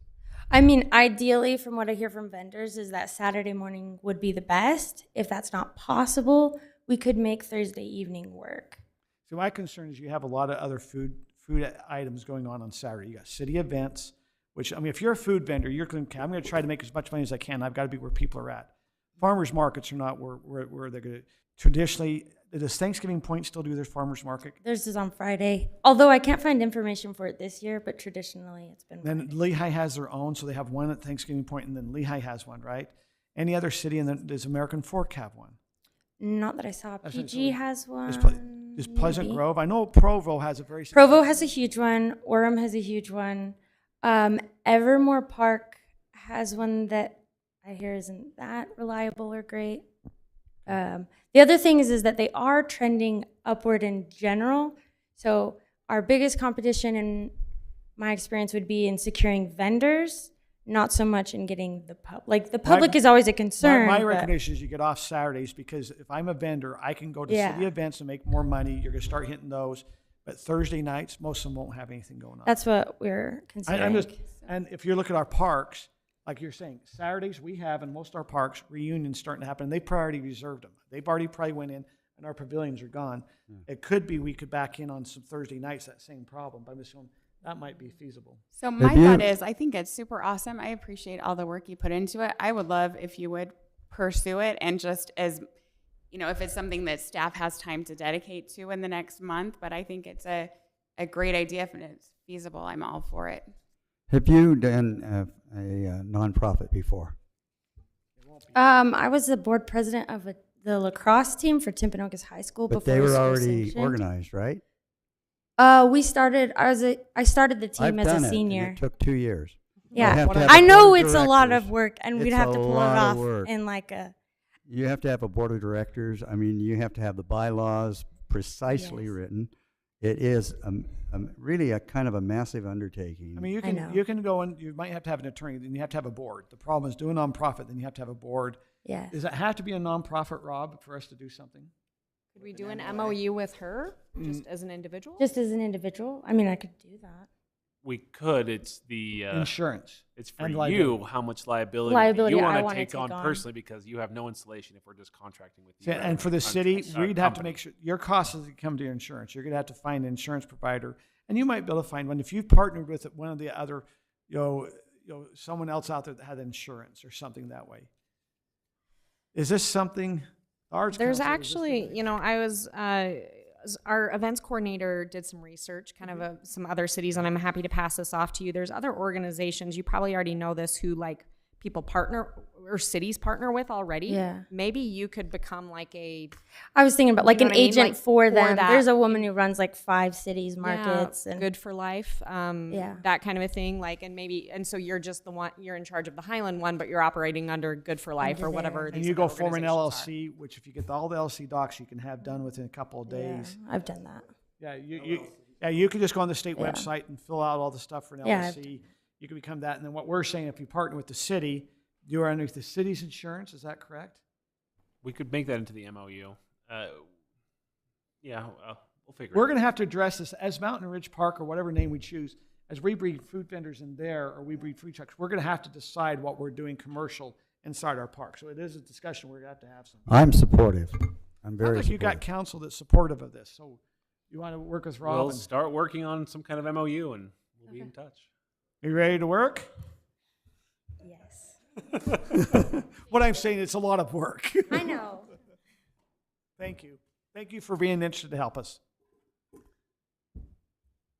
Okay, if there's nothing else, then I'll take. Okay, have a motion by the adjourn. Okay, all in favor? Aye. We're adjourned. Oh, Ron made the motion and Scott seconded. What?